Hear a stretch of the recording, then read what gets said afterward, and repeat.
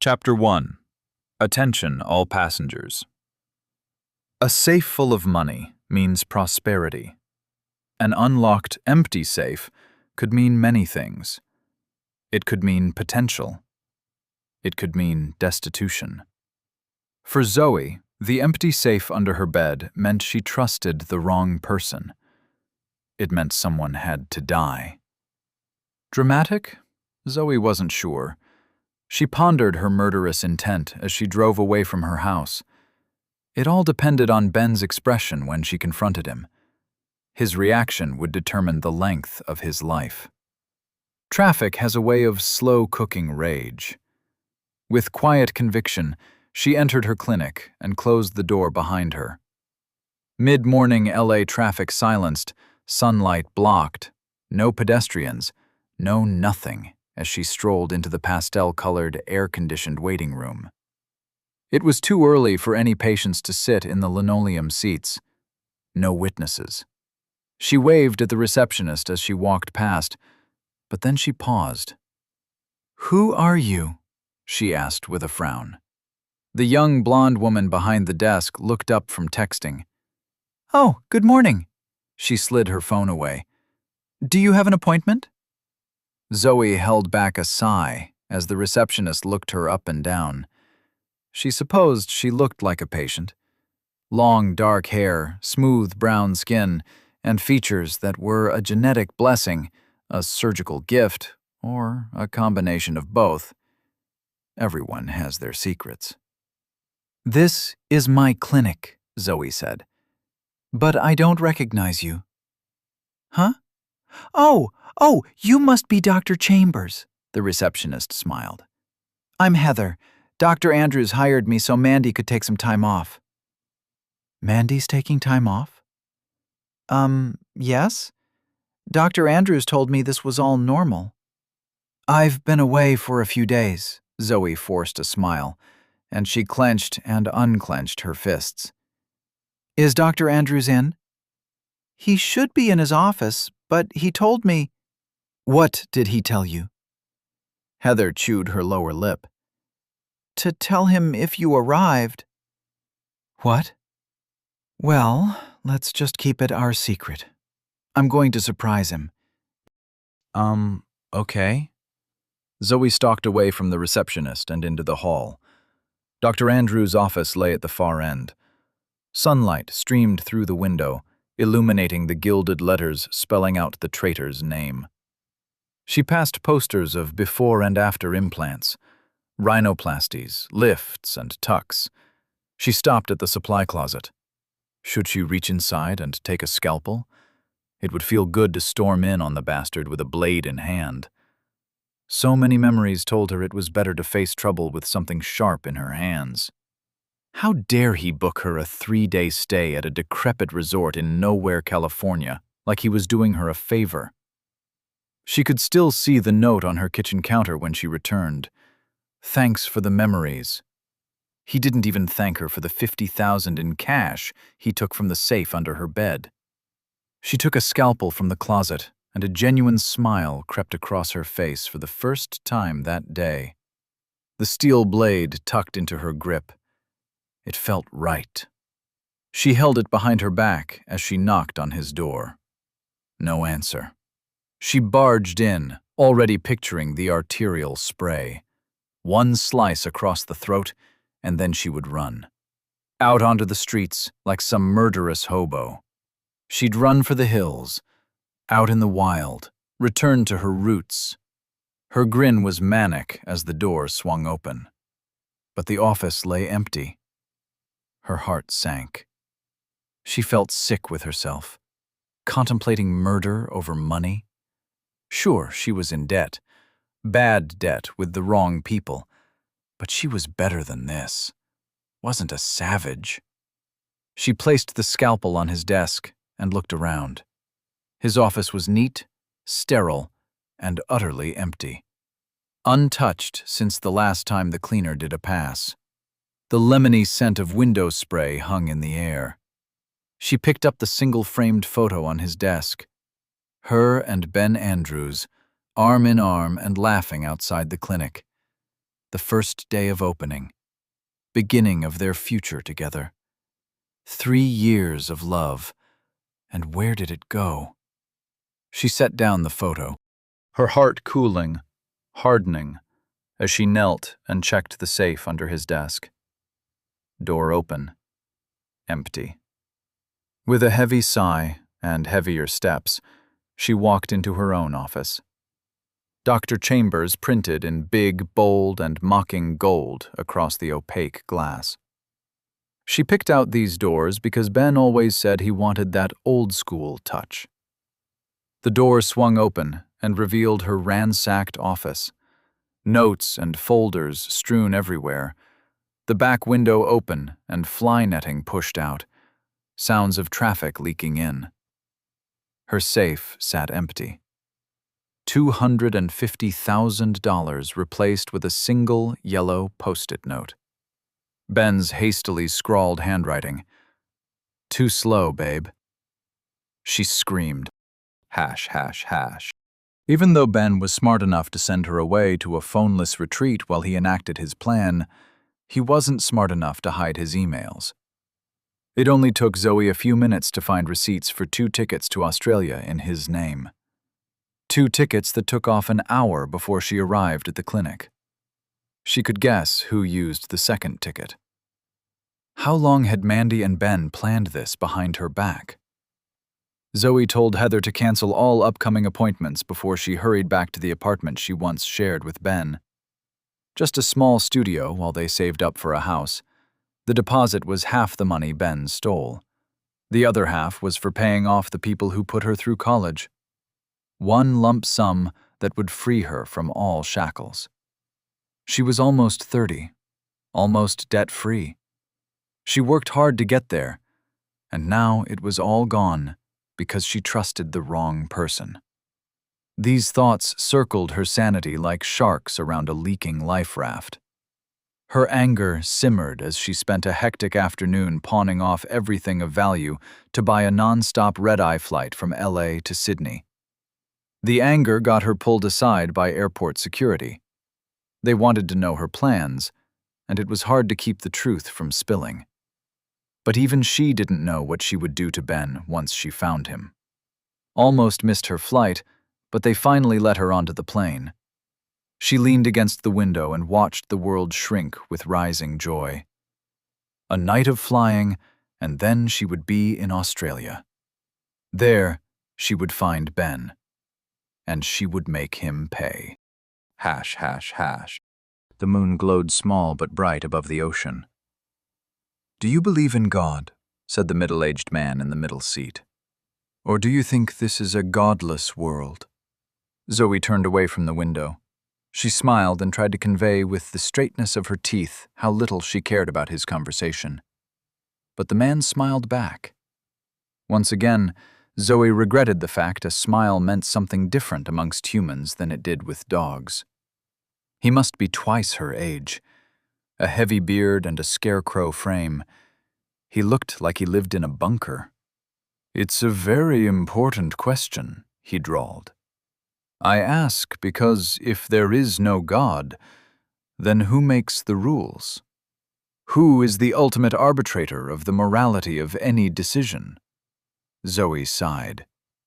Just her luck to be stuck beside someone like this on a 20-hour flight. The woman on the other side of the man smirked as she drank another vodka and Coke. Heavy black headphones over her short blonde hair, though from the way she reacted to every part of the conversation, Zoe doubted anything was playing through them. "I don't know," Zoe said at last. "I haven't really thought about it." He turned to her, eager, overbearing. "Oh, you should really think about it. Everyone should think about it and know, deep down, their answer to this question. Because if there is no God, then everything is permitted. The ultimate arbitrator is simply the strongest. Thus, it becomes our moral obligation to do whatever it is we can enforce." His eyes trailed down as he spoke. Was he checking out her breasts? Was he being that blatant? Zoe frowned at the wedding ring on his finger. Anger tightened around her stomach. If there was no God, then murder would be fine, wouldn't it? The man's eyes widened. Well, I don't know about murder, but certainly it becomes our prerogative to ensure that we live our lives without shackles. Zoe smiled. No, you see, if there was no God, then I could start killing people, say with the surgical tools in my carry-on luggage, and as long as nobody stopped me, I would be in the right. Right? His smile paled. Excuse me, young miss. He stood. I need to use the little boy's room. The woman with the headphones stood to let the man out into the aisle. She grinned at Zoe as she sat back down. You're a psycho, she said with a cheerful Australian accent. Oh, so you were listening. The woman slipped her headphones around her neck. She seemed about the same age as Zoe, but the smile on her face was light and childish. Guilty as charged. You really brought surgical tools onto the plane? No, they took them when I went through the metal detector. The woman laughed. Oh, wow, you're not joking. Want to have a drink with me? Zoe massaged her forehead. Sure. The woman knocked back the rest of her drink and pressed the attendant light above her. As she reached up, the sleeve of her jumper slid down, exposing an incoherent spattering of tattoos. Only good thing about international flights is the free booze. I suppose. It can't be the company. The woman placed a hand upon her heart. Pirate symbols inked across her knuckles. Wounded, she chuckled. I'm Isabella. Call me Bella. You? Call me Zoe. They shook hands in the space previously occupied by the older windbag as the flight attendant arrived. What'll you have, Zoe? Bella asked. What are you drinking? It's a red-eye flight, yeah? I want to order a Bloody Mary. I'm drinking what you're drinking. Delightful. Bella turned to the attendant. 2 of your finest Bloody Marys, please. The hostess returned with 2 plastic cups half full of vodka and ice and a couple bottles of tomato juice from concentrate. Bella poured out the juice with practiced hands and passed the drink over to Zoe. You must try one. It's the worst Bloody Mary you'll ever have. Cheers. Cheers. They drank, and Zoe grimaced. You know, she said as she tried to rinse her mouth out with more of the concoction, today's been the worst day of my life, but this might be the worst thing that's happened so far. A male voice responded. I know something that might cheer you up. She looked up at the older man with a frown, but before she could respond, she froze, startled like an animal as an inhuman voice resounded in her head. Before the juice upon the tongue, the fruit must ripen. Before the flower grows flesh, the tree must sprout. Before the sapling reaches the sky, the seed must touch the earth. Welcome, seeds. Welcome, earth. Zoe looked around. Her heartbeat grew, flooding panic through her body as she tried to place the voice. She turned to the people beside her. Did you hear? System initializing. System initialized under the authority of the Crimson Armada. Welcome to the system. Do you wish to register? Yes/no. You have limited time to make your choice. 30. 29. Zoe blinked. For a second, she wondered if God was speaking to her, or maybe something worse. What the hell is happening? But the numbers kept on counting down. Chapter 2. Time keeps ticking. Zoe stared at the text inside her mind. An echoing voice, inhuman, unnatural, counting down. She knew it was real, with the same certainty she knew she was real. The numbers ticked down, and pressure towered above her brain. A wave rearing high and ready to crash upon her. She felt as though she were drowning, and she knew everyone else felt the same. Blind, animal panic. The need to respond. Fight or flight. Yes or no. The entire plane sat stunned. Somewhere, out of sight, a baby cried. Could the baby hear the same countdown as her? How was it supposed to respond to such a request? How was she supposed to respond? She exchanged a glance with Bella, but the jovial woman was pale-faced and speechless. Do you see it as well? Zoe asked, though she already knew the answer. Maybe we're drugged? Bella said with a weak laugh. Some kind of mass hallucination? The older man still stood in the aisle. His face grew red, and he growled like a cornered dog. I know what this is, he said, loud enough to attract the stares of those around them. This is government mind control. They're trying to hypnotize us like a bunch of chickens. And to that, I say no. No, I won't be a part of your so-called system. I'm a goddamn... An electric crackle cut his tirade short. Little flames guttered from his eyes as molten goop poured down his cheeks. He fell to his knees, a weak breath exhaling from limp lips, and collapsed face first into the aisle. For a stunned second, the baby cried alone. Then, passengers screamed. Chaos upon the plane. She knew it was real with the same certainty she knew she was real. The numbers ticked down, and pressure towered above her brain. A wave rearing high and ready to crash upon her. She felt as though she were drowning, and she knew everyone else felt the same. Blind, animal panic. The need to respond. Fight or flight. Yes or no. I accept, she whispered so quiet she didn't even hear herself. I'll join your system. The countdown silenced, and a cold sensation rushed through her, numbed her fear. She doubted it was the Bloody Mary. Welcome to the system! The entire plane sat stunned. Somewhere, out of sight, a baby cried. Could the baby hear the same countdown as her? How was it supposed to respond to such a request? How was she supposed to respond? She exchanged a glance with Bella, but the jovial woman was pale-faced and speechless. Do you see it as well? Zoe asked, though she already knew the answer. Maybe we're drugged? Bella said with a weak laugh. Some kind of mass hallucination? The older man still stood in the aisle. His face grew red, and he growled like a cornered dog. I know what this is, he said, loud enough to attract the stares of those around them. This is government mind control. They're trying to hypnotize us like a bunch of chickens. And to that, I say no.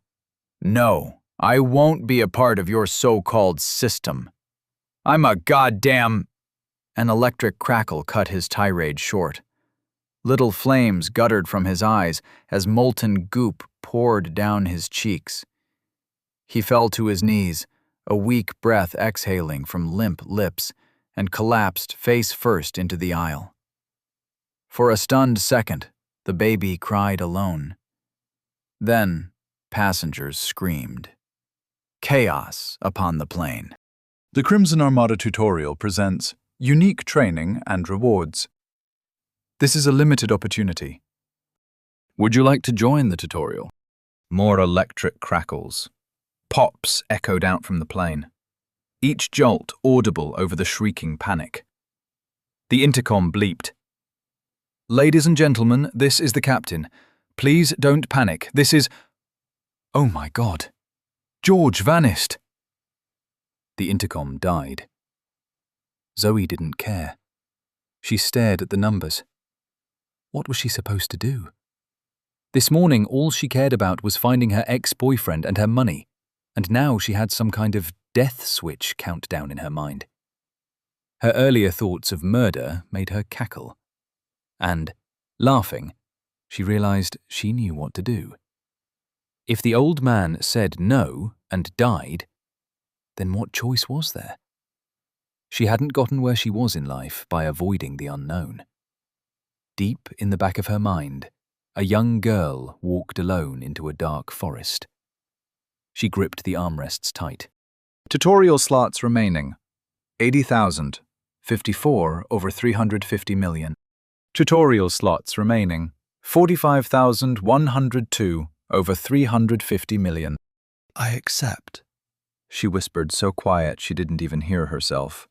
I'll join your system. The countdown silenced, and a cold sensation rushed through her, numbed her fear. She doubted it was the Bloody Mary. Bella shrugged. Why dabble when we could double? Tutorial slots remaining 799 over 350 million. Zoe directed her thoughts toward the voice in her mind. I'll... Yes/no. Zoe frowned. Well, that sucks. I think. Tutorial engaged. You will not be participating. Good luck. She glanced over at Bella, who sat in her seat as wide-eyed and sweating as Zoe was herself. The women exchanged a look.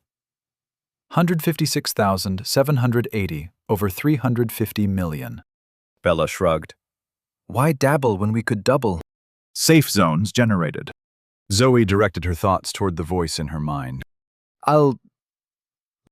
Zoe stared out the window. A golden aura the size of a football field surrounded the plane. It was as though they flew through a bubble of dawn. The dark clouds lit rosy by the welcoming light. She felt safety deep in her core, as though she were curled up and surrounded by puppies. The golden light was enough to make her forget the terror of the last minute, to make her forget the charred smell of cooked brains, to make her forget all the rage brewing in her heart. A calloused hand took hold of hers. She squeezed, and Bella's grip tightened in response. It's so beautiful. Bella wiped away a tear as she looked past Zoe and out the window. What is it? I don't know, Zoe said, but I want to stay here forever. Yeah. Zoe frowned. Well, that sucks, I think. Huh? Zoe's eyes widened. The plane was still moving. If the safe zone was based around their position, then... A golden wall appeared down the aisle near the nose of the plane. Before Zoe could blink, it rushed down the aisle and swept through her. The feeling of warmth and safety vanished. Her heart jackhammered as adrenaline kept at bay slammed back into place. You have left the safe zone. Warning, dangers abound. Title awarded. Intrepid. +5 to all attributes. Zoe jerked in her seat as energy surged through her. It felt like diving into a pool of ice-cold coffee. She was suddenly more... everything. She looked around and saw more in the darkness, the faces of people panicking almost in slow motion. Her fingernails scratched at the armrests, and she felt how cheap and flimsy the plastic casing was under her grip. Through the window, out in the night sky, a dim glow resolved itself into a bloody sphere glowing with unnatural light. Smaller than the moon, but pulsing with the same celestial importance. Bella gripped her hand, squeezing so much it should have made her fingers creak, but Zoe laughed. She felt 10 feet tall and bulletproof. Now I'm sure we got drugged, Zoe said, but Bella kept shaking her. Zoe! Huh? The pilots! What about the pilots? Bella's words pierced Zoe's euphoria, raced through the circuits of her mind. She felt it in her gut, the way the plane tilted. Oxygen masks dropped from overhead and swayed like nooses of the damned. Fired up with energy, with purpose, Zoe stood. She knew how to remain calm in intense situations, cool resolve in her brain like a frozen glove around a fist. Frosty, cracking with each motion, but powerful. She could do anything. as long as she did it fast. Did it now. "We have to get to the cockpit," she said. "If the pilots are injured or delirious, I can help them." She pushed past Bella into the aisle. The plane tilted, swayed, but she kept her balance. On instinct, she crouched and checked the older man's vitals. A blue spark of static zapped between his skin and her fingers. She shook her hand and checked again. Dead as dead could be. Never even learned his name. He might have been a pedantic, philosophizing ass, but he didn't deserve this. She looked around at the babbling conversations, the sweat and the stress, the panic. Nobody deserved this. So why was it happening? The echoing, inhuman voice derailed her thoughts. Phase 1 complete. Landmass integrated. Phase 2 beginning. Zoe stared out the window. A golden aura the size of a football field surrounded the plane. It was as though they flew through a bubble of dawn. The dark clouds lit rosy by the welcoming light. She felt safety deep in her core, as though she were curled up and surrounded by puppies. The golden light was enough to make her forget the terror of the last minute, to make her forget the charred smell of cooked brains, to make her forget all the rage brewing in her heart. A calloused hand took hold of hers. She squeezed, and Bella's grip tightened in response. "It's so beautiful." Bella wiped away a tear as she looked past Zoe and out the window. "What is it?" "I don't know," Zoe said. "But I want to stay here forever." "Yeah." The panic bubbled up again, but Zoe shoved it down. She needed to act. There was no way she would let herself break in this situation, because if she broke now, she might stay broken. The surrounding passengers gave voice to her fears. "Why is this happening? We're going to die! Where did my children go? Have you seen them?" A flight attendant scrambled down the aisle. She kept telling people to strap on seatbelts, but forgot what she was saying halfway through. Her voice a skipping record, scratchy and wobbling. Tears streamed down her face. Zoe pushed past her and charged toward the cockpit. The problem had to be the pilots. If she got to them, she could help. Gales toyed with the plane. Her newfound strength and coordination helped her keep her balance as the aisles swayed and bucked. She gripped headrests and pulled herself forward. Gravity worked against her, but she persisted. Her newfound focus helped her ignore the corpses in the chairs. Blackened eyes leaking smoke, bubbling blood dripping into gaping jaws. Too many corpses. Too many people punished for saying no to the unknown. But more terrifying than the corpses were the absences. Zoe had been the last group to board the plane. She walked past hundreds of people before she found her seat. Less than half those people remained, and only a couple dozen were alive. She understood the corpses. The fire in their eyes said everything, even if the sight tasted like bile in her throat. But she couldn't explain the empty seats. Where did they go? Was it the tutorial? She pushed the concern out of her mind as the numbers ticked down in her mind. "Huh?" Zoe's eyes widened. The plane was still moving. If the safe zone was based around their position, then... A golden wall appeared down the aisle near the nose of the plane. Before Zoe could blink, it rushed down the aisle and swept through her. The feeling of warmth and safety vanished. Her heart jackhammered as adrenaline kept at bay slammed back into place. Bella stumbled up behind her. "What's the holdup?" "We need to get inside," Zoe pointed at the keypad on the door. "Go get a flight attendant." Bella nodded and ran back through first class. Zoe glared at the door. Beige, nondescript, impenetrable. Unless... She kicked out with her newfound strength. Her heels slammed into the door and the hinges shook, but held. Damn it! She kicked again and again, slammed her fist into the metal. She opened nothing but the skin on her knuckles. Bella grabbed her from behind. What are you doing? Zoe shook her head. Bella had found a flight attendant. The same scared, mascara-teared young woman who tried to convince people to wear seatbelts. It's my first day. She gripped her hands together. I don't know what to... Zoe pointed at the keypad. Open it. The young woman stared at the keypad with numb eyes before she nodded and typed in the code. The keypad beeped, but nothing happened. You got the wrong code, Zoe said, her heart sinking. The woman shook her head. No, there's a time delay so the pilot can respond. Zoe jerked in her seat as energy surged through her. It felt like diving into a pool of ice-cold coffee. She was suddenly more...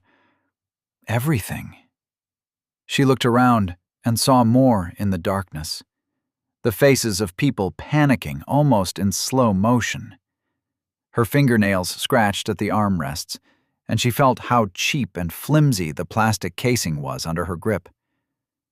Through the window, out in the night sky, a dim glow resolved itself into a bloody sphere glowing with unnatural light. Smaller than the moon, but pulsing with the same celestial importance. Bella gripped her hand, squeezing so much it should have made her fingers creak, but Zoe laughed. She felt 10 feet tall and bulletproof. Now I'm sure we got drugged, Zoe said. But Bella kept shaking her. Zoe! Huh? The pilots! What about the pilots? Bella's words pierced Zoe's euphoria, raced through the circuits of her mind. She felt it in her gut, the way the plane tilted. Oxygen masks dropped from overhead and swayed like nooses of the damned. Fired up with energy, with purpose, Zoe stood. She knew how to remain calm in intense situations. Cool resolve in her brain like a frozen glove around a fist. Frosty, cracking with each motion, but powerful. She could do anything, as long as she did it fast. Did it now. We have to get to the cockpit, she said. If the pilots are injured or delirious, I can help them. She pushed past Bella into the aisle. The plane tilted, swayed, but she kept her balance. On instinct, she crouched and checked the older man's vitals. A blue spark of static zapped between his skin and her fingers. She shook her hand and checked again. Dead as dead could be. Never even learned his name. He might have been a pedantic, philosophizing ass, but he didn't deserve this. She looked around at the babbling conversations, the sweat and the stress, the panic. Nobody deserved this. So why was it happening? The echoing, inhuman voice derailed her thoughts. Chapter 3. Things can always get worse. The dark plane fell through the night sky. Wind plucked at wings, spun them. The craft tilted, rudderless, swaying as it raced gravity to the ocean below. Inside, Zoe groped for the cockpit door. Moonlight through the windows let her make out the outline of the handle, but the tossing plane threw off her aim. When the notification shut down technology, she heard the door click. She hoped the door clicked, because if the power outage unlocked the door, they could reach the pilots, they could reach the controls, they could right the plane. She found the handle and swung the door open. All hope died. The cockpit sat empty. Both pilots missing, somehow, like all the other mysteriously absent passengers on the plane. The corpses she understood, somewhat. But why were people vanishing? She forced herself to step inside the empty cockpit, the space eerie and abhorrent. She scanned the controls. All dark. She expected blinking lights, lit computer screens. But nothing worked. Her plan's futility sank into her stomach. She was a doctor, a surgeon. If something was wrong with the pilots, she could help. She could fix the flesh. But she couldn't fly a plane. Bella and the flight attendant looked over her shoulder. She turned to them. "Either of you know how to fly a plane?" Bella forced a grin through the panic on her face. "How hard can it be?" She stepped past Zoe into the cockpit and stopped. "Oh, I guess kind of hard? Huh." She grabbed the steering controls. "I know we can glide. We just need somewhere to aim." The flight attendant started hyperventilating. "We're in the middle of the Pacific Ocean. There's nowhere to—" "What's that?" Zoe asked. In the darkness ahead of them, visible through the cockpit windscreen, a fire glowed, a smoldering coal in the endless dark, growing closer. It raged as though a building burned in the middle of the sky. "What in the hell?" Bella said. Is that a mountain? A volcano? It looks like a floating island? With the plane stabilized somewhat by Bella, they could see ahead of them an island. Lit by the flames, it seemed small, a patch of darkness against the starry sky. The moonlit ocean surged far below. The flight attendant looked like she wanted to curl up and pass out. "It can't be real." Zoe understood the fear, but refused to indulge the same impulse. "If we act like it's a dream, then we'll never wake up," she said. "We're approaching it fast. Go see if anyone's a pilot, would you? And hurry." The flight attendant nodded and rushed off. Bella glanced up at Zoe. "Don't think I can land this bird?" she said through weak laughter. "She needed something to do," she said as she gestured over her shoulder at the flight attendant. "I have full confidence in you, even though I just met you. I have that effect on people. Say, what do you think spawning monsters means?" "Whatever it means, I'm sure it isn't." Zoe's face paled as a blood-curdling scream echoed through the plane. Wet, snarling, shuffling footsteps behind her. She turned. The air dragged against her stunned muscles as she resisted the impulse to ignore whatever made the sound. But how often does ignoring fear remove the source? Silhouettes crowded the cockpit doorway. A mob of hands clawed toward her. Mouths groaned, gnashing teeth, wet and hungry moans, inhuman sounds. "What do you want?" she said, her mouth dry. "We're going to land the plane. Are any of you a pilot?" The closest figure stepped forward, a man in a plaid suit and a floral tie, face obscured by shadows. He staggered, and the others crowded behind him. The sour stench of bile and bowels leaked from them all. He slurred as he reached up and clawed at his face. Zoe backed into Bella's chair. "You need to get out of here if you can't help." Her voice sounded so unnatural, as though she floated outside of herself. "You need to leave." The man ignored her. He slipped his fingers inside his jaw and stepped closer. Moonlight lit his face, and Zoe gasped. Charred holes for eyes. Blackened tears of blood down his face. His fingers dug into his mouth, knuckles to his lips, and yanked. Flesh ripped. His jawbone cracked, snapped. Bile rose in Zoe's throat as the man threw his lower jaw to the ground. The wet sound made Bella turn.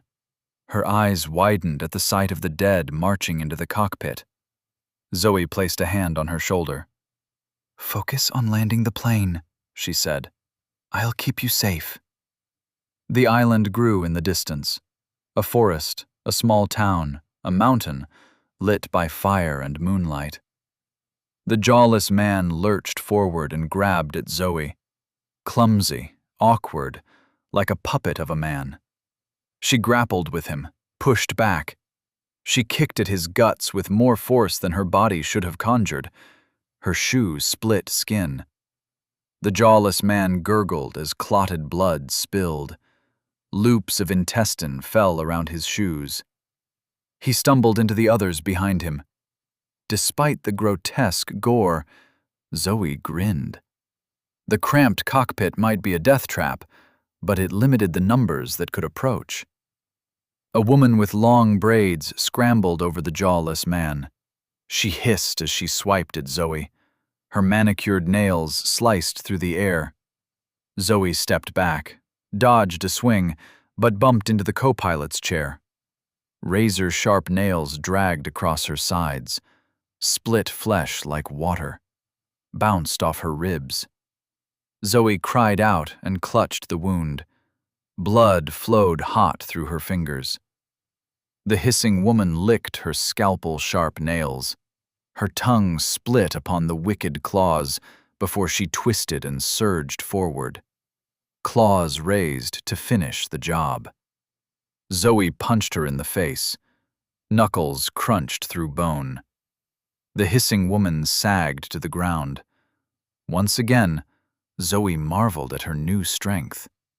There was no way she could punch that hard yesterday, even if it was Ben's smug face. But now? She felt her mind floating out of her body as it rejected the unreality of the situation. The jawless man grabbed her ankle. No, she wasn't dreaming. Couldn't let herself think she was dreaming. Questioning reality would wait until she wasn't about to die. Though we're always about to die, aren't we? Laughter bubbled up from her guts, and she let it spill. Cackling, she stomped and shattered the jawless man's head under her heel like a rotten cantaloupe. Cold spiked inside her body, a rush of ice from temple to taint. The inhuman voice echoed through her head. Level up! You are now level 2. Please select an element to incorporate. Sky, metal, blood. The panic bubbled up again, but Zoe shoved it down. She needed to act. There was no way she would let herself break in this situation, because if she broke now, she might stay broken. The surrounding passengers gave voice to her fears. Why is this happening? We're going to die! Where did my children go? Have you seen them? A flight attendant scrambled down the aisle. She kept telling people to strap on seatbelts, but forgot what she was saying halfway through. Her voice a skipping record, scratchy and wobbling. Tears streamed down her face. Zoe pushed past her and charged toward the cockpit. The problem had to be the pilots. If she got to them, she could help. Gales toyed with the plane. Her newfound strength and coordination helped her keep her balance as the aisle swayed and bucked. She gripped headrests and pulled herself forward. Gravity worked against her, but she persisted. Her newfound focus helped her ignore the corpses in the chairs. Blackened eyes leaking smoke, bubbling blood dripping into gaping jaws. Too many corpses. Too many people punished for saying no to the unknown. But more terrifying than the corpses were the absences.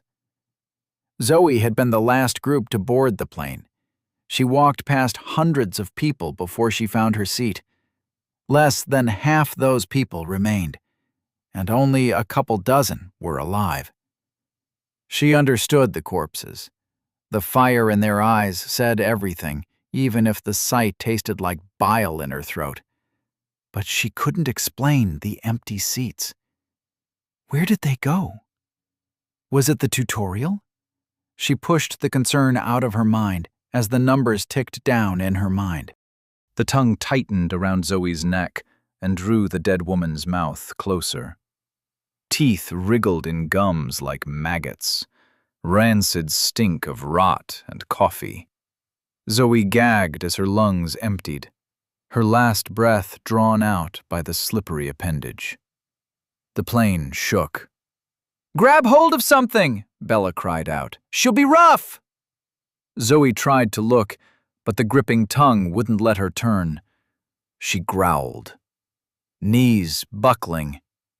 No, she couldn't let this happen, not with this new strength inside her. Just because the world changed didn't mean she wouldn't survive. She couldn't give up. So she tried something desperate. She released her grip on the woman's arms. Immediately, the larger woman grabbed a hold of her. Clawed fingers dug at the bleeding slashes. Zoe screamed as her wound opened wider. She gripped the tongue with both hands and pulled. A wet, tearing sound as she ripped the tongue from the woman's slack jaw. She kicked. Her shoe collided with the woman's knee, shattering bone, but manicured hands continued mauling her side. The tongue slid from around her neck. Zoe gasped, screamed in pain. The woman toppled as her leg gave, and Zoe brought up her knee. The woman's chin crumpled. Black blood oozed. Cold rushed through Zoe's veins. Rainbow light surged. More of the dead-eyed figures stumbled toward the cockpit. Zoe drew a ragged breath and clutched her side. There was no time to worry about them. She pulled herself into the co-pilot chair. The island rushed toward them. So close now, she could see figures running through the streets lit by flame. A golden aura wavered around the town, the barrier of a safe zone. "Hold on!" Bella looked over her shoulder down the plane's aisle, crawling with the undead. "Everybody, hold on!" Zoe strapped on the seatbelt. Fingers wrapped around her throat from behind. A jaw sank into her shoulder.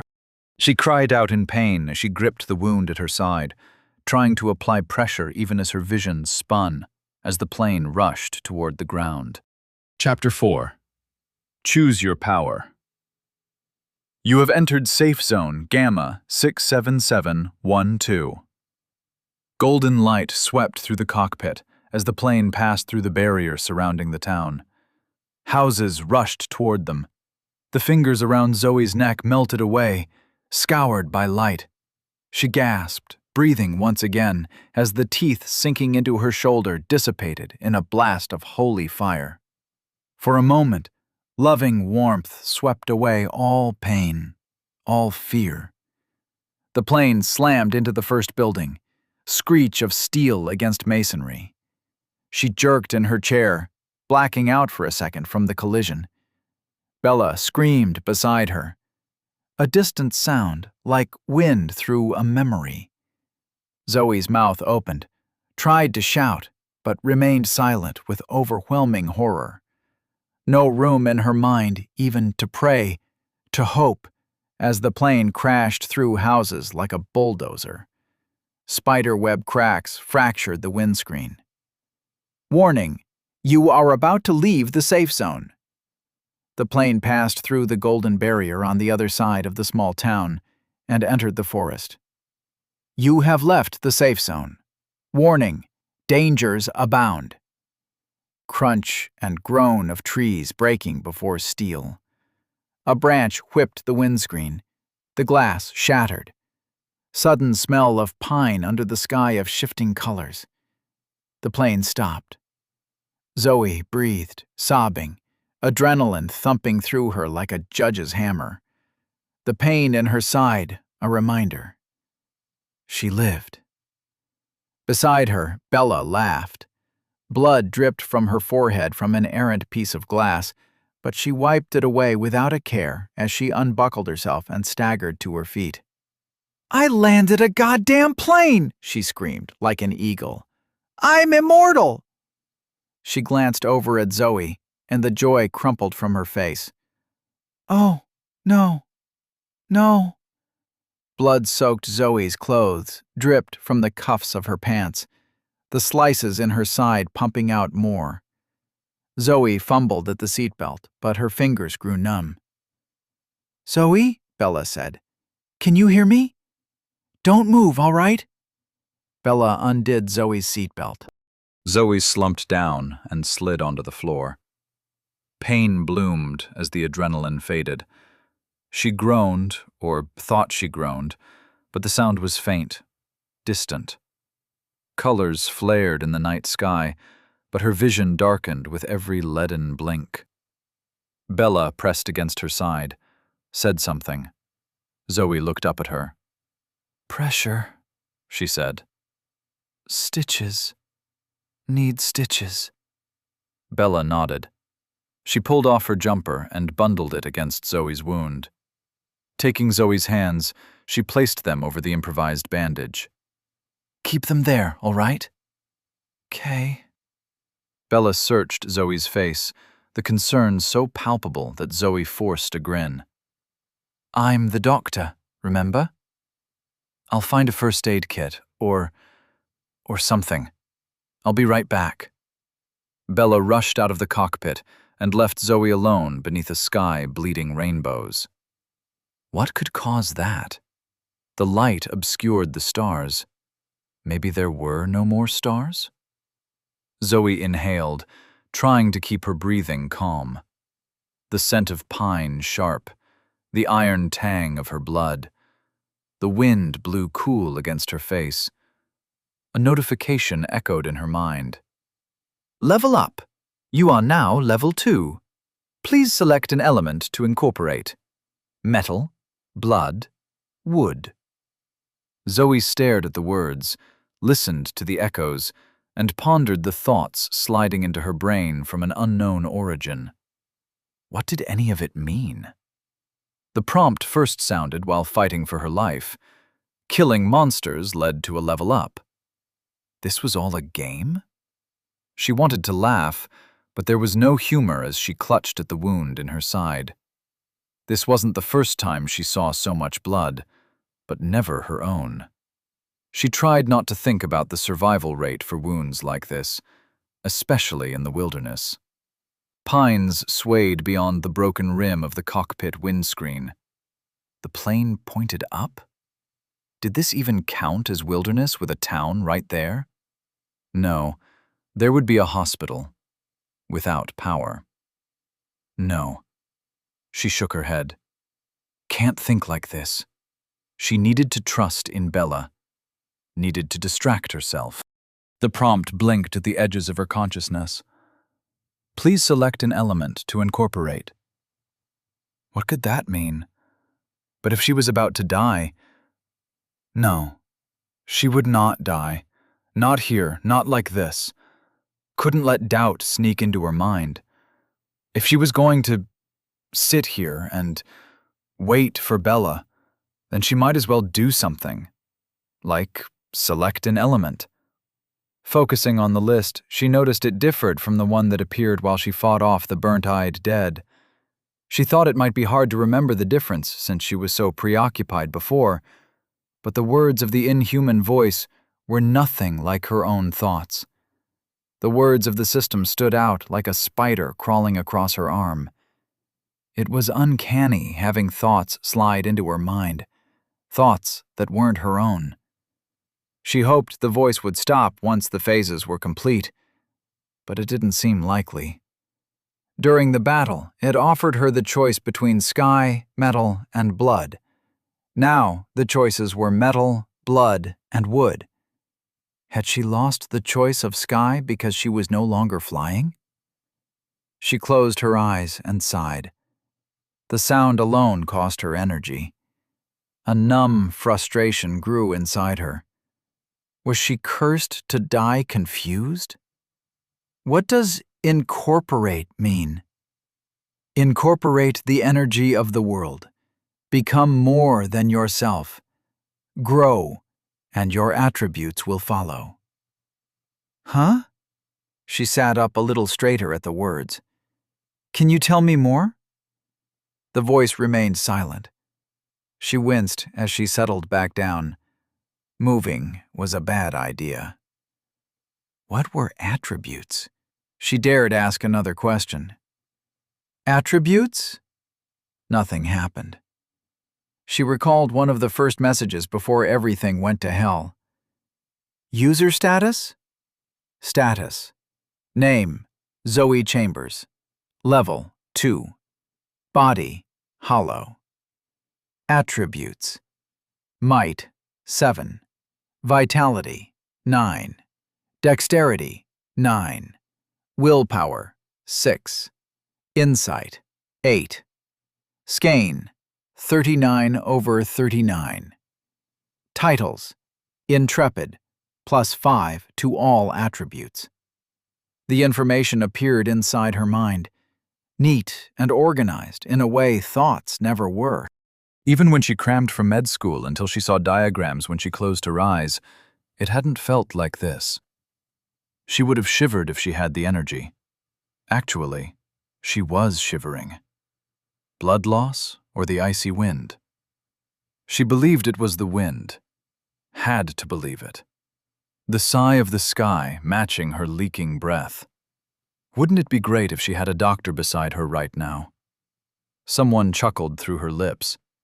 For the first time since everything went to hell, she thought about Ben. Almost missed him.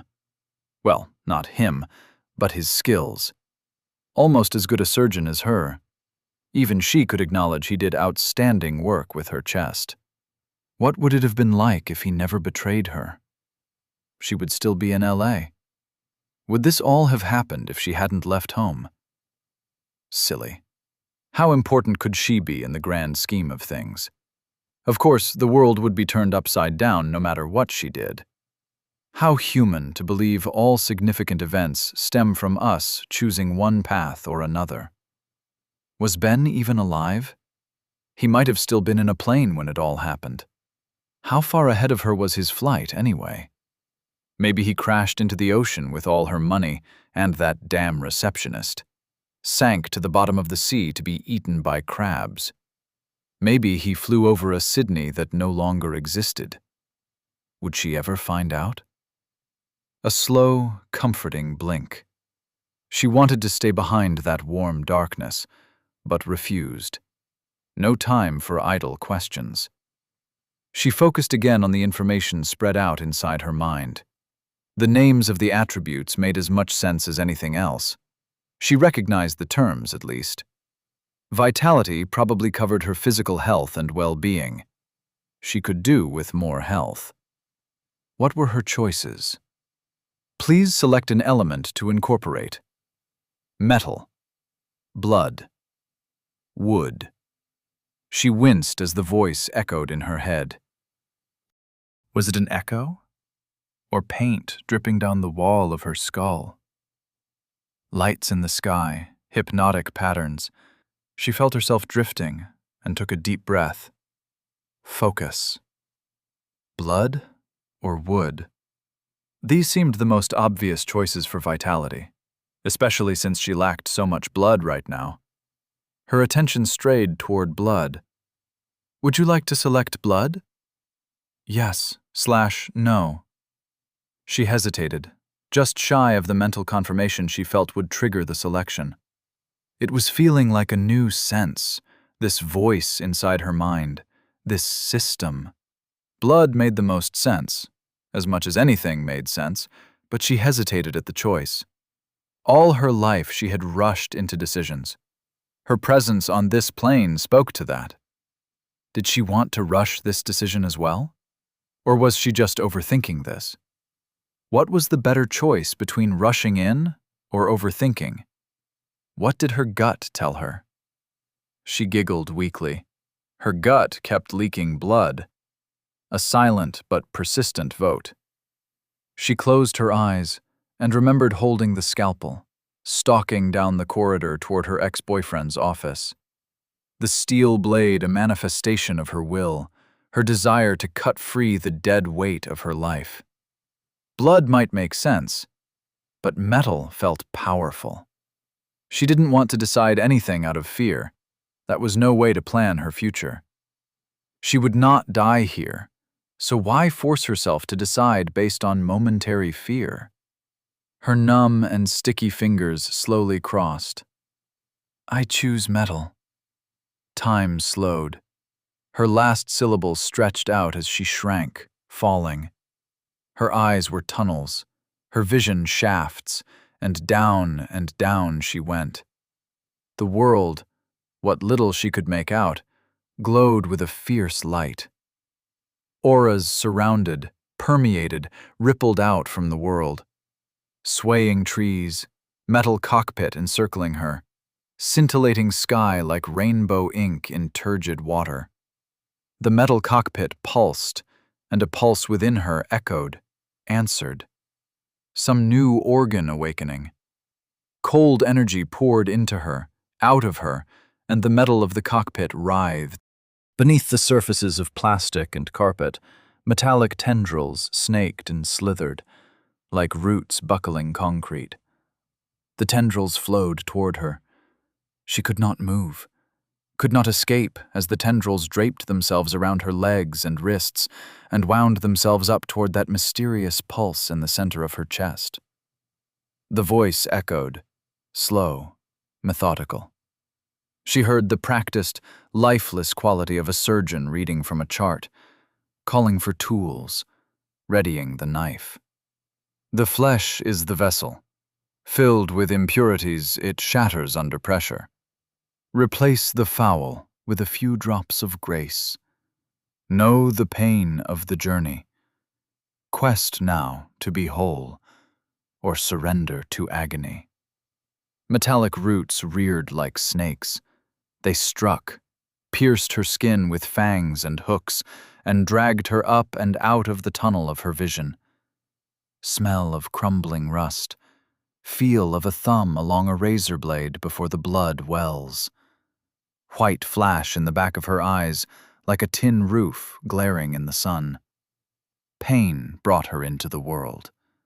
She screamed, but only a gurgle emerged. Black filth welled up in her throat, a taste like tar, like bile, like licking an ashtray filled with tears. She vomited. Her vision swam with tears of garbage. The wound in her side widened as thick, grimy streaks oozed out with the trickling blood. Cold energy rushed over her. Metal, piercing, pouring in, engraving itself upon her soul as the black filth poured out and the tendrils rushed to fill the void left behind. An instant can be a lifetime. As she drowned in the pain, a door in the back of her mind creaked ajar. A crack of light, an inhuman whisper, a choice presenting itself with every illusion of innocence. Stop the pain. Reject the system. Yes. / no. Chapter 5. Trapped in the fridge. Zoe glared at the thought. Stop the pain. Reject the system. Yes / no. Not a question, but a statement. A dare. The ethereal voice in her head calling her out for daring to question pain. She didn't survive a plane crash just to quit now. No matter the agony as the tendrils snaked under her skin. She gritted her teeth and forced out a single word. No. The unnatural cold left her. The overbearing pain faded into the pulsing heat of the wound in her side. Title awarded. Lodestone, +5 might, +5 willpower, metal attunement, 200%. The cold rush returned, brief but strong, as the title forced her attributes up. Almost sickening as it swept through her blood, her bones, her brain. She shivered, and the world, the swirling lights, the shifting pines, slowed. Not just a cold of temperature, but true entropy, as each atom in her body stilled, paused, before once more resuming its dance. Power pulsed inside her. She gripped the scalpel once more. She was the scalpel in her own grip. She would cut her way through any problem. Nothing could stop her. She let out a deep and content sigh. Her flesh was her own again. Whatever crucible held her had passed. Despite the hallucinatory nature of the experience, she knew it happened from the state of the cockpit. The metal shell looked like someone pulled a loose thread and left it in tatters. Patches of sky showed through the roof. Trees waved through gaps in the walls. And something moved between the trees. Something huge. Phase 3 complete. Monsters spawned. A keening wail split the air. High-pitched, the bones in her body shook with reverberations. It sounded close. A footstep thudded the ground. Another, coming closer. A silhouette reared up above the trees and blocked out the kaleidoscopic sky. The beast stomped toward the plain. Each heavy step shook the earth.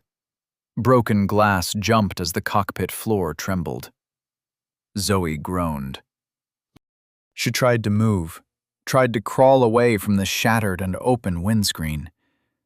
Each movement caused a fresh pulse of blood, but she refused to stop.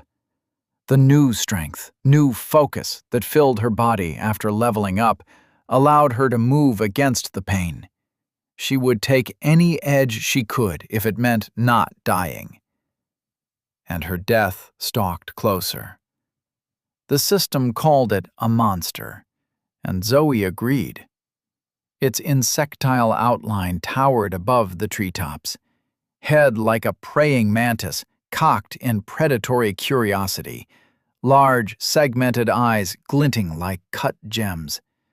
7 wings fanned out, 7 membranous blades of frost-laced glass, their magical blue glow entrancing as the heart of winter.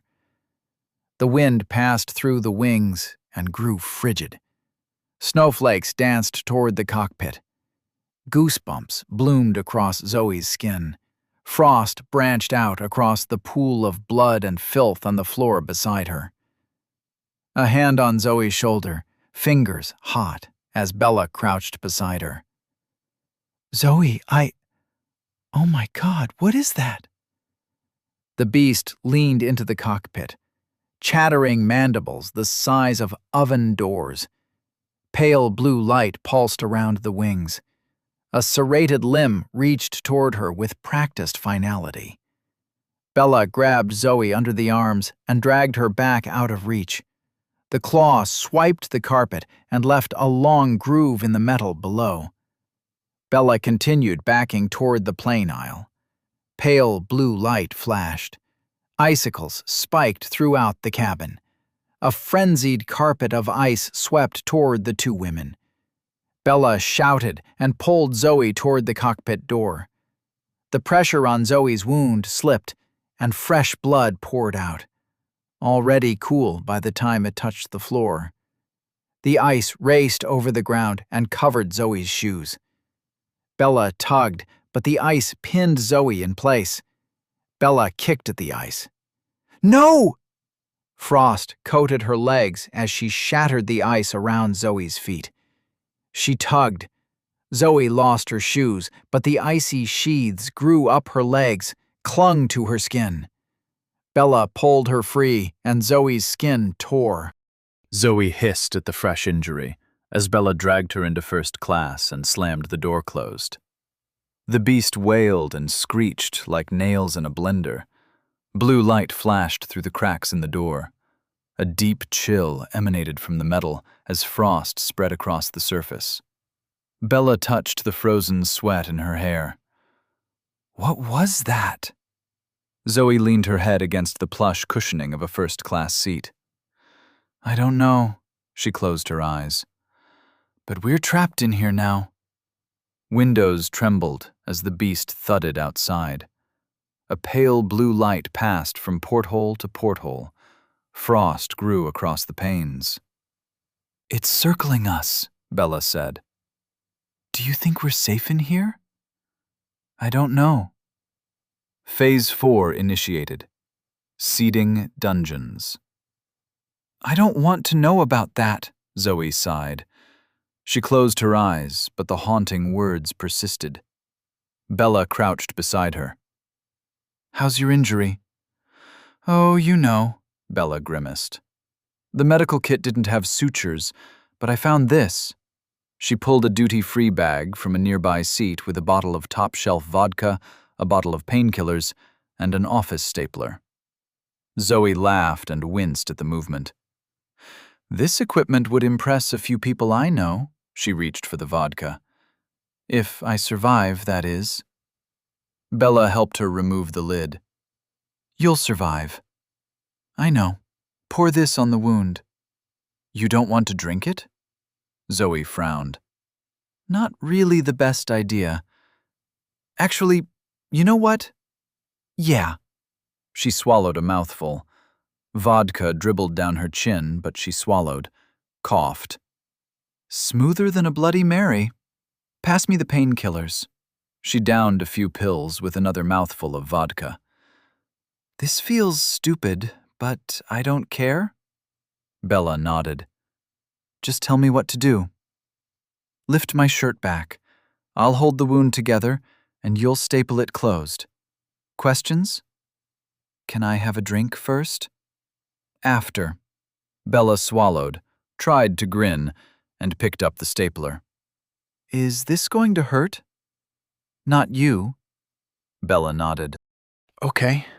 She lifted the shirt, fabric stiff with cooled blood, and grimaced. Oh, this looks bad. Pour the vodka. Bella did as instructed. The clear spirit washed over the wound and flushed away the blood and the blackened filth. Zoe didn't know what that stuff was. She never saw it inside anybody she cut open, and it repulsed her to think it had been inside her at all.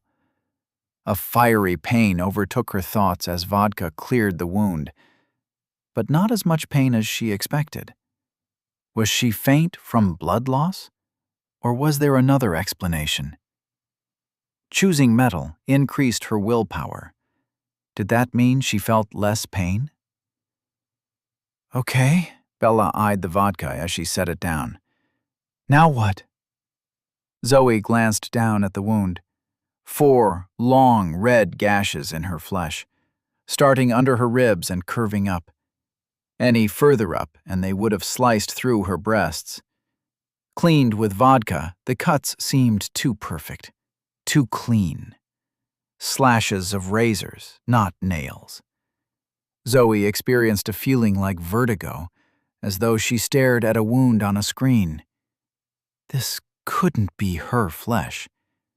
She took in a breath, and the wound breathed. She fought down the urge to vomit as she placed her fingers on either side of the topmost cut. Pain. Push the flesh together. It's not yours. Agony. Just keep it together. Now use the stapler. Bella glanced at the stapler. This is a horrible idea, right? Just do it, Bella. I'll get better treatment in that town. I saw a hospital as we crashed through the place. Really? Zoe had been too busy panicking to see anything, but she nodded. It's easy, like stapling paper. She tried to think of something to distract the other woman's mind. Are there any other survivors? A few. Bella placed the stapler against the wound. They think I'm a hero for landing the plane. Congratulations. Bella grinned and pressed the stapler. It clicked, and Zoe winced. I'm sorry, was that too hard? Just keep going. But when Bella lifted the stapler, she frowned. I'm sorry, she said with a sheepish expression. I don't think it worked. Zoe sighed as blood started seeping from the wound. Try again. Bella pressed the stapler down, and it clicked, but the staple didn't enter Zoe's flesh. She tried 3 more times without success before she pressed the stapler against the first-class cushion. It had no issues stapling the fabric. I think something's wrong, Bella said. Zoe nodded. Was it because the stapler wasn't strong enough? Did her skin and blood gum up the mechanism? Or was it something else? She chose metal. That had to mean something. Had to help with something. Some instinctual knowledge scratched away at the back of her mind, akin to the ethereal voice, but less substantial. Please, she thought as she gripped Bella's wrist and guided the stapler onto the wound. Please just work. Try again. Bella nodded, her hand trembling as she pressed the stapler against the wound. Zoe focused on the wound, on the stapler, on the fact she didn't want to die. Inside her, something shifted, like a single thread tugging on the core of her soul. Skein 50/57. The stapler clicked. Bella lifted it away and sighed. It worked. Zoe nodded. Continue. A few messy and painful minutes later, the wound was stapled closed. The crooked, ugly stitch job filled Zoe with mixed feelings of horror and pride. Congratulations, Bella. You just saved my life. Now, I want to test a theory. What? Zoe offered her wrist. Scratch my arm. What are you? I have a hunch. Okay. Bella's nails slid along Zoe's skin. Do it harder, Bella. Mark me. Zoe focused on the tiny thread inside herself, focused on the thought of metal. Bella dragged her nails down Zoe's wrist. Nothing happened. Zoe raised her own hand. She felt drained but not weak as she dragged her nails down her wrist. 4 white lines followed her nails. They faded to pink. She nodded. A slight understanding of what was happening developed within her. The metal had changed her. Well, something's up with my skin, she said. Did that voice tell you that you leveled up? Bella shook her head. I got that message, a man said. Twice. Zoe glanced up as the stranger walked into first class. He seemed a little older than her, early 30s, with a shaved head and heavily tanned skin. His movements graceful as a ballet dancer, despite the ex-wrestler frame packed into his Hawaiian shirt. A shirt stained with the same blackened filth that poured out of her. She knew he wasn't lying, but the hairs on the back of her neck stood up. He leaned against a chair, not too close, his eyes studying her. I leveled up while fighting those zombies, he shrugged. That voice in our heads, it's changing the world. So it makes sense that it's changing us. He glanced down at his shirt. Definitely don't recall drinking a gallon of black crap before the flight. Zoe pulled her shirt down over her wound. Who are you? My name is Anton, he smiled. I believe I owe you my thanks. What?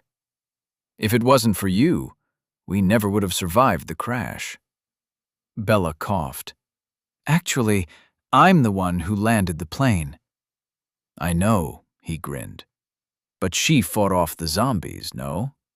That's when you got the level up prompt, right? Zoe nodded. Anton's stare was like being studied by a fascinated child. What prompt did you get? She asked. It told me I leveled up and asked me to select an element. I chose sky, he grinned. Look at this. He jumped and floated a few meters through the air before landing closer to the cockpit door. His fingers trailed the metal, and he frowned. Ice cold, he glanced over at the women. The voice told me I got the achievement Tailwind. Do you think I'll be able to fly? Bella sighed, her breath fogging in the cooling air. I didn't get any reward. No level up. Even though I landed the plane and saved us all. Zoe gripped her hand. You did great. Now can you get me some bandages and a clean shirt? Bella's eyes widened. I'm so sorry. She opened the plane's first aid kit and took out the bandages. Hey, you! Anton, was it? Yeah? Check the overhead compartments. We need some new clothes. He gave her a mock salute and opened compartments. Rather than walk from compartment to compartment, he swung himself like a monkey, grinning at his newfound power. Zoe watched him, keeping pressure on her wound, and couldn't help but notice the gore stuck to his knuckles. If he leveled up twice, it meant he killed a bunch of those zombies before they passed through the safe zone barrier. He fought without weapons. Even though it was a life or death situation, it implied an unnerving comfort with violence. And unlike her, he was uninjured. Bella finished wrapping the wound as Anton brought over a few travel cases. "Some clothes in here," he said. "I don't know what size." "That's fine." Bella made a shooing gesture. "Now give us some privacy." He saluted again, his eyes intent on Zoe, before he turned and walked away. "Oh," he said over his shoulder. "The rest of the survivors are talking about how to get to that safe zone we flew through. You should join us as soon as you can." He tapped the window. "Seeing as you're the only two who know why this entire plane is coated in ice." Chapter 6. A Meeting of the Damned. Zoe frowned as Anton waltzed out of sight. There was a peculiar familiarity to the man. It felt like she saw him before, as though a friend pointed him out in a crowd and warned her about him. But she had since forgotten his face. Bella's tugging at her shirt distracted her from this trail of thought. Her shirt was too soaked with blood to be salvaged. Rather than lift it over her head and risk reopening the wound, Bella cut it off her with scissors from the first aid kit. "What?" Zoe said, when she saw Bella's expression. Bella tried to avert her gaze, but failed. "Nothing," she said. "Just... wow." Zoe rolled her eyes. "They're not real." "Oh, I'm a plastic surgeon. I dated a plastic surgeon. We operated our own clinic. The field comes with perks." "I'll say. Just help me out of my bra." "No need to get frosty." "Hey, don't poke my eye out." "Are you done?" Bella grinned. "Never." They found Zoe a loose, pinstriped button-up shirt and a woman's navy blue formal blazer. A pair of clean sweatpants replaced the blood-soaked pair. "I don't know if it's business or casual," Bella said, with a critical eye. "It's survivor chic." "How topical." Bella helped Zoe to her feet. "Are you all right to move?" Zoe took a few steps and nodded. "It's weird. I know what blood loss does, and I sort of feel it, but it's like an afterthought. I'm tired, I feel weak, but..." She lifted a full, hard plastic suitcase with one hand. "This feels like it weighs nothing. That's not right, is it?" She tossed the suitcase underhand.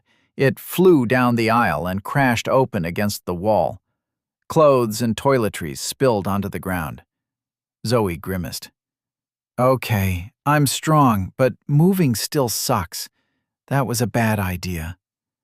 Bella's smile faded as she inspected the window. "It's really covered in ice. What if that monster froze the entire plane? There's still the emergency exit. Hinges might be frozen." "We'll cross that bridge when we come to it," Zoe said. "Let's go meet the other survivors." Bella led the way, and Zoe followed. Her mind felt like her body should limp. Why wasn't she dead or dying? She felt some pain, but not enough. It was like waking up after a night of drinking and realizing you weren't hungover. Moving her left arm still hurt, and she didn't want to poke the wound, but she could still move despite the blood loss. They moved through rows of dead bodies. No blackened eyes, only the mauled and battered corpses of those attacked by the undead. It had been less than an hour since the system announced itself, and most of the passengers were dead. A shiver ran down Zoe's spine that had nothing to do with pain. And with that monster outside, how much longer until they were all picked off? No, not all of them. She intended to survive. They headed toward the galley, where Zoe could see a group of maybe a dozen people milling about. Before they got too close, Zoe wanted to check something. She nudged the mental prompt in her head. Status. Status. Name, Zoe Chambers. Level, 2, +1 free point. Body, metal. Attributes, Might, 16, plus 9. Vitality, 9. Dexterity, 9. Willpower, 15, plus 9. Insight, 8. Skein, 50 over 57. Titles, Intrepid, plus 5 to all attributes. Lodestone, plus 5 might, plus 5 willpower, 200% metal attunement. She did some quick mental arithmetic. Her might sat at 7 when she first checked her status. That was after she received the Intrepid title. So her starting might was a 2? If might resulted in the strength coursing through her body, then she was 8 times stronger than an hour ago. It seemed lodestone only affected might and willpower, and those leaped higher after selecting metal. She frowned.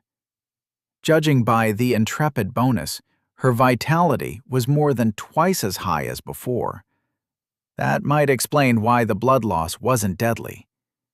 With that thought, she nudged her internal consciousness toward the free point. It wiggled like a loose tooth, a sense of almost pain, almost incompleteness, almost pleasure, before it snapped into vitality. Now she had 10. Cold seeped through her, a minor amount, as though she sucked on an ice cube. The pain in her side diminished by the slightest amount. It seemed her theory about vitality was correct. She needed more information if she was going to puzzle out what it all meant. Especially that last stat, skein. It was the total of the other attributes, and it depleted when she concentrated on her attunement, and when she tried to heal herself. If only that minor understanding removed the other mysteries surrounding what was happening. Hopefully she could talk to the other survivors, and they could pool their knowledge. Though she would like to avoid Anton, who watched her as she approached the group. The rooftop screeched and buckled, loud thumps, scratching like nails on a chalkboard, and a wail that shook Zoe's ribcage. The beast was trying to claw its way inside. Survivors flinched as the scraping continued. They cowered by the galley, looked for exits, but where were they to go? Everywhere looked the same. An environment as cornered and destitute as its occupants. The wail faded, and the beast stomped away. For now. Zoe studied the group. Everyone looked wretched. So panicked they passed through tired and emerged in a state of manic exhaustion. The galley spilled open around them.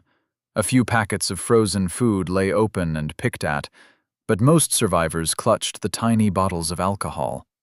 From the empty ones on the floor, it looked as though they were going hard.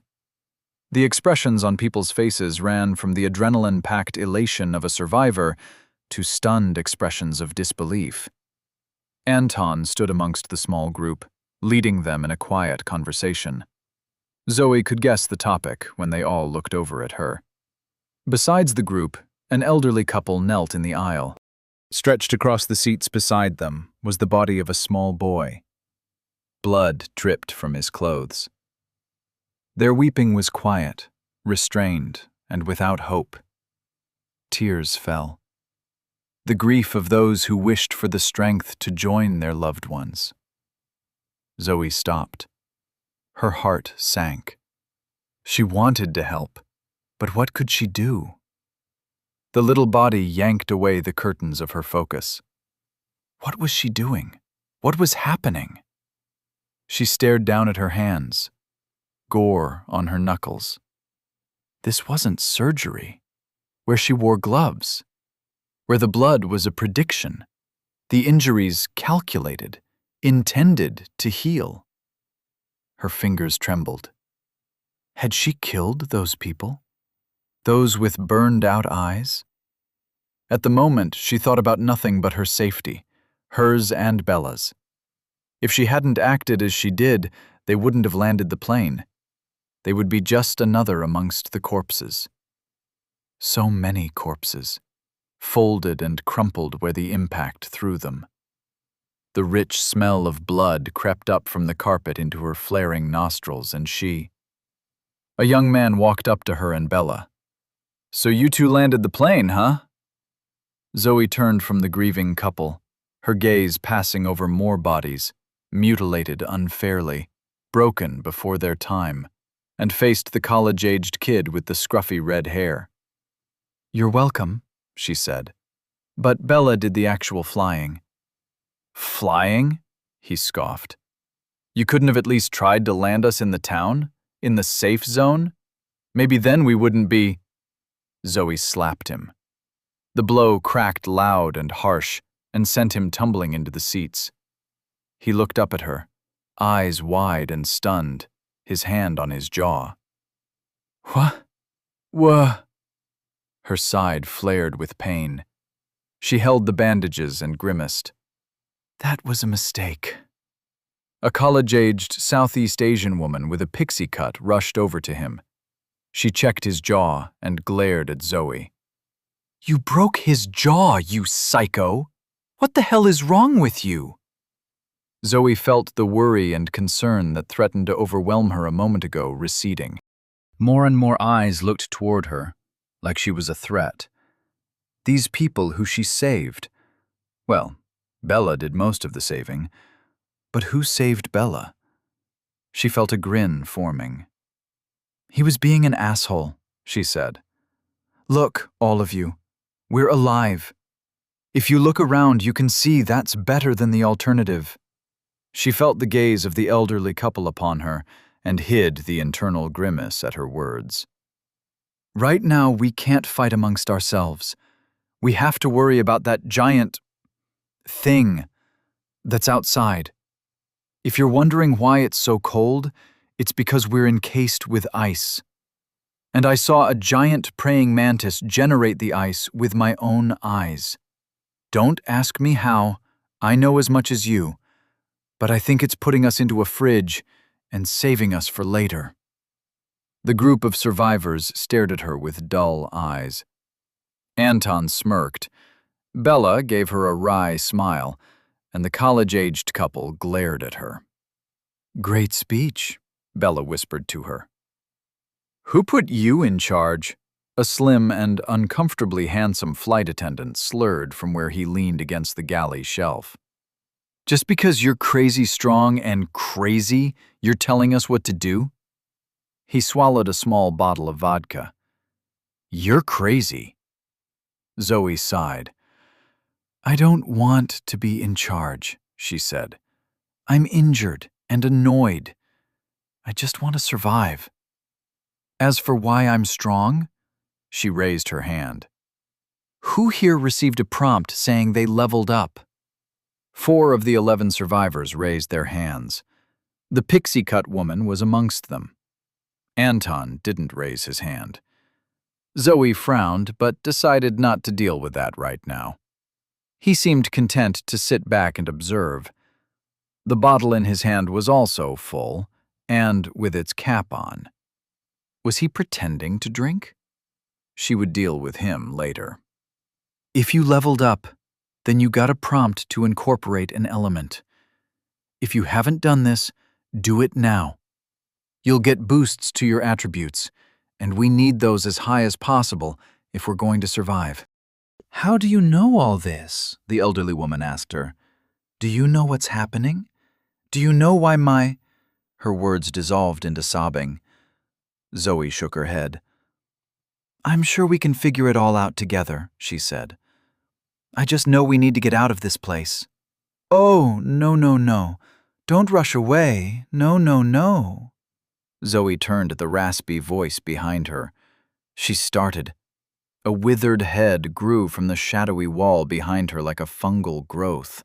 An old man's head, smiling, and between his crooked yellow teeth, a bottomless pit yawned.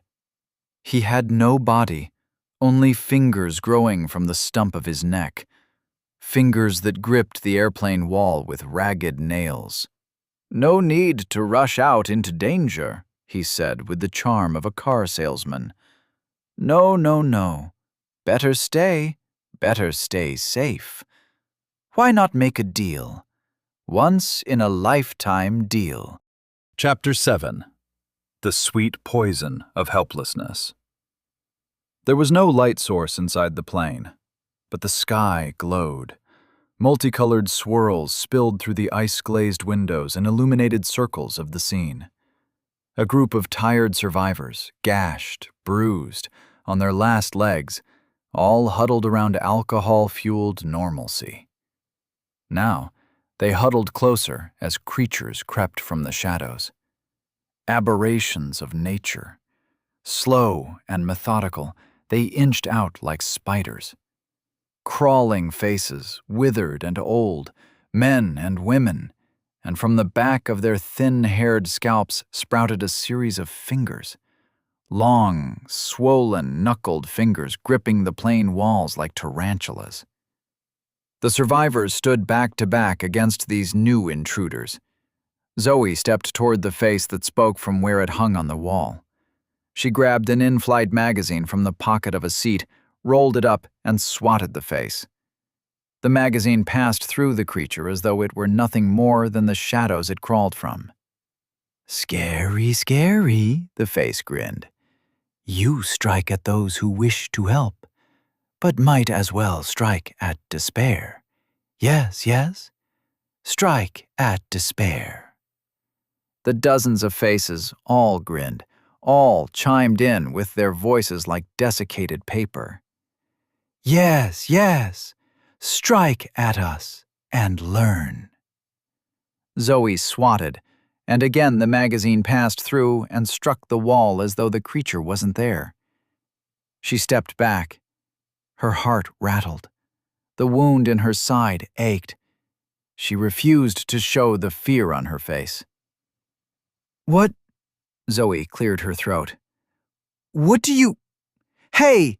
Leave them alone!" She stomped toward the elderly couple who hadn't left the side of their dead son. 7 of the crawling heads had surrounded them.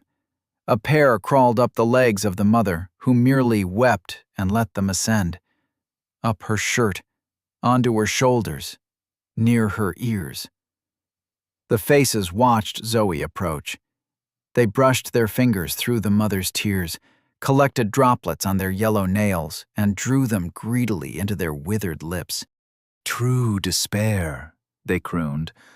"Unfortunate, unfortunate, unlucky, unlucky."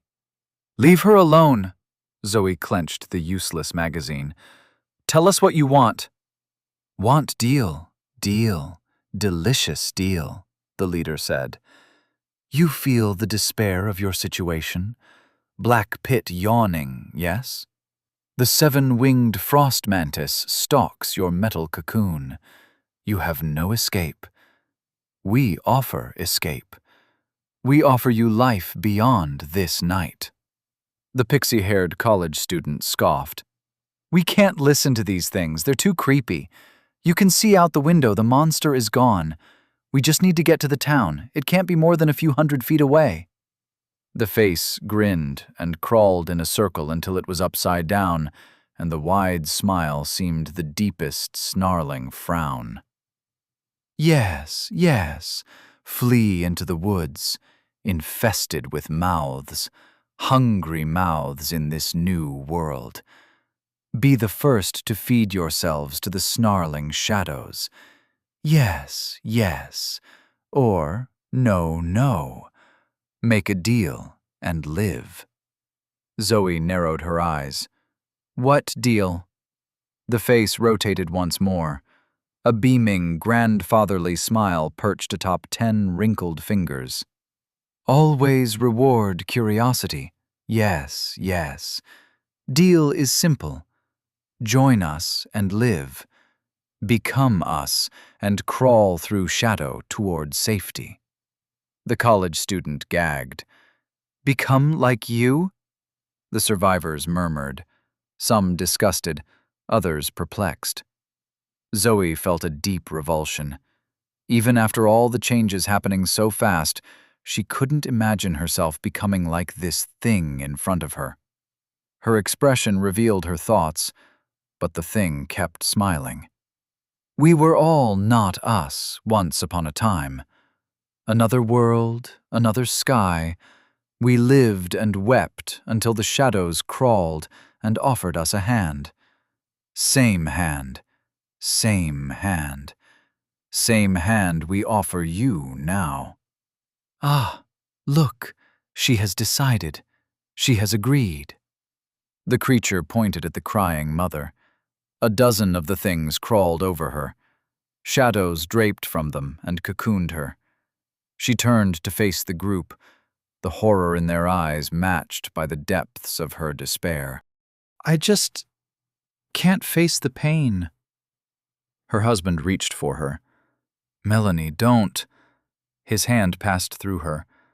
The tall, shadow-cocooned form crumbled, and the heads fell to the floor. They crawled away on silent fingers toward the walls, and at the bottom of the pile, a new face emerged, withered, smiling, but unmistakably the once crying mother. Is not bad, no, no, she said as she crawled toward her husband. Join me, join us. The world is vast, and despair is endless. Let us escape together. Yes? Yes? He shuddered as she crawled onto his shoe, but did not kick her away. She crawled up his leg, his flannel shirt.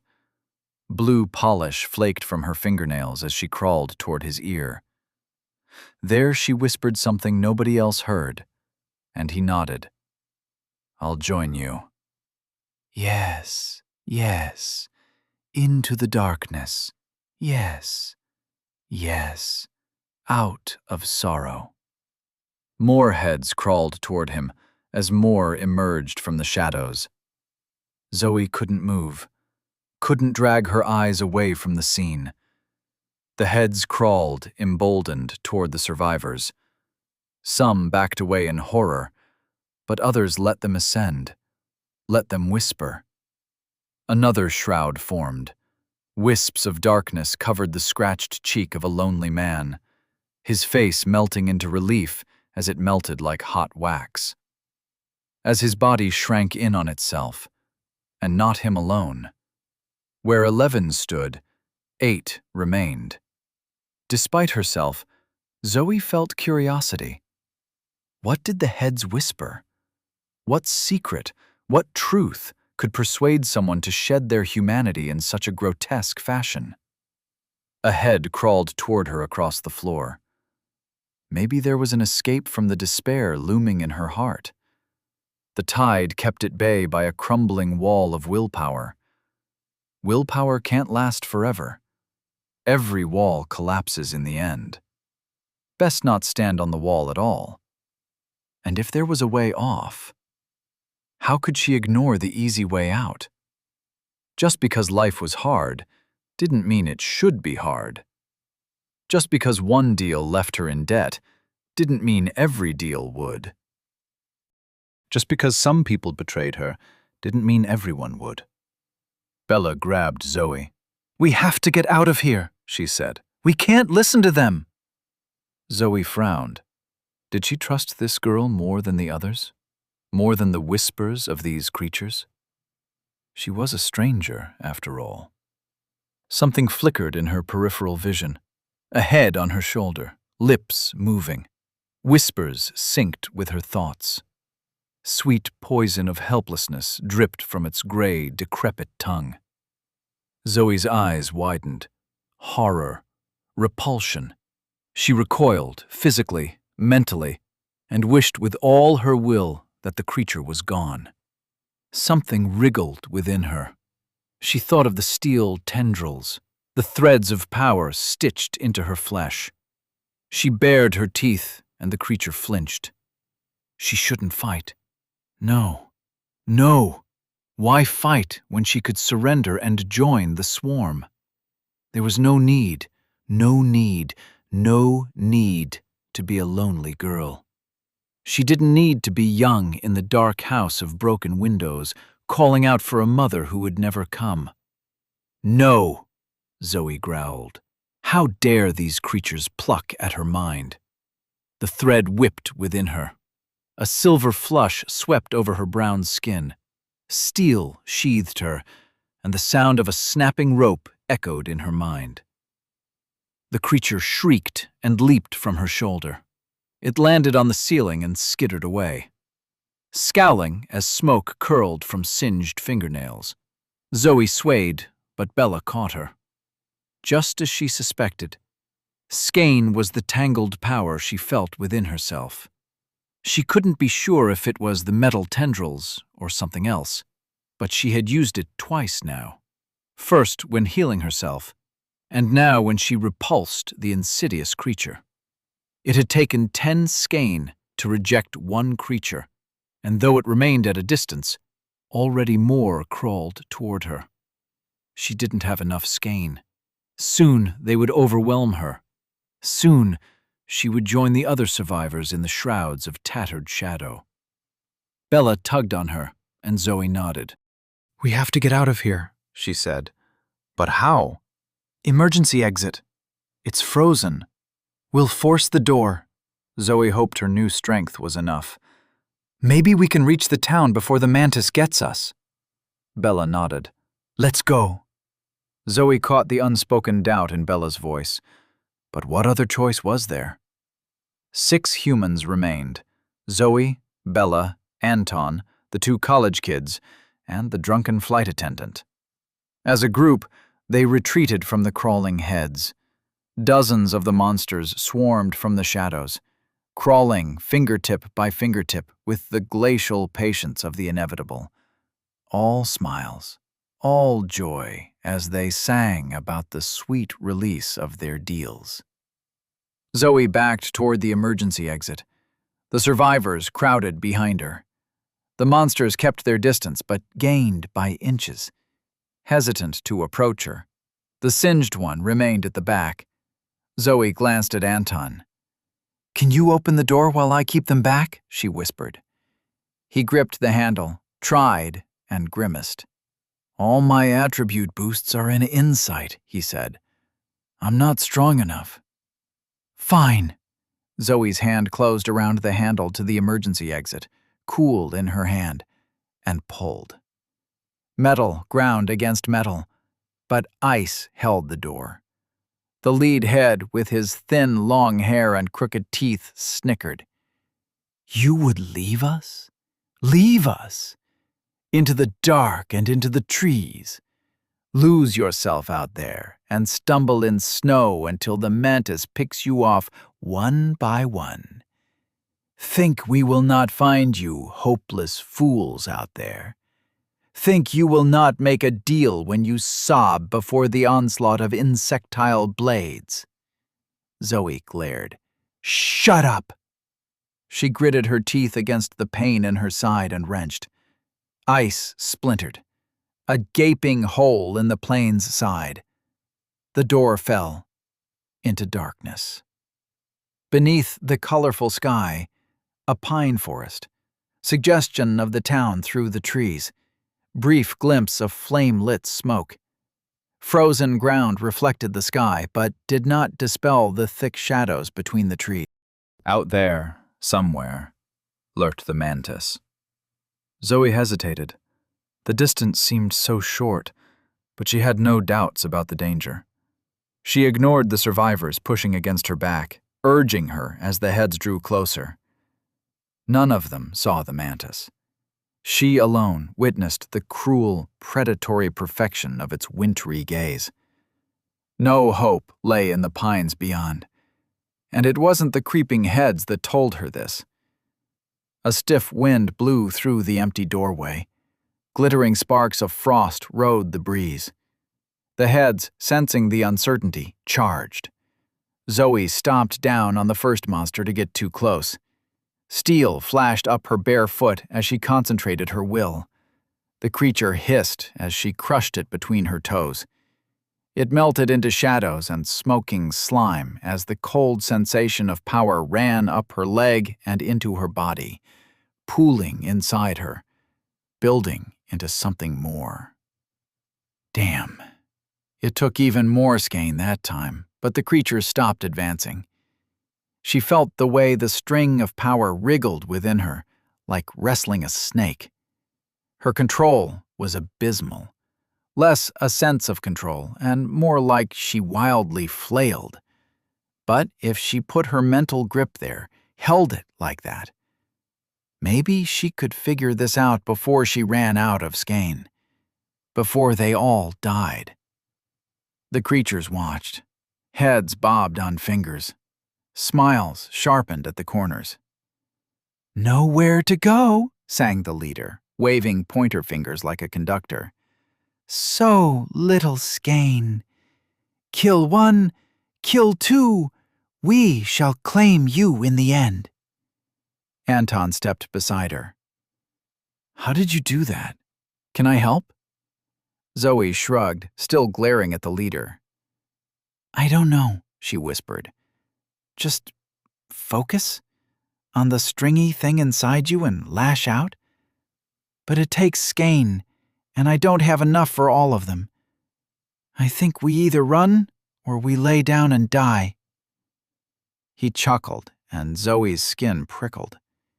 He had a laugh that belonged in an alley, behind you, on a moonless night.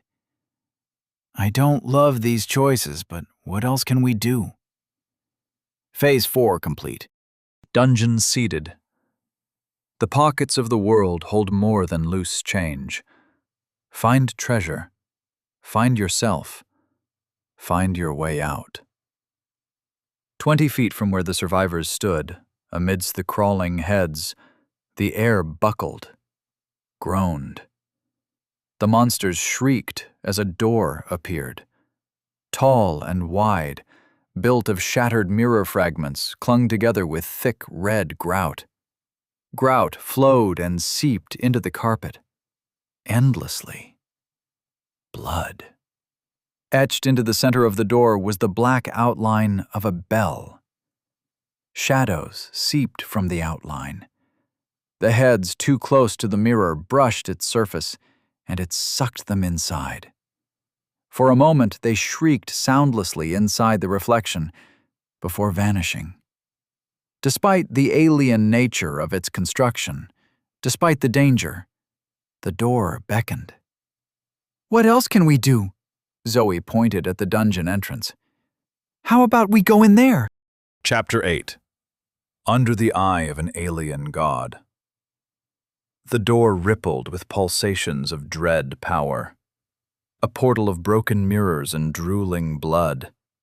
The black impression of a bell leaked, as welcoming as a crocodile's mouth to a plover bird. "You're crazy." Bella wiped sweat from her brow, a spiderweb tattooed on the back of her hand. "We can't go in there." The college girl nodded. "I agree. I'd rather risk the trees than wherever that door leads." She gripped the edge of the door, looked out at the dark snow beyond, and paused. "Someone's coming with me, right?" Anton stared at the dungeon door. "We've already learned this world punishes the cowardly," he grinned. "Maybe it rewards the brave?" And he sprinted for the door. The creatures surged. Clawed fingers reached for his legs, but he leaped and sailed over the grasping monsters. He twisted in the air to face the survivors. With a jaunty wave, he struck the door. The mirror gave as though it were water. Shards bobbed on the bloody grout. For a moment he floated inside the reflection, waving slowly, shrinking, before he vanished. Immediately, the system's ethereal voice chimed. "A member of your party has entered the Mirror Bell dungeon. This is a Black Star dungeon. Enter within 60 seconds to join them at the dungeon entrance." 60. 59. 58. Damn, now Zoe had a time limit. She envied Anton's decisiveness. No, she envied him entering first. Would he get a title for being first into a dungeon? The monsters gave the dungeon a wide berth. But just because it was dangerous to them, did that mean it was dangerous to her? She knew there was risk involved, but what really made her envious of Anton was how he ignored the safety of the group. But should she care? Why was it her responsibility, just because they looked at her? She turned to Bella. "I'm going in there." Bella nodded. "I'll follow you." Zoe smiled, if only to hide the weight those words placed upon her shoulders. The college kids looked at them like they were crazy. The redhead clutched his swollen jaw and pointed to the trees. He mumbled, incoherent, but easy enough to guess the meaning. Zoe shook her head. The pines were an illusion of safety. She knew the mantis stalked those shadows, waiting for them to flee into its serrated arms. But more than that, she agreed with Anton's words. The only way to survive this new, insane world was to embrace it. The world had changed, but one of those changes was the power coursing through her. That let her swat away monsters. That let her bitch slap annoying people. That let her survive a gruesome wound. The door was 20 feet away and surrounded by crawling heads. She could make it. Time to commit. "Keep close to me," she whispered to the survivors, "and I'll keep them away from you." Bella placed a hand on her shoulder. "Right behind you, mate." The college kids looked warily between her and the darkness outside. Zoe put them out of her mind. They would follow or they wouldn't. She couldn't make them her concern. She clutched the wriggling power, the skein. It felt like a fire hose flailing, and she directed it toward her skin, toward repelling the smiling monstrosities. Her dark skin flushed silver, and she charged. Monsters hissed as she neared. Fingernails skittered along the carpet. They fled her approach, but were too slow. Her steel feet crushed smiling faces like balloons of maggoty pus. Black ichor sizzled and steamed against her skin. She felt more in control of this strange power. She didn't need to lash out as hard to destroy these creatures. She could be more frugal, more precise. Nevertheless, her skein plummeted. Only 10 feet to go, and the heads struggled to create a path amidst the shadows and swirling light. 5 feet left. She tried and failed to quell the rising dread. What happened at 0? Would she die? The leader leaped from the roof toward her face. Fingers splayed like grotesque wings. It latched around her throat. She stumbled back, hit Bella, and slid to the floor. Her pulse hammered. The creature grinned like an old man pulling a slot machine. Why even fight? Why rush into the unknown? Better the devil she knew. Her limbs went limp. The fleeing creatures turned. Smiling, they swarmed the survivors. Singing despair, reaching anemone of withered fingers. Bella slapped at the leader's head, but her hand passed straight through and slapped Zoe's cheek. Foolish to fight these things. Foolish to even try. Nobody could hurt them. Always more. Can't fight shadows. Better to lay back. Easier to accept. Bella slapped her other cheek. "Get up, Zoe!" Pain flickered through her thoughts, a tiny tear in the curtain of despair. Another slap across her cheek. Zoe snarled. Her skein pulsed.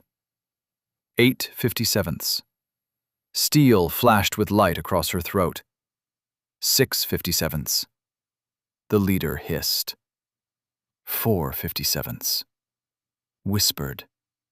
2/57. Begged. 0/57. Died in an explosion of greasy smoke. Zoe's gasped as cool energy spiked in her guts. "Level up! You are now level 3. Your first step was a stumble, but now you stride. Open your eyes and behold your new world. Please select an element to incorporate. Metal, might +4, willpower +4, lodestone title applied. Blood, vitality +4. Shadow, willpower +2, insight +2. Zoe's vision swam. Her body was heavy, stiff. Before she could think about the information streaming through her mind, Bella hauled her to her feet. Zoe leaned against her, but Bella pushed her in the back and into the dungeon door. Zoe struck the fragmented mirror and fell through the light. Fell through darkness. Fell through a space between worlds. ###. Sunlight slanted through the blinds and struck her eye. Zoe paused as she walked into her clinic's operating room. A moment in the doorway as a dream faded. But the climate-controlled room beckoned. She stepped beyond the threshold into eggshell walls. An old man sat on the operating table with his legs swinging. He wore a lavender gown. Zoe remembered the argument with Ben. He wanted teal gowns, as though that color would soothe anybody. The anesthetist hadn't set up yet. There were no nurses. She couldn't find the patient's chart, but still, she smiled with practiced formality. "Hello, sir. Are you ready for your procedure?" He smiled, a tired thing, gray eyes weary as a sinking ship. "Which procedure was that, Dr. Chambers?" She bit her lip. "I'm sorry, the nurse hasn't prepared your chart, Mr. Rue." "Well, Mr. Rue, maybe you can tell me why you're here today." He smiled again. "I'll leave it up to you. Consider me a blank canvas." "That's not really how this works." "I want you to mark me." His finger trailed along his cheek. "How would you make a man's face reflect his sins?" She stepped back, glanced toward the exit, toward the surgical tools lined neat and stainless on their tray beside the operating table. "I think you have the wrong kind of doctor." "No, you're here. How would you perform your work of face-shaping, doctor? How would you mark the man who destroyed your world?" The dream resurfaced, heart-clenching horror, a screaming plane, kaleidoscopic sky, monsters, despair. She stared at him. "What?" He smiled. "I initiated the system on Earth. Now, I ask you what you—" She grabbed the scalpel and plunged it into his eye. Razor tip met pupil, but the pupil dilated. Wider and wider until she tumbled into an endless pit. Swallowed. Zoe fell. The memories of a dream, slowly fading. ###. Zoe fell. Raced down. She went skydiving once for a friend's birthday party. The way wind whipped her hair, pulled her limbs up, caressed her skin. This felt similar, but the space she fell through, a vast nothing. Not dark, but an absence of anything. She saw forever, and the empty horizons hurt her eyes. She glanced down. Forever extended in every direction. Bile at the back of her throat. She retched, but her stomach was empty. Nothing within. No heartbeat in her ears. No pain in her side. She mentally nudged at the feeling of the system, summoned her status. Nothing. Was she dead? A vast hand rose and caught her. She should have shattered, but she landed soft as a feather upon a palm the size of a basketball court. A woman loomed over her, a face appearing out of the dark nothing. And Zoe wept. For the woman was beautiful. Zoe spent her career reshaping flesh, making the aesthetic aspirations of her clients a reality. She knew the goals and the theories and the practicalities of physical perfection. All this torn asunder as she gazed up at the goddess. Long hair framed colossal eyes. Plush lips smiled ever so faintly. Impossible to describe the colors of hair or skin or eyes. What color is love? What color is affection? What color is tantalizing desire? It should be horrific, seeing a face wrought so large, so out of proportion. But Zoe only felt disgusted with herself, that she should appear before such a being. The goddess laughed. A joyous ripple passed through Zoe and cleared all doubts and revulsion, as though a monsoon swept away cobwebs. "You should have been one of mine," the goddess said. "You lingered on blood, even as it flowed from your side. And yet you dismissed me?" She laughed again. "I should be dismayed." Her vast eyes twinkled, and Zoe fell in love with that gaze. She never considered another woman like this before. But those eyes. They didn't see the grimy, calloused fist, but the golden coin clenched so tightly, so fiercely clutched against the grabbing horrors of the world. Zoe knelt, tried to speak. "Who are you?" The goddess smiled.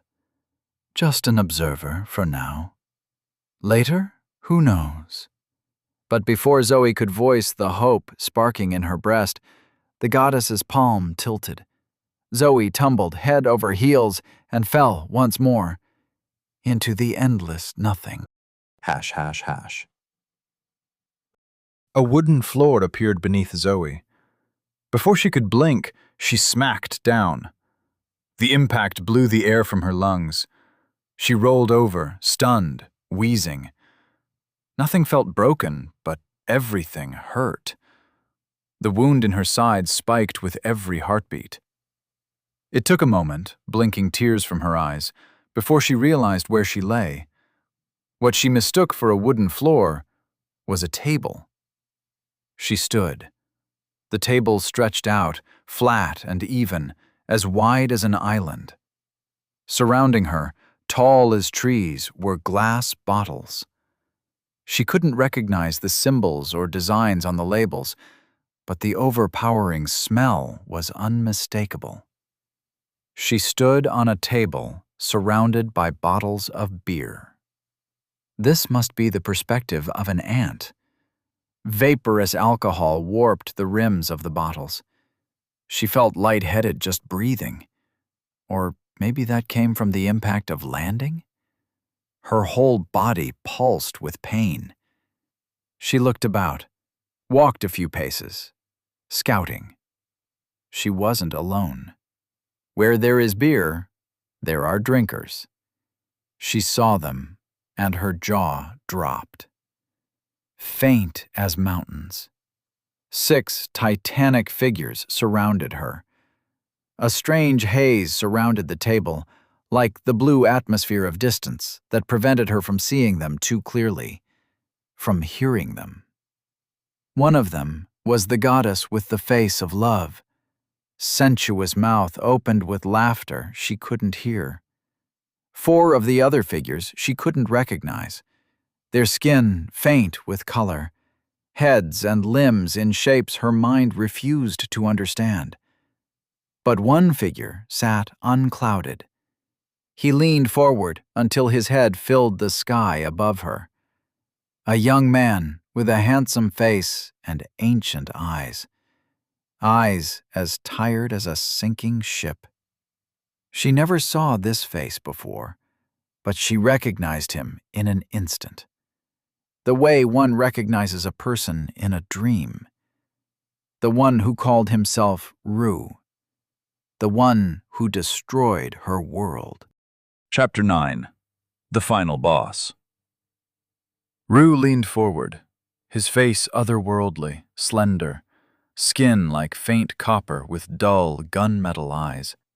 A robe of malachite scales open to reveal lean musculature crisscrossed with scars, like a battle-marked mountain. He smiled, just as sad as in the operating room when he wore the skin of an old man. Was that a dream? Zoe couldn't be sure. He towered over her. Zoe backed away and craned her head like staring up at a skyscraper. High above them all was a night sky, stark stars like chips of diamond, not a hint of atmospheric twinkling. Amongst them, slightly larger, a green and blue gem burned with light. Earth? Terror filled her. Rue's voice echoed around her, inescapable. Zoe Chambers, you are here because you have proven interesting.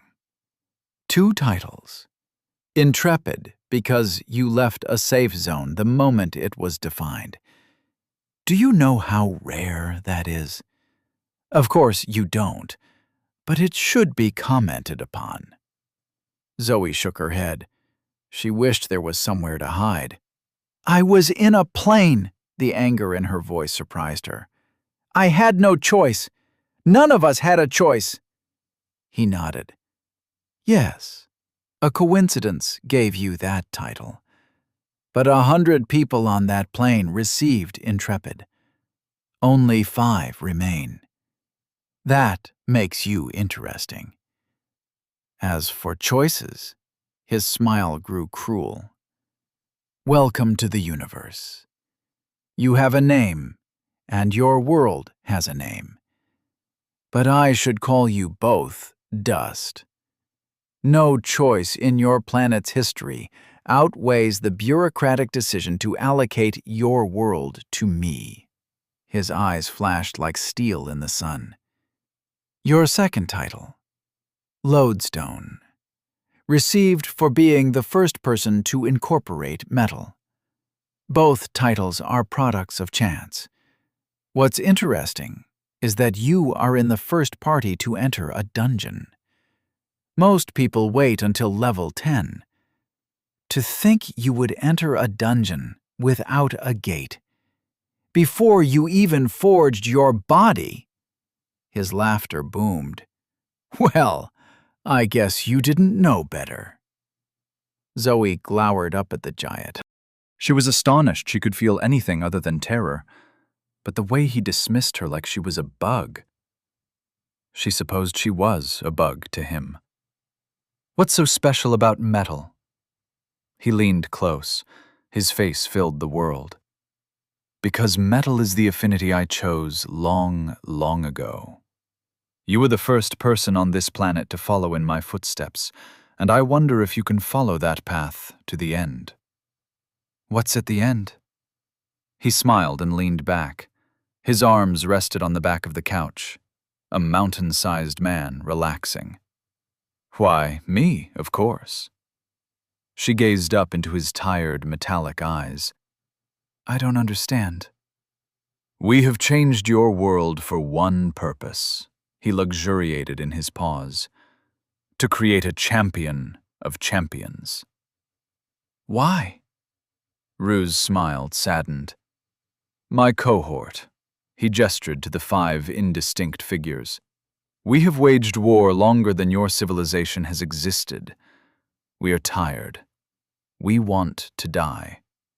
This world was gifted to us by the admirals as a vacation spot, a safari zone. They hope to persuade us to keep fighting, but I hope, and he glanced at the other figures, I hope that one of you will rise up and slay me. Zoe trembled. Fear, rage, insignificance. She never believed in aliens or God, and now faced something that could be both. She forced herself to speak through the constricting fear. Why not kill yourself? And deny the universe a splendid battle? Your world has much to learn, but it shall learn everything in time. The goddess shoved Rue with one delicate hand. The gesture strained her slender dress of amber strings. The shove was playful but frustrated. Zoe sensed a long history between them, longer than anything she could imagine if Rue's words were true. You're scaring her, the goddess said. She doesn't need to know all of this. Stick to the plan. You're the one who pulled her out of the teleporter. The goddess shrugged. Can't deny she's interesting, can you? Remember when she stabbed you in the eye? She really should have been one of mine. She leaned forward. Once you're full of metal, choose blood, won't you, little one? Zoe blinked. She had no idea what to say or how to respond, but one question welled up, an urge more pressing than any other desire. "Can I go, please?" She couldn't think of asking for help, for asking for the world to be turned back to how it was. She couldn't think of anything like that. She just wanted the situation to be over. She wanted to be far away from the overwhelming pressure of these beings. She wanted to flee these gods who looked down at her like a bug. Rue glanced down with surprise. "You want to leave? I suppose I should let you go, but first—" The goddess placed a hand on Rue's shoulder. "Rue? Don't worry, I'll go easy on her." He turned to Zoe. "Let me give you a quest, as a reward for catching my eye. You have been offered a quest, the burden of being interesting. Reward, conditional. Time to complete, variable. Do you accept?" "Yes/no." Zoe flinched as the prompt appeared in her mind. The unearthly voice ranged clearer, as though she drank a stream from its source. She wanted to clarify the strange, vague offer, but more than anything else, she wanted to leave. She nudged the prompt in her mind. "Quest accepted." Rue laughed and clapped his hands. The slap of thunder knocked Zoe to her ass. Her ears rang. Blood welled up in her mouth, flowed from her nostrils. "Wonderful," Rue said. "Simply wonderful. Maybe you'll be the one to kill me, but for now, I'll let you go with a simple bit of advice. The brightest stars are the ones who explode." Zoe shook her head, trying to clear the pain. "What?" He clapped his hands again. The thunder slapped her onto her back. She groaned on the wooden ground. "Goodbye, Zoe. I truly hope we meet again." The table vanished. She fell. Hash, hash, hash. Zoe coughed up blood. She lay on warm stone. Her eyelids glowed pink. Sunlight above her? Warmth across her body, blood dribbling across her lips and down her chin. She didn't want to open her eyes. She didn't want to see what fresh hell awaited her. Everything hurt. Pain and shame flushed through her. How could she have cowered before the one who defiled her world? What happened to the woman flying across the ocean to get revenge on her ex? She couldn't handle the self-recrimination, and so she retreated into her mind to examine the pile of notifications. "Congratulations! Your party is the first to enter a dungeon. Title awarded, Fools Rush In, incomplete. Complete your first dungeon to receive full title." She couldn't decide if she liked the sound of that or not. It was certainly interesting. She grimaced. That word left a sour taste in her mouth. She would have preferred a straight and simple boost to her attributes, but that was what her other prompts were for. "Level up! You are now level 3. Please select an element to incorporate. Wood, Dexterity +2, Vitality +2. Mirror, Insight +4. Sun, Might +2, Vitality +1, Insight +1. She groaned. If she selected metal before she passed through the door to the dungeon, then she could have made use of the 200% boost provided by Lodestone. She wasn't sure which to choose from the options presented here. Increasing might felt right. She liked the strength to walk through an injury, and her willpower helped fight off the depressing compulsions of those strange, crawling heads. She held off for now. Better wait until she found metal to incorporate. But the goddess in her dreams mentioned blood. If only she chose before she went through the mirrored doorway. She swore to never let an opportunity slip through her fingers. Though, to be fair, she probably would have died if Bella hadn't thrown her through the portal. She swore to never let an opportunity slip through her fingers, unless it meant certain death. This neatly explained why she didn't fight the cosmic gods that abducted her. Even if they wanted to die, a bug like her couldn't perform the deed. First, she needed to get stronger. After meeting the goddess, she wondered what would have happened if she chose blood. Had those been dreams? She wanted to believe they were, but an ethereal voice whispered the truth. You have accepted the quest, the burden of being interesting. This is a multiple-step quest. Step 1. Objective. Keep your meeting with the cohort a secret. Time to complete. Until the completion of Phase 7. Step 2. Objective. Reach level 20. Time to complete. 6 days, 21 hours, 23 seconds. Step 3. Objective. Claim ownership of a settlement polyp. Time to complete. Pending. Reward. Conditional. Failure. Failing any aspect of this quest will cause the death of your party. Will you let down others as you have so often been let down yourself? The notifications drifted through her mind. A sense of impossible pressure settled upon her. She didn't even know what a settlement polyp was, and that last line was so pointed. This quest was aimed directly at her, but how was she supposed to complete it? Zoe? Bella's voice called. Zoe opened her eyes and flinched. For a moment, she thought she was back on the table of the gods, but a panicked moment later she realized it was just Bella looming over her, face filled with concern. Dusty sunlight streamed through the cracks in the weather-worn boards of the angled roof. Zoe sat up and wiped the blood from her lips. I'm fine. Where are we? Bella sighed with relief. Some old abandoned church. The door took us here. Thick dust covered the floor. Zoe's nose itched just looking at it. The pews were simple and creaking. Veins of vibrant moss spread from the wooden walls to the pews. Golden sunlight spilled through holes. A scene of lush decay. I thought we were in a dungeon. Bella nodded. Can you stand? The others are already outside, but I wanted to wait with you. Zoe clasped Bella's hand. Thank you. Was I out long? A few hours. Zoe froze. Hours? Her memory was fuzzy. She recalled falling through an endless void. Who knows how long that took? Time to focus on the present. The countdown ticked away at the edge of her consciousness. Time to complete quest.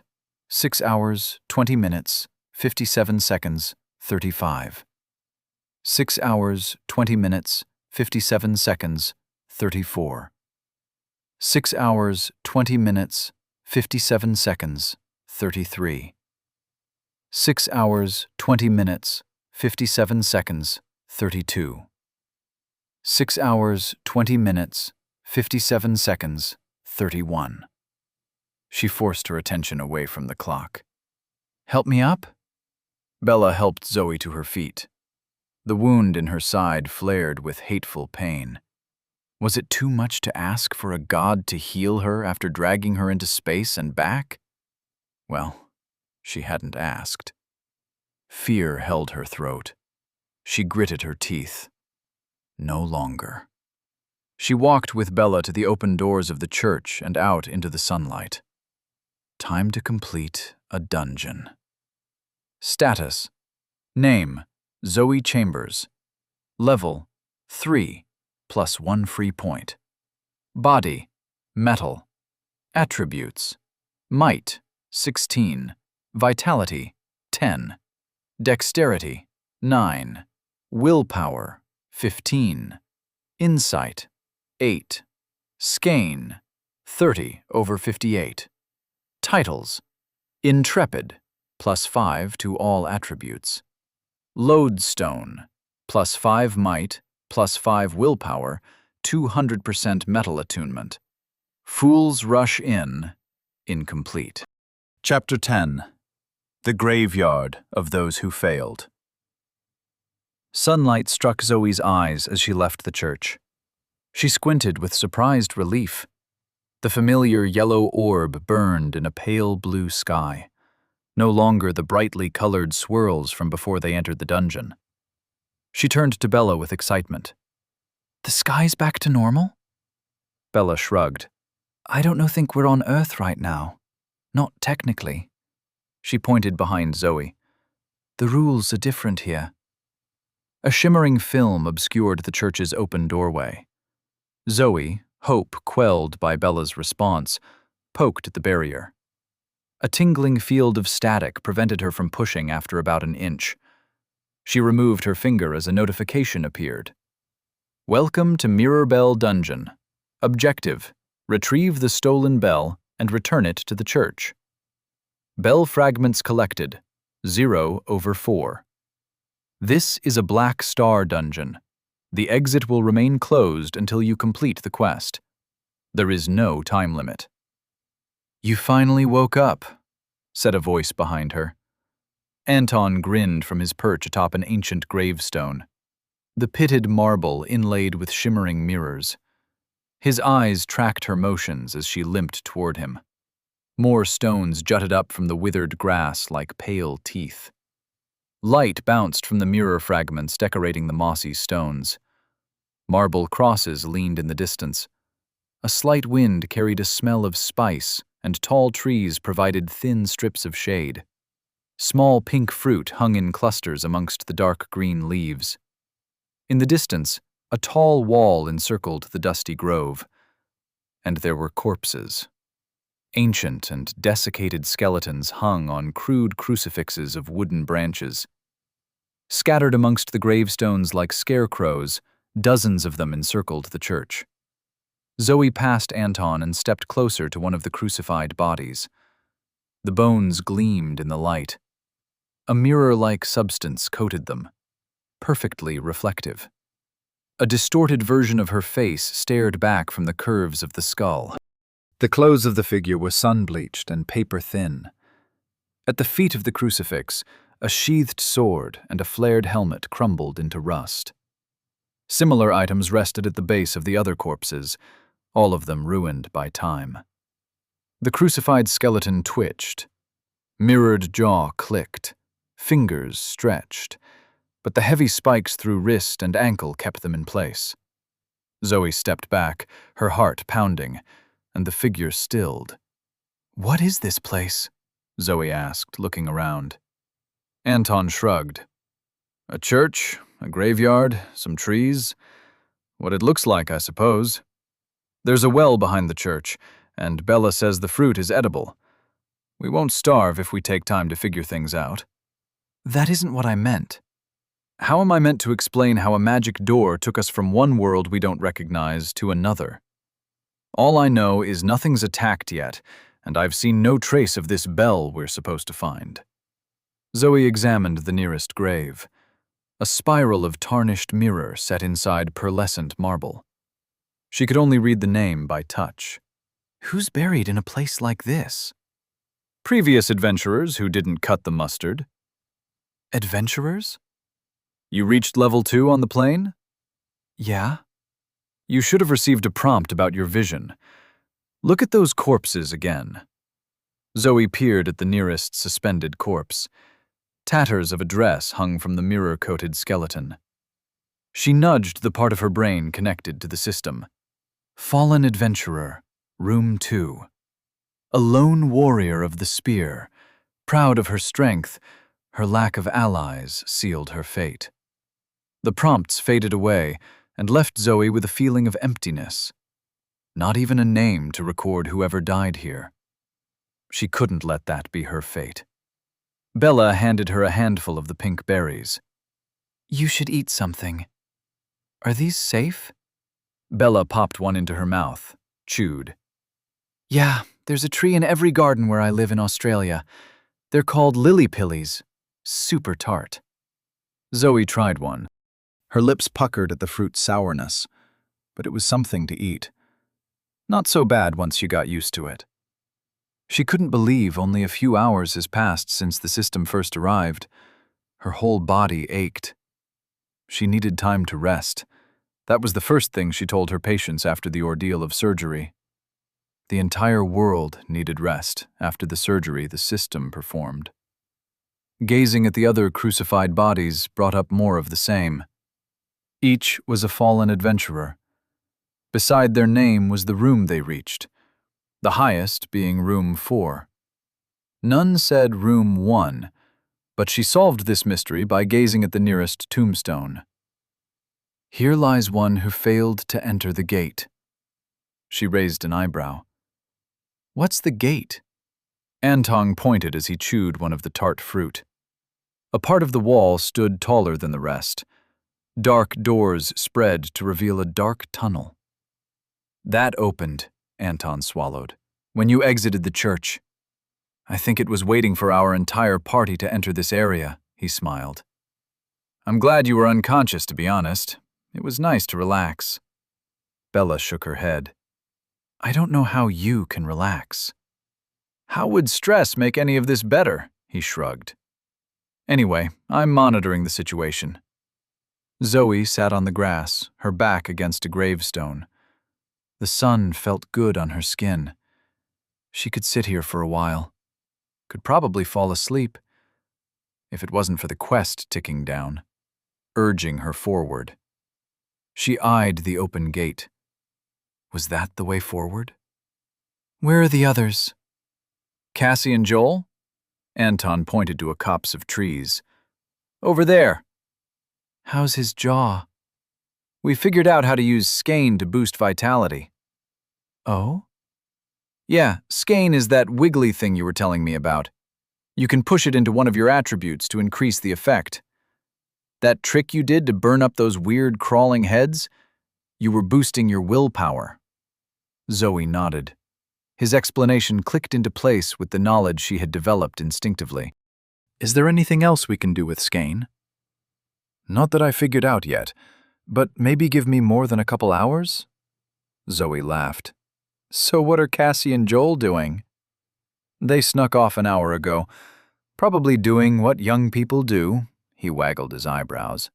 They're not too happy with you, by the way. Because of his jaw? Sure, and they think coming here was a mistake. How so? Bella picked up the short curved sword from under a crucified body. She drew the blade from the sheath. We're trapped here until we finish the quest. She gave an experimental swing. Cassie kept saying we should have tried to make it to the town, to the safe zone, you know? Zoe closed her eyes. The sunlight warmed her face. In the subtle, red-tinged darkness, she tried not to think about the ticking clock, tried not to think about the looming mountains of gods, the sword dangling over their heads, tried to give herself a simple minute of rest before she thrust herself back into the fire. Was the dungeon the right idea? Should she have run for the town and risked the mantis in the woods? Who knew? Who cared? This was where she was now. We wouldn't have made it, she said at last. Know that for a fact, do you? She opened her eyes at the voice. It was annoying, full of righteous indignation, and belonged to Joel. His jaw was swollen, but unbroken. His blue eyes glared at her from under a mop of scraggly red hair. Beside him, Cassie stood with her hands on her hips. They were both flushed, a little sweaty. Strands of Cassie's hair stuck out of place. Zoe rolled her eyes. I know we're alive now, she said. So we would be dead if we tried for the town? Joel asked. Cassie nodded, her arms folded with a sense of smug superiority. Face it, she said. Your rash decision trapped us here. I didn't make you go through the door. No, but were we supposed to go off by ourselves? Zoe laughed. I wouldn't have stopped you. She pointed at Anton. He went through the door first, but you're not mad at him, are you? Cassie stamped her foot. But you were in charge. She wanted to argue, say she wasn't in charge, shouldn't be in charge. But the quest ticked away in the corner of her mind. The quest that would kill all 4 of the people watching her, the people waiting for her response, if she failed. So she stood. Fine, I was in charge, and we came here. Now I'm still in charge, and I say we continue. Joel sputtered. You can't just decide that. I can, and I did. If you don't like it, stay here. She glanced over at Anton and Bella. You two ready to head on? Cassie grew red in the face. Why did you ask them and not us? Zoe glanced at Cassie and Joel. You seem like you want someone to take charge. So, go grab as many weapons as you can find. Bring them to me. You've got 5 minutes. Now chop chop. Joel's mouth opened and closed a few times, but Cassie tugged his hand and led him away. They whispered something that Zoe didn't catch, but started checking the bundles of weapons. It seemed Joel was happy to step in line or had some future rebellion planned. She would wait and see, and so she ignored the glares sent her way. For now. You sure told them, Bella grinned. But what's the rush? Zoe forced down the need to share her private quest with the others. She kept secrets before, so she could keep this one. For all she knew, they received quests similar to hers. The secrets could be another test from the system. I want to get through this dungeon. Maybe see what that Fool's Rush In title means. Did you two get it? They nodded. More than that, Zoe tested what she was about to say in her mind. It should be fine. I want to level up again. I want to feel that power. It feels invigorating, addicting, and I think we'll need to be a lot stronger. If my suspicions are correct, there should be rewards inside, monsters to kill as well, and I get the impression this place is just watching us, waiting to strike. Bella frowned. Like it's alive? Anton grinned. I was wondering when you two would notice. You know, you can share things you see with the rest of us. I know. Zoe gritted her teeth. Want to share your insight with the rest of the class? He looked at her with that strangely intense curiosity. Sure thing, boss. Don't call me boss. Bella clapped a hand on her shoulders. Too late, boss, she said with a laugh. So, boss, what do you want to do about that? What? Bella pointed at one of the crucified skeletons. Light flashed from its mirrored bones as it twitched and pulled itself free of the nails driving it into the wooden cross. It fell to the ground, hunched, creaking, and rose. Baleful green fire burned in its eye sockets. It took a jerking, shaking step. Another. It grabbed a long-handled sickle from the base of the crucifix and marched towards them. A trickle of sweat ran down Zoe's back. She stood. Were her hands shaking? No. She breathed, forcing them still. This was a chance to advance. Her quest wouldn't complete itself. More skeletons shifted on their crosses. Was it all of them? Out in the second ring of crucified skeletons, Cassie crouched and picked through a pile of scrap. Above her, the skeleton dragged its wrist free from the heavy nail. It raised its hand high. Bony claws flashed with mirrored sun. Zoe sprinted toward her. Cassie, move! Cassie glared at her. I'm going as fast as I... The skeleton's claws struck her in the neck, dug into flesh. She tumbled to the ground as blood squirted from the wound. Chapter 11. Grinning Skulls. The skeleton crouched over Cassie like a fleshless hen. Blood soaked the parched grass as Cassie gasped for air. A pile of ancient weapons lay on the ground, spilled from Cassie's arms, and the skeleton reached for a spiked club with contemptuous ease. It raised the rusted weapon high. Zoe sprinted. She could imagine the club falling, a pendulous arc ticking down time, ringing in the end of Cassie's life. A life deemed her responsibility by the quest in the back of her mind. She devoured the distance, bare feet crushing dry grass to dust. 30/58. By her calculation, her skein recovery was equal to her vitality score every hour. 30 felt like a lot, but she knew how fast it burned. She couldn't risk spending it all. 0 skein would have her passing out again. But she could spend some, and so she grasped the thread of power within. 25/58. Desperation brought control. Her skeins surged, muscles strained with power. Her toes gripped dirt, sending up chunks with each stride. She shot forward, faster than a human had any right to be. But not fast enough. The club came down and struck Cassie in the back of the head. Bone cracked. Blood oozed. Somewhere, Joel screamed. The skeleton, grinning, raised the club again. Zoe leaped through the air. Her stitches tore open as she crashed into the skeleton, rolled across the ground. The mirrored skeleton flailed in her arms. Baleful fire flashed in her face as it clacked its jaw, percussion without meaning as she straddled it. The club swung into her side. Crude spikes dug into the flesh below her reopened wound. Too furious to even wince. 20/58. Above her head, 2 fists formed a hammer glinting like steel. She snarled and brought them down like a meteor. ###. Anton sat on the tall headstone and tapped his heel against the mirrored surface as Zoe pounded the skeleton into mirrored splinters. Once it stopped moving, she started tending to Cassie. That was good. He liked Cassie. She was young, but not as stupid as he had been at her age. Hell, as he had been yesterday.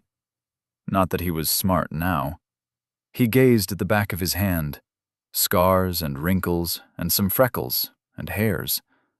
So much going on, and it was just a tiny piece of skin. Another skeleton strode toward Zoe like a broken puppet. The black woman rose, her fists ready as blood spoiled her pinstripe shirt. Hideous shirt. Anton smiled up at the sky. The others hadn't noticed the curve beyond the blue, like looking up at a great reflection, almost invisible through the fog of distance. He remembered being out in the California desert, digging graves at dawn, staring out at the mountains. That's how blue they looked.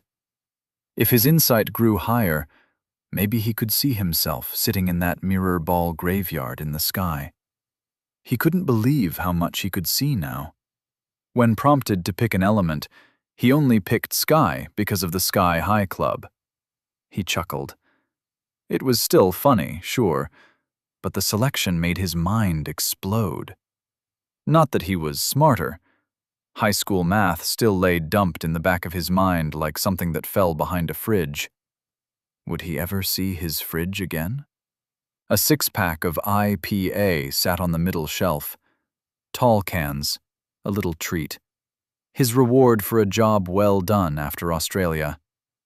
What happened to those cans when the world broke apart? He sighed, but couldn't stay sad. Insight unfolded the world like a flower. He understood what people meant by smelling the roses. Everything was gorgeous, dripping with anticipation. Zoe ducked the swing of a sickle. Her knee crushed ribs. She grabbed the reflective skull like a bowling ball and ripped it free. Snap of vertebrae like a chrome socket falling on concrete. The skeleton fell to the ground, and Zoe panted over to the bleeding-out college kid as Joel rushed over. Damn, Zoe sure was a fighter. How was Anton supposed to kill her? Well, same as anyone. From behind. In the dark. Or something like that. Bummer to follow someone across the world just to kill them. He didn't know why Zoe and her boyfriend were running, but he wasn't paid to know. They paid him to put bodies in shallow graves. Depressing thought, but he was glad he didn't have to do that anymore. Sure, she owed his boss money. Hell, he owed his boss money. But who knew if his boss was even alive? Anton whistled and hopped down, marveling at how he floated and tiptoed through the gravestones. He dodged the strike of a skeleton and kept walking. Bella and Joel stood guard above Cassie, while Zoe tore hideous bandages. He left them to their foolishness. They were fighting the wrong thing. Couldn't they feel it? Strings hummed beneath the dusty soil, linked the graves. Each step he took, each twitch of the skeletons, all of it plucking at the invisible web. He held out a hand, feeling the way the wind blew across the hairs on the back. Was it sacred? Should he give up his life of violence? Tears welled in his eyes. Maybe he was just really happy. He didn't have to give up anything, really, but he liked the way he felt. Insight was good, and he determined to gain more of it. He wanted to open the flower of the world, but to do that, he needed to level up. To level up, he needed to kill monsters. Feel that cool rush like sucking down the inhaler he stole from his friend in high school. Whatever happened to that kid? Wimping Larry? Limping Harry? Whatever. Wind bristled the hairs on the back of his hand. They moved in time with the pulsing strings. He jumped over the spear point of a mirrored skeleton and landed on a grave. The skeleton turned and slashed, but Anton leaped away. Ignore the distractions. Follow the strings. Find the puppeteer. Then he could level up. Hash, hash, hash. Bella stood guard, rust-pitted machete in one hand and a heat-warped wooden shield in the other. A skeleton dragged a long, thin sword, carving a perfect furrow in the dirt as it stalked toward her. Runes down the blade's length that hurt her brain to observe. Horned helmet fused to its shiny skull by a century's rust. Green flares for eyes. A grin of shiny chrome reflected her distorted figure, as though the marching death already devoured her. Foolish excitement filled her. How could she stand here with weapons and fight monsters? This was too much like the online games her brother played. He was Cassie's age, and her vision dipped to see the blood oozing from the girl's wound as Zoe crouched and wrapped a pinstriped rag around the wound. Was Cassie going to die? Was her brother already dead? She knew he would have jumped at the chance to play a real-life game. He had to be in the tutorial. Had to be. But what about her parents? What about... She shook her head.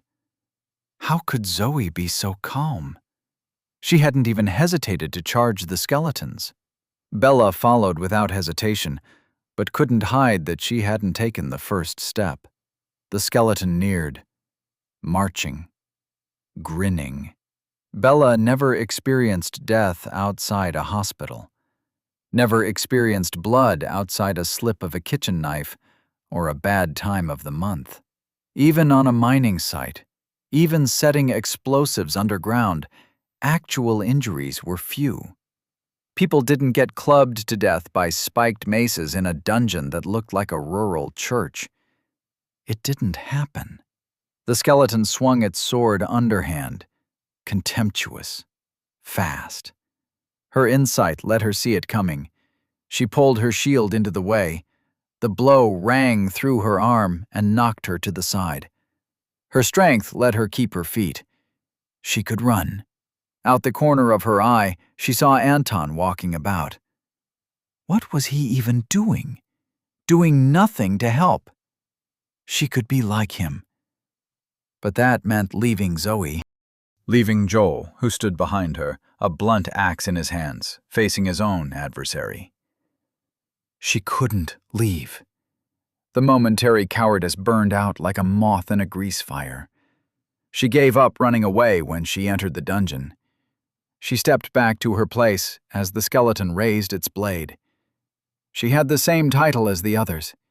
She felt stronger, faster, more aware. Who cared if she didn't take the first step? The skeleton's blade met her shield. Runed iron bit through wood, found flesh, blood flowed. She gritted her teeth against the pain and swung the machete as hard as she could. It cracked against the skull. The skeleton staggered back. Green flames sputtered from its eye sockets, flared from the fractures as the jaw unhinged in a silent roar. It pulled the sword from her wound, and she cried out. Blood slicked the hand clasping the shield handle. She let it fall and swung again. Both hands gripped the machete handle. Rusted blade met ruined.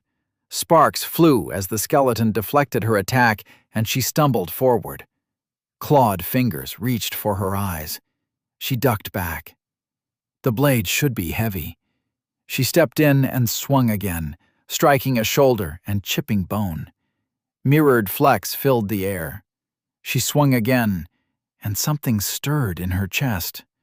A cord wrapped around her muscles. Her blade crashed through the skeleton's helmet, bisected the shining skull. The bones dropped into a pile. Green fire died. Bella stood, panting, as blood ran hot down her fingers. In the distance, more skeletons climbed from their crucifixes.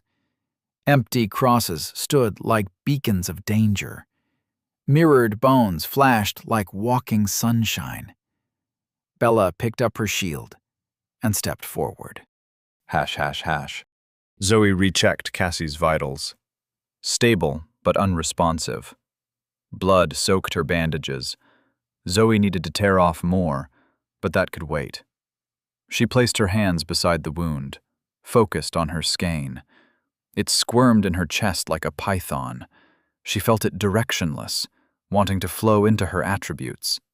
She directed it toward Cassie. The skin in her palms tingled, burned, but nothing happened. She sighed and sat back, defeated. Her skein could not pass beyond her own flesh. How long had she ignored the clashing of metal and mirrored bone? Bella stood a dozen paces away, clubbing at a legless skeleton with the twisted remnants of her machete. Joel leaned against a nearby grave, his shirt dark with sweat as he heaved up his guts, an axe handle in a white-knuckle grip. Collapsed skeletons littered the surrounding grass. Zoe wondered at the lack of cold death energy. Did she feel none because she needed to select an element? Skeletons moved in the distance. A line of them pursued Anton. What was he doing? "Joel," she stood. "Come here." He scrambled over. "Is she all right? Cassie?" Zoe stopped him from shaking the young woman crumpled on the ground. "She's not bleeding out, but she's not conscious. We need to keep her safe. What if we get her to a hospital? To doctors?" "I'm a doctor, Joel, and we can't know what hospitals will look like once we get out of here. Listen to me, Joel. That's our first step, getting out of here. Do you understand?" Joel looked up at her with dull eyes. A thin slice on his forehead framed his face with trickling blood. He nodded. His earlier rebellion seemed beaten out. He cleared his throat. "I understand you. But she'll be all right?" Zoe didn't want to lie, but this was no time for uncertainty. "She has us to protect her. We'll get through this together." She looked him in the eye. "She'll be fine." He nodded, too busy cradling Cassie's hand to respond. Zoe couldn't be sure if he believed her, but she walked away. A stirring in a nearby pile of bones caught her attention. The mirror-like substance wasn't just a coating. Even the shattered segments were reflective. She touched a rib, room temperature and smooth. A finger reached out of the mirror world and pressed against her own. The bone twitched under her touch. She jerked her hand away. The bone rocked. slight movements that could have been the wind if the bones weren't too heavy. They jostled and twitched faster until they rolled across the ground, inching toward each other. Zoe's eyes widened with horror. The skeletons were reforming. Chapter 12. For the Good of the Party. The bones moved back into place. If the skeletons rose again, Zoe was the strongest in the party, but she would tire. She would fall. Cassie was already down. Joel and Bella were only level 1. How long before their bodies lay under headstones? How long until they all joined those who failed to reach the gate? Fragments of bone crawled like ants and clicked into place, the sound like glass splintering. It should have been easy to win. With advanced strength, advanced instincts, and a myriad of weapons scattered about, the skeletons should be easy to pick off. Over a dozen skeletons lay broken, but dozens more climbed down from distant crucifixes. They marched toward the living and blocked off access to the gate. They couldn't make it unscathed, especially while carrying Cassie. And try as she might, Zoe wasn't ready to be the person who left an unconscious girl to fend for herself. Sweat dripped down her back. Cold with fear despite the heat of the false sun. She refused to run. This encounter had to give something. Her quest dripped like a leaky ceiling. She needed to level up, and running from these skeletons wouldn't help. None of the shattered skulls provided an inkling of energy, but now she knew why. They weren't dead. Should she hit them harder? Burn up more skein? Rue said nobody entered dungeons below level 10. Was this why? Was it because her attributes simply lacked? 3 skeletons neared from different directions. She charged one before they could gang up on her. It thrust a halberd rusted to bluntness. Her arm caught the blow. Skein, she grabbed the pole and swung herself into a high kick. The mirrored skull flew into the distance. She pulled the halberd free of the skeleton's loosened grip and used the heavy pole to scatter its bones. Already her skein sat below half. She parried an overhead chop with the rusted halberd. Even with her superhuman strength, without skein boosting her might, the blow made her stumbled back. She gained distance and swung a retaliatory blow. The skeleton parried and stepped closer. Zoe eyed the open gate. Dark waited between the open doors. Was that safety? Greater danger? Zoe threw the pole as the skeleton drew close. It raised the blade to parry. She dashed forward. Skein 15/58. Her fist shattered a mirrored sternum. Too close to swing, the skeleton brained her with the pommel. Skein 10/58. The blow bounced off her head, ringing like a bell. She clapped her hands around the reflective skull. It crushed like an egg. Behind her, Joel and Bella bashed a skeleton into the ground. They both breathed heavily, wilting under the exertion. Blood dripped from Joel's face like a mask. Zoe grimaced. Her skein control kept increasing, but she still burned through it too fast. The gate beckoned. Should they make a run for it? "Boss!" Anton waved, grinning as he pointed to a statue. A proud angel carved from pink marble standing atop a column. Zoe frowned as her eyes itched at the sight. What was that? Veins of mirror spread from the carved smile to the outstretched wings. Each feather reflected the sun. The same light bounced off the skeletons advancing from the distance. "What is it?" she called to Anton. "I found it." "What?" "The puppeteer controlling the skeletons." At her feet, a femur slotted into a pelvis with a snicker of green fire. She picked up the joined bones and threw them into the distance. "What's going on?" Joel asked her. "Don't let them reconnect," she waved Bella over. "Go help Anton. We'll protect Cassie." Bella nodded and hurried toward the waving man. Zoe picked up the club that bashed Cassie. Spikes sticky with blood, but still the most intact weapon around her. She felt the metal like a tingling extremity. An after effect of incorporating metal? The scrap on the ground called to her like a magnet calls a compass. She could incorporate it now. That's why she tasked Cassie and Joel with collecting weapons earlier. The boost to her abilities, to her skein, might shift the balance of the fight. But as slow as the skeletons were, she knew she wouldn't have time. She didn't want to be on her knees puking sludge as an axe whistled toward her neck. Patience. She needed to trust her allies. Until then, she raised her club as the skeletons marched closer. The grim face of inevitability. Zoe no longer saw their laconic motion as easy pickings. It was the apathy of a pit trap, of a trash compactor, of an endless desert wind. A cruel force certain to grind them down. Hopefully, Anton and Bella found a solution. And soon. ###. Bella swung her stolen sword into the soil. The iron blade broke grass roots and loose rocks. Beside her, Anton dug with his hands. Strengthened fingernails scooped out clods of earth. A cloud of orange dust drifted over both of them. "Can't you feel it?" he said, with childish enthusiasm. "Feel it panicking?" Bella ignored him and stabbed the ground.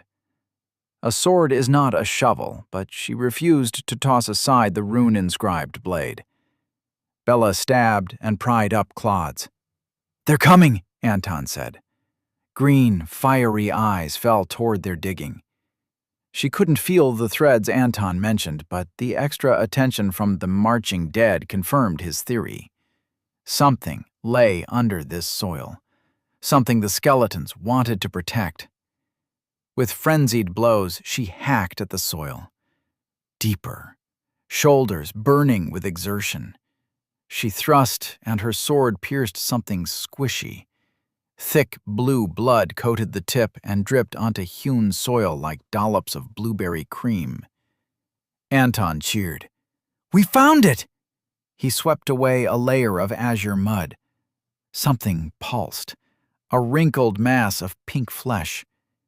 An invisible string brushed across Bella's face. It recoiled, and she tasted fear. Anger. The skeletons screeched, their first sound besides the clacking of their mirrored bones. 6 undead warriors charged toward her with rusted weapons raised. Anton dusted off his pants. "Give me your sword." "What?"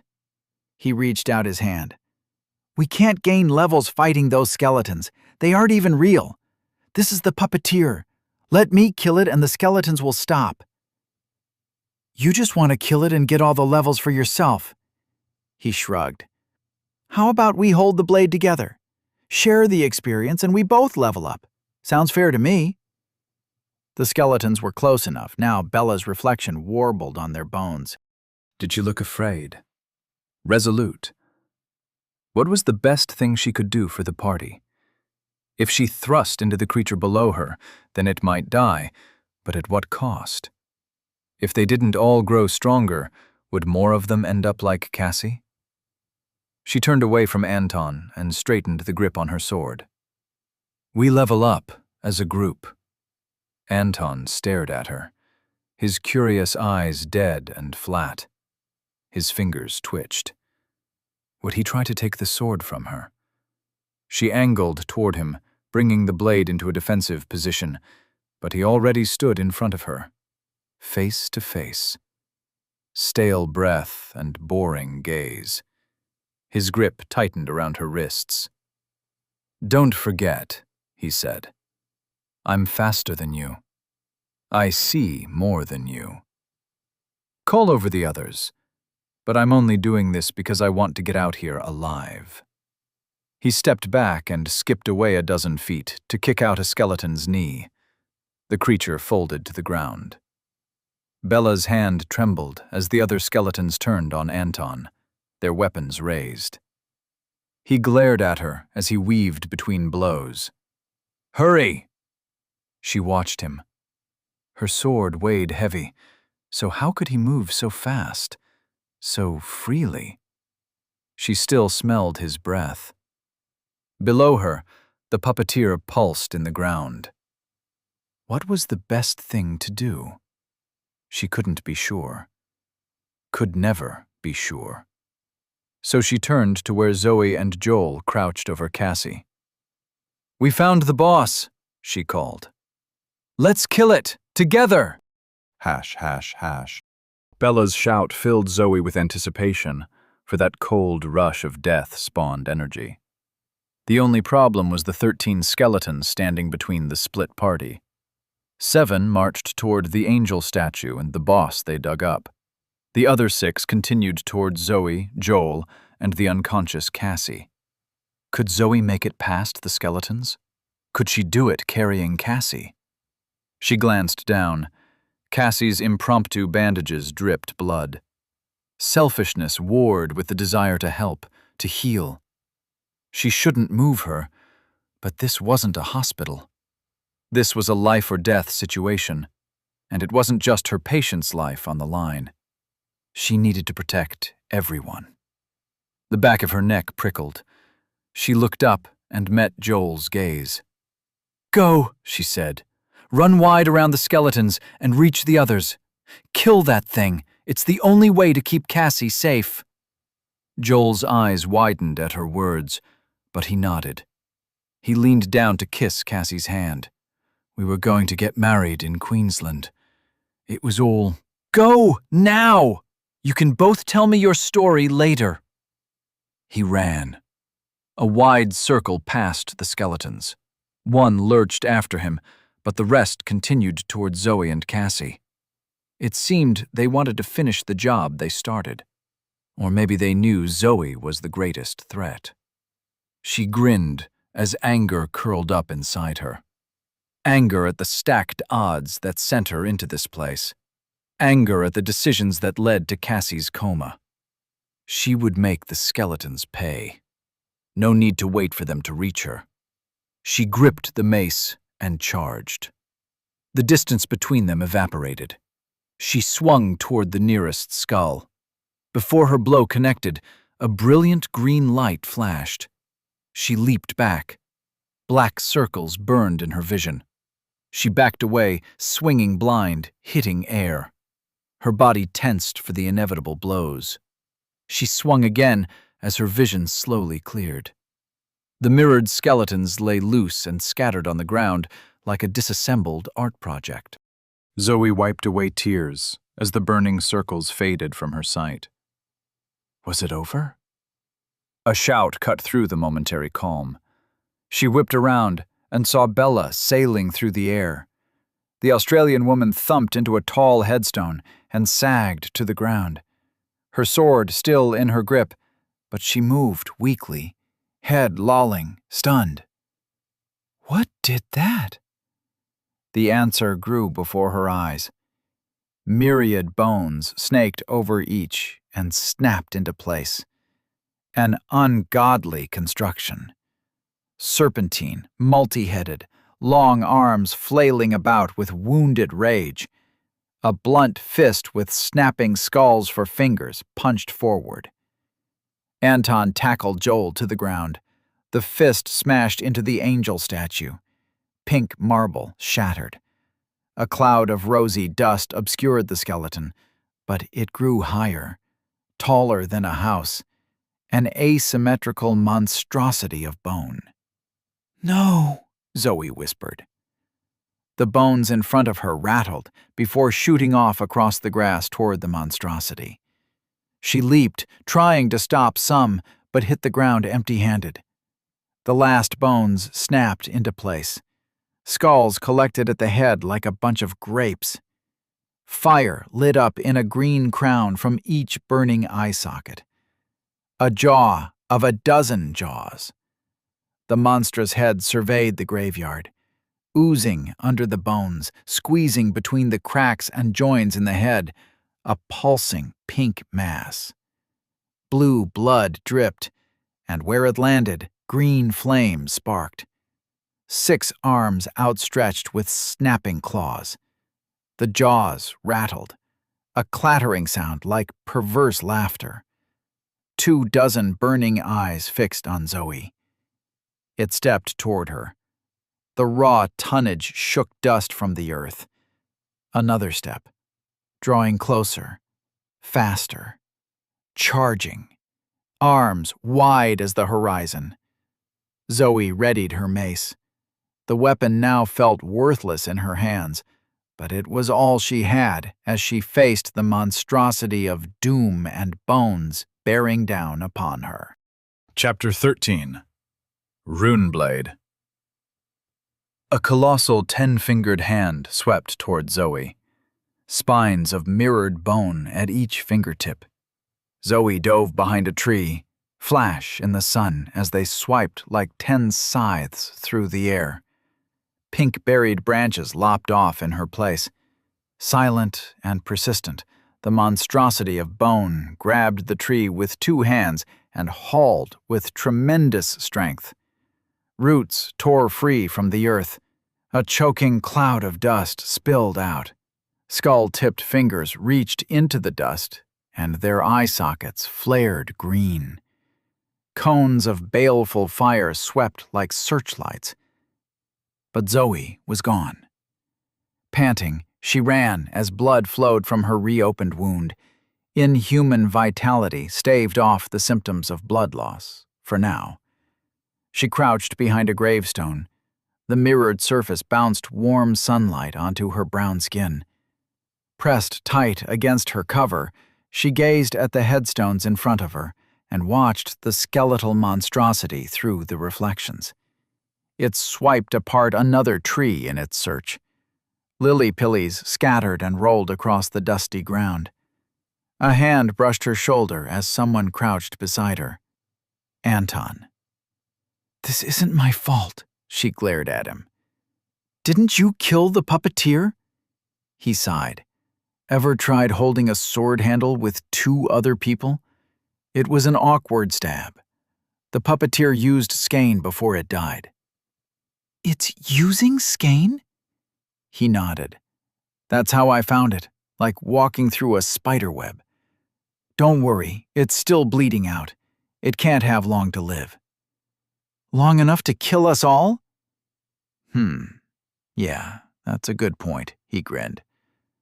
"So, what's the plan, boss?" Booming thunder knocked them to the ground. Zoe felt the explosion in her stomach. Green fire splashed over the cracked headstone. Zoe looked up from a pile of masonry.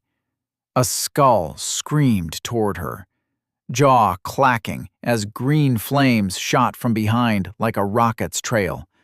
She dove to the side. Pain flared as fire washed over her and singed her clothes. "Get distance," she said. "We'll wait for it to bleed out." Anton nodded and scrambled away. The monstrosity reared up behind the headstones, towering, mirror-bright in the sunlight, and swiped. Bony claws shattered marble. Anton ran one way and Zoe another. It looked between them with silent calculation, head swiveling to scan the graveyard before it stomped away. Toward Cassie. "Damn!" Zoe clenched a fist. "Hey! Over here!" The monstrosity ignored her. She looked about for a weapon. Nothing but rubble, and so she hefted a hunk of marble the size of a bowling ball. With her might, it felt decent. She hurled the rock. It sailed through the air and struck the monstrosity's back. Bones shattered like ceramic tile, but the creature kept stalking. "No!" Joel charged.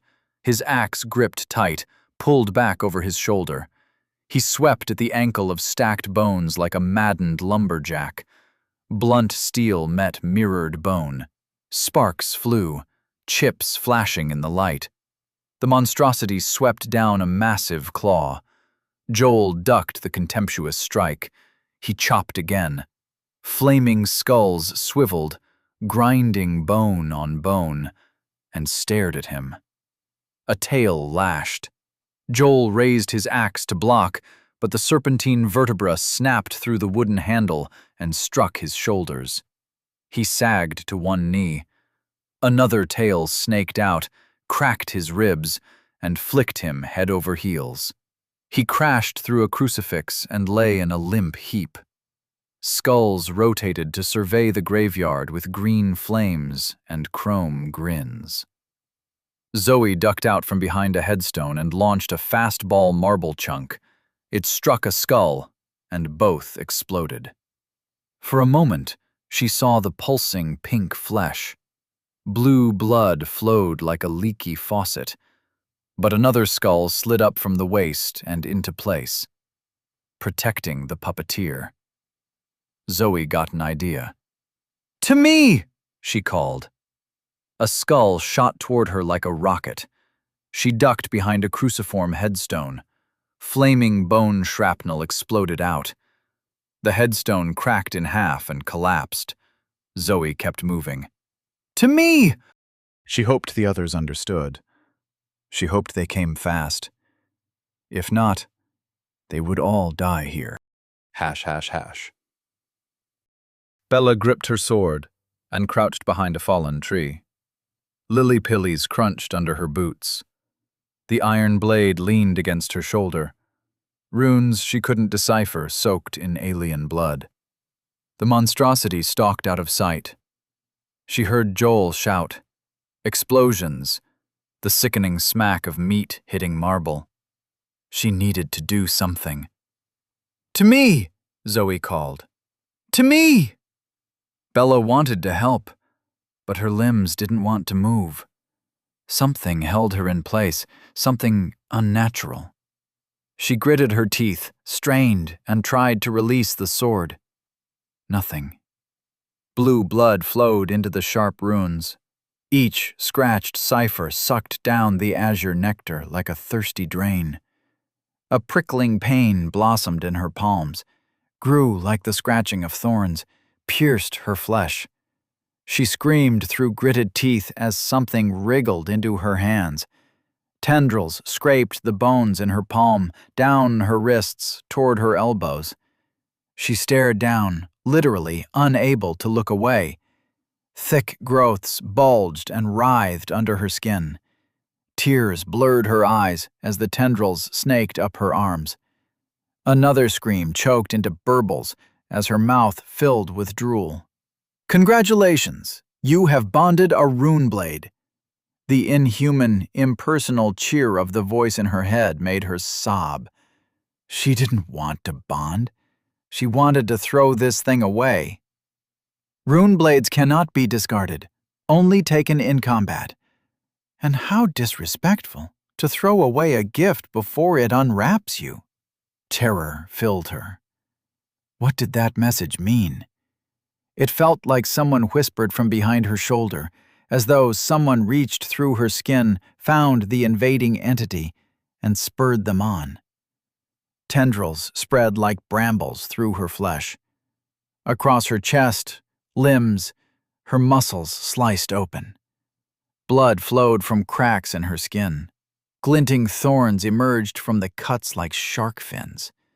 The roots entered her neck, and her panting breath became a wheeze as her throat constricted. Choking.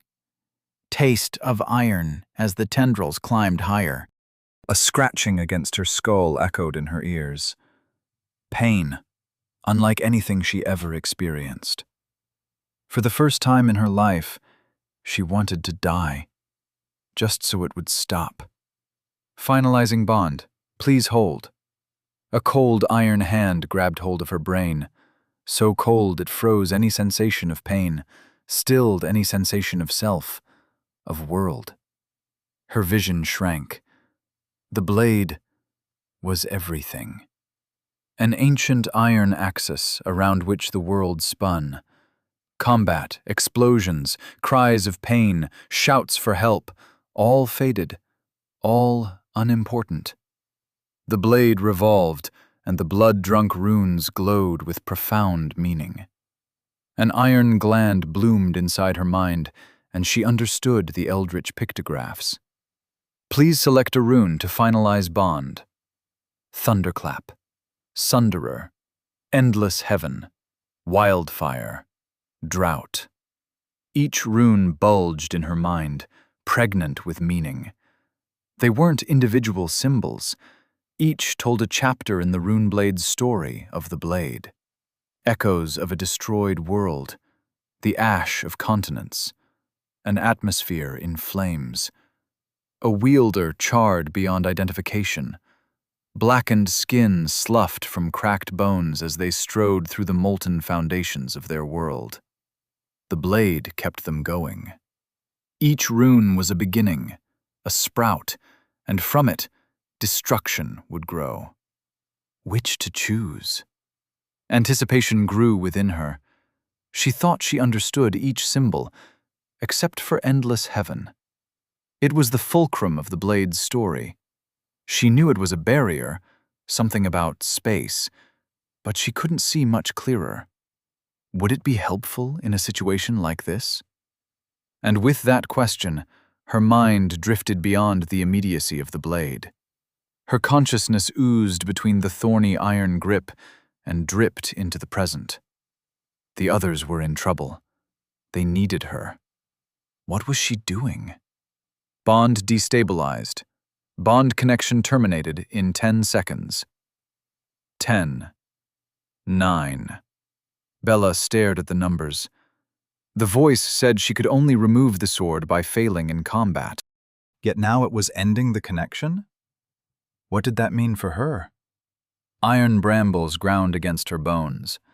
A sense of reluctance oozed into her mind. It came not from her, but from the blade. She directed her mind toward the system. Ideally, she would ponder this question over hours, study and weigh up the choices. But she had mere seconds, had to act on instinct, and so her mind returned to her hometown, to her family packing their car and driving away from a devastated farm, driving away from a way of life destroyed. She chose drought.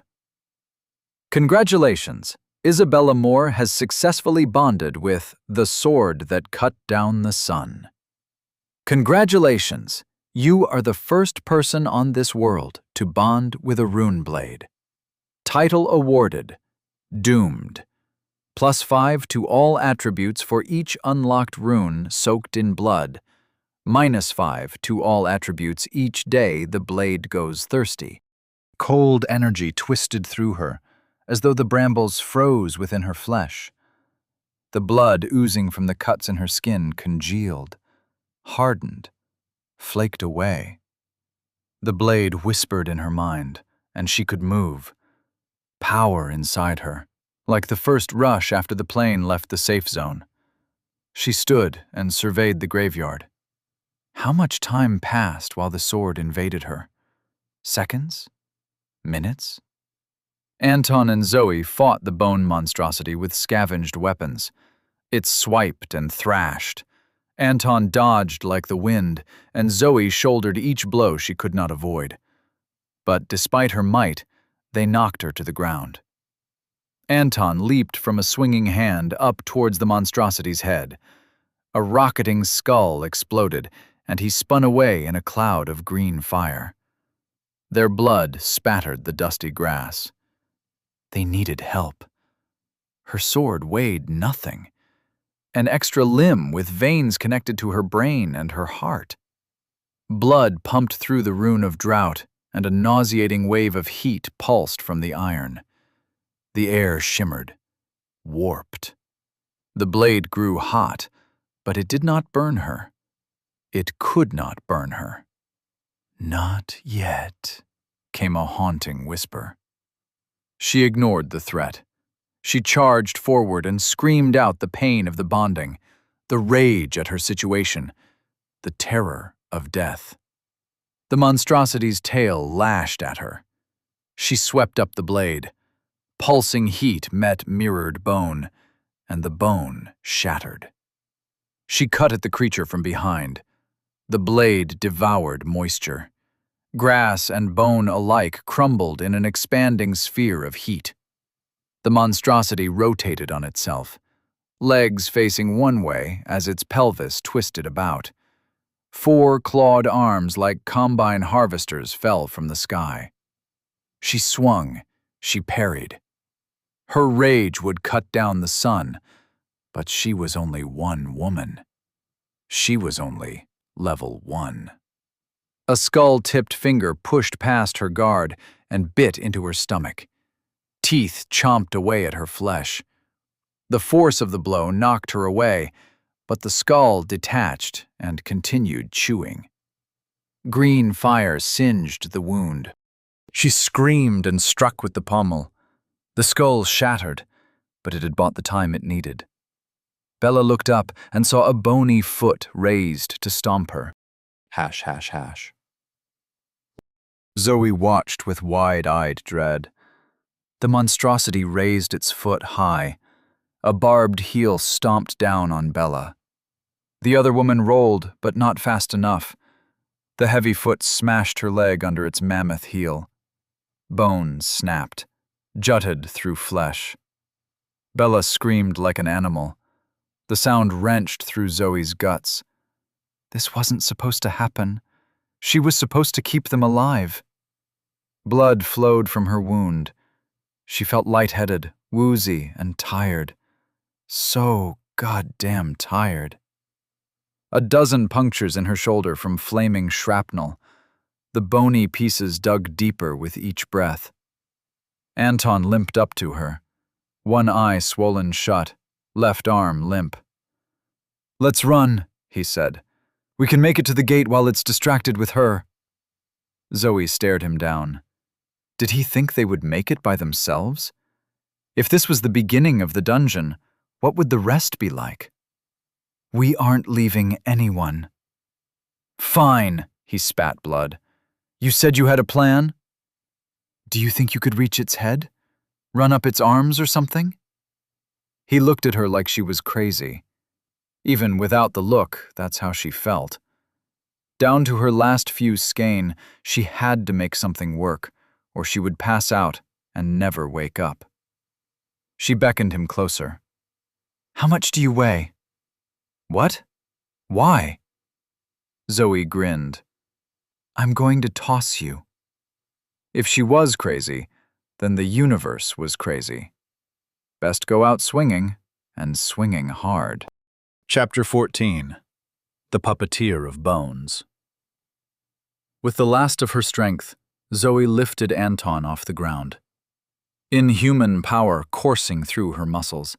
Even numb with pain and leaking blood to the point of collapse, she was stronger than any human before her. That thought alone kept her going. She nudged her free point into vitality. Cold flickered across her ribs as the bleeding from her wound slowed. Now she had one extra skein. Anton weighed nothing, like a helium human balloon. She blinked to clear her vision, clear her head, and aimed at the bone monstrosity towering over Bella's broken body. The once smiling woman still breathed, ragged gasps spitting blood into the air. Zoe hoped she would live. She prayed they would all live. Her plan had to work. There was no other option. "I toss," she said to Anton. "You jump." "I get it." He stood, balancing in her palms, and cupped his hands around his mouth like a megaphone. "Hey, you ugly bastard!" The monstrosity turned. Green eyes flashed with rage, and Zoe heaved. She wished she hadn't spent so much skein on the airplane. She wished her control was better. Lashing out when a small amount would have sufficed. Maybe then the others wouldn't lay cast about, broken and dying. But even the small boost of skein to her might made her muscles bulge, increased her strength, made her godlike. Anton leaped from her hands at the last moment. The force of his kick sent her hands shooting back. He sailed through the air like a human javelin as dark spots bloomed in Zoe's vision. No skein left. She was fading out. Consciousness slipped like sand through fingertips. But she gripped her mind with willpower alone, forced herself to focus and watch. This had to work. Anton struck the monstrosity's head. The clustered skulls snapped at him, but he ignored the chrome-like teeth crunching on his flesh and thrust an arm through the open jaws. A cruel bronze dagger in his hand plunged into the pulsating pink mass. Teeth gnashed. Hands of spines and skulls reached up to grab him, but he thrust again and again. The creature staggered, arms falling limp. Huge taloned feet crushed graves. Stepping closer to Zoe, a gout of blue blood sprayed into the air. The creature's legs fell apart as the puppeteer lost control. An inaudible, ethereal sound as cables of skein snapped. Bones exploded out and rained down. Amidst its own carnage, the creature fell toward Zoe like a lopped tree. Her eyes widened. She twisted, urging leaden muscles to move. Just move! She rolled her limp body out of the way as the creature crashed beside her. An arm, a shoulder, a chest, a head of spilling skulls. Some fire still glowed green. A hand, each mirrored finger tipped in a grasping ribcage, shed bones as it reached for Anton. Plucked him, still stabbing wildly, and tossed him through the air. The force of the throw snapped the monstrosity's arm at the elbow. Anton spun about and struck the branches of a tree. He didn't fall out. Zoe rolled over, vision fading, and stared at the pink mass. Blue blood oozed out of its stab wounds. The flesh quivered, pulled back like a slimy hood, and revealed a set of grimy teeth. Human-like, grinning, the puppeteer hissed.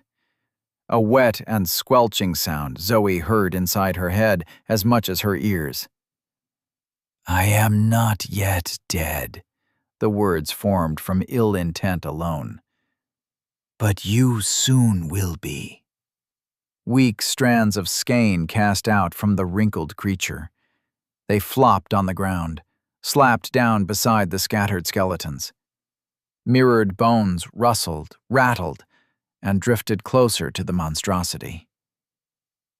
No, Zoe couldn't let it happen. The creature bled, slowly dying. She couldn't give it one last chance to strike at them.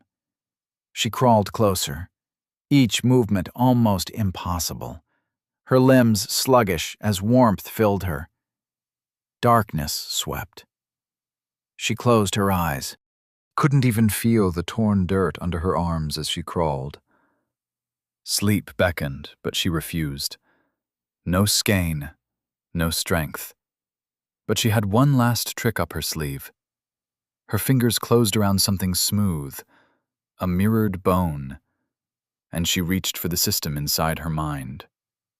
"Level up! You are now level 3. Please select an element to incorporate. Earth, Vitality +4. Mirror, Insight +4. Sun, Might +2. Vitality +1. Insight +1. The boost to Vitality would help heal after the fight, help survive the dungeon to come. But if that was how she thought, she would have chosen blood back on the plane. A boost to Might was compelling, as always. She could admit to herself the gains in strength were addicting. But, as much as they tempted her, she glossed over Earth and Sun. Attributes weren't her current priority. "I choose Mirror." The whispered words left her mouth, and frigid cold replaced the warmth in her limbs. She gasped. Her eyes snapped open. The world seethed with information. The mirrored bones glowed with a translucent, reflective aura. She breathed, and that aura bent toward her. Long wisps, ribbons of pure reflection flowed towards her mouth. The pulsating mass radiated fear. Teeth chattered, but she heard no words. The mirrored bones frayed, split, became a tangle of mirrored tendrils slithering toward her tired body. She felt, could see, the cords of skein sent out by the puppeteer. Sigil-lined portals opened upon its skin. From them, cables shot out and wrapped around the mirrored bones, entangled them, tried to keep them from sliding away. But the monstrosity was dying, and the system's confirmation of her choice reinforced Zoe's will to tear the bones from her enemy's control. The puppeteer's skein frayed under the combined weight of her willpower and the ethereal consciousness that spoke inside her head. Though the puppeteer animated the bones, they were not living. They were just raw materials, and Zoe wanted it for herself. She would take it. Though the puppeteer poured the last of its skein into its spell, it didn't stand a chance. The mass of bones split apart, disintegrating into mirrored snakes that slithered toward Zoe. They wrapped around her, sinuous across her flesh, and poured into her wounds. She screamed, writhed on the ground, revenge forgotten, her plan forgotten. Only pain remained as mirror replaced her substance. Black gunk oozed from the wounds. She vomited, a taste of burnt rubber and blood, feeling under her skin like cockroaches fleeing a burning mattress. She gasped, sobbed, and waited to pass out. Stop the pain. Reject the system. Yes. No. Through gritted teeth, she spat her defiance. Pain flared, white-hot, blinding as gunk slid from her wound. Time slipped away. She expected the torment to last forever, but the pain faded, and her vision returned. A clear blue sky above her extended up to a mirrored curve. Skein 4/63. Part of her hoped for a title after incorporating mirror, but she supposed with all the people in the world, it made sense someone else would have chosen it first. She sighed and gingerly sat up. The aftershocks of pain made movement cautious and slow, though only the old wound hurt. She felt it clotting. Hopefully, it would heal for good soon enough. Carefully, she brought herself to her feet and staggered over to the puppeteer. It bared its teeth. Skin ballooned, sagged, and a bloodshot eye laced with green fire stared up at her from between folds. She understood its rage. Words that were not words conveyed in the ancient glower. A timeless monstrosity, plucking lives for centuries. It could not die. It would suck the flesh from her bones and make them dance. It was... Zoe raised a foot and stomped.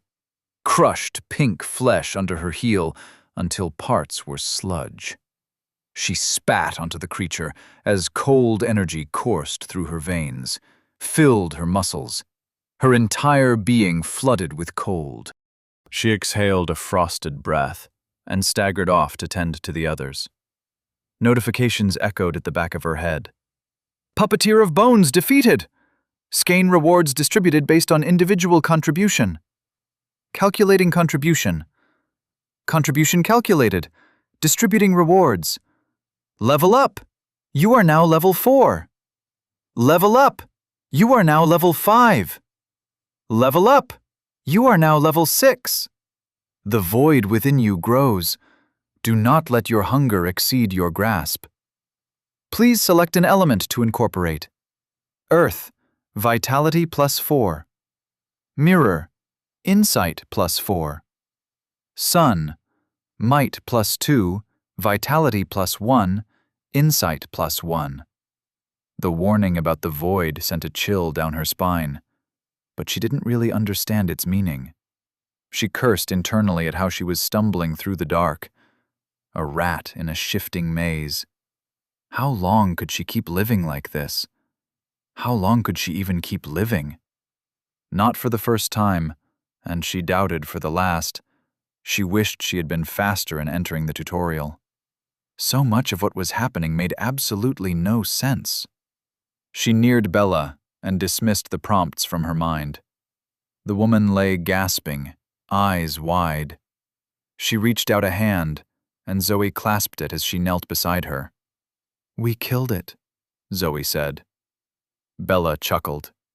"I got the same notification." She still gripped the sword in her hand. The blade remained hot, but no longer radiated intense heat like before. Blue scabs lined the runes. Zoe checked Bella's broken leg and gasped with shock. Bone no longer jutted out from the skin. "You set your leg?" "The sword," Bella said through gritted teeth. "It's pulling me back together." Zoe checked the wound. Something slithered and stirred beneath Bella's flesh. Bone clicked together, and blood oozed from the wound. As she watched, a metallic thread stitched the wound closed from the inside. Bella moaned with pain as her injuries sealed themselves. She squeezed Zoe's hand tight through the procedure. "What kind of sword is that?" Zoe asked. Bella glanced at the blade with a complicated expression. Longing? Disgust? "I don't know. The system calls it a rune blade. I know it will strengthen me, but to be honest, I'm scared." Zoe understood the feeling. "At least it's fixing your wounds." Bella shook her head. "It's pulling me together, but it's not healing me." Zoe stared again at the perfect stitches. Of all the things she saw so far since the world changed, this struck her as the most magical. After years of study, of practice, seeing a wound heal itself left a feeling of lightness she hadn't felt in a long time. Reminded her of the sunny day when she opened the clinic, a space for herself. She smiled before relief bubbled up inside her. First, she snickered, then she laughed. Bella joined and, hands held tight, the two women cackled until Anton fell out of the tree and crashed onto the ground behind them. He limped over, smiling in his odd way. "You both leveled up?" They nodded, and he rubbed his hands together. Though one arm still seemed stiff and sore. "Good," he looked at Zoe. "What's next?" Bella looked up at her as well. "You killed the bone puppeteer, and you took charge before. So, what's next, boss?" Zoe nodded as the responsibility slipped around her neck like a collar. She didn't need the threat of the quest anymore. Her actions had proved it to herself. She didn't want these people to die. So, what next? Find Joel, check on Cassie. We make sure everyone is looked after and leveled up. We rest, restore our skein, and then we head through the gate. She gazed toward the dark passage in the distant walls. An open mouth with hidden teeth, waiting for them to march inside. Let's see what else we can kill in this dungeon. Chapter 15. A fire burned between them. They found Joel beside Cassie. The 30-foot trail of blood drops showed how he crawled to reach her side before passing out. Zoe's heart slowed as she approached the two bloodied bodies. But they still lived. She felt relief, even though these two were strangers to her. Hell, she was surrounded by strangers. Maybe all that time as a doctor led to her disliking death? Despite this, part of her mind viewed them as liabilities. Had any of them even really helped beyond serving as distractions? Could any of them offer more than a place as a meat shield? That wasn't the route she wanted to go, not if she could help it. She dismissed these thoughts and tended to the two college kids. Joel was simply exhausted, bruised, battered, but otherwise fine. He woke when they checked on Cassie, and begged Zoe to do something. Do something magical. She nodded, but there was nothing she could do. The young woman remained unconscious. She didn't want to call it a coma, not yet, but she felt useless as she helped Joel carry her over to the side of the church they were using as a makeshift camp. As it became clear there was no more danger, Zoe burned her skein, boosting her vitality. She continued burning as it recharged into the night, and her wound slowly closed. For the sky deepened from pale blue to indigo, and a wind rose that whistled through the scattered bones of the fallen. It grew cold. Not as cold as the power that came from killing, but enough for them to seek out any form of shelter they could. With the help of Bella's sword, they dried branches into firewood. Anton still had a lighter and a crumpled packet of cigarettes. He used both to set a fire going, and they sat around, roasting lily-pillies, smoking, and reminding themselves that they were still alive. If anyone needed water to relieve themselves, or solitude, they would wander off, but for a while everyone sat in silence and let the silence grow. Emma sat with her back against the wall. The once broken leg extended out before her. It seemed fine, not any trace it was broken, but still, she winced with every step. The sword lay across her lap, unsheathed but cleaned of the crusted blood. Not once had Zoe seen Bella set it aside. Even now, her fingers traced the patterns of the runes. The silence, broken only by crackling fire and howling wind, grated at Zoe, choked her like a leash. How much responsibility did leadership entail? Did they expect her to start conversation as well? The thought ate at her, and she wondered what they were thinking, which caused her to pause. She had no family, but that wasn't true of everyone. Joel and Cassie were traveling together. Bella was returning home. Anton, she wasn't sure, but the filthy Hawaiian shirt he refused to abandon meant he was going on some kind of holiday. Just because she had nobody except a crooked ex-boyfriend didn't mean everyone else was alone. That didn't mean they weren't thinking about loved ones, thinking about a world torn apart and scattered. She opened her mouth, found it dry, and coughed. Everyone looked at her. She bit back a sigh and said the first thing she could think of to fill the silence. "Anyone want to know why I was flying to Sydney?" They looked at her, firelight dancing on blank faces, before Bella grinned. "I'll bite." She set the rune blade beside her. "And what did it have to do with the surgical tools you had to dispose of?" Zoe chuckled. "I forgot about that." What she wouldn't give to have those tools with her now. "I was chasing my ex-boyfriend. He sent me off to a retreat for a few days. Out of nowhere, right? So I thought he was doing something nice, and I had been stressed at work and in general. There's some debt built up, though I suppose that doesn't matter anymore." She stared at the fire for a moment as the realization dawned. She laughed and wiped away a tear. "So my boyfriend robbed me." Broke into the safes I had at my house and my office. Then they left. Him and our receptionist. No idea how long that had been going on. I thought she was flirtatious with everyone. You know I'm the one who performed her breast implant surgery. Just ungrateful. Anyway, they flew to Australia the day I got back. I saw red and chased them. No idea what I planned on doing with the surgical tools, but I wanted to make my ex suffer. Bella raised her eyebrows. "You flew across the world to kill someone?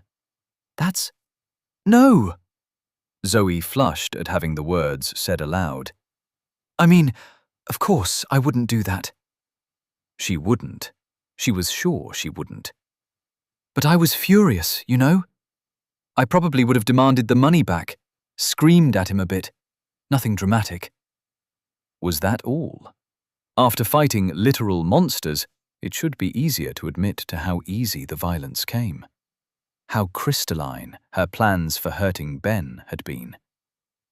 There are so many ways to skin a cat. But she didn't want to become another monster in this world so full of them. She caught Joel's eye.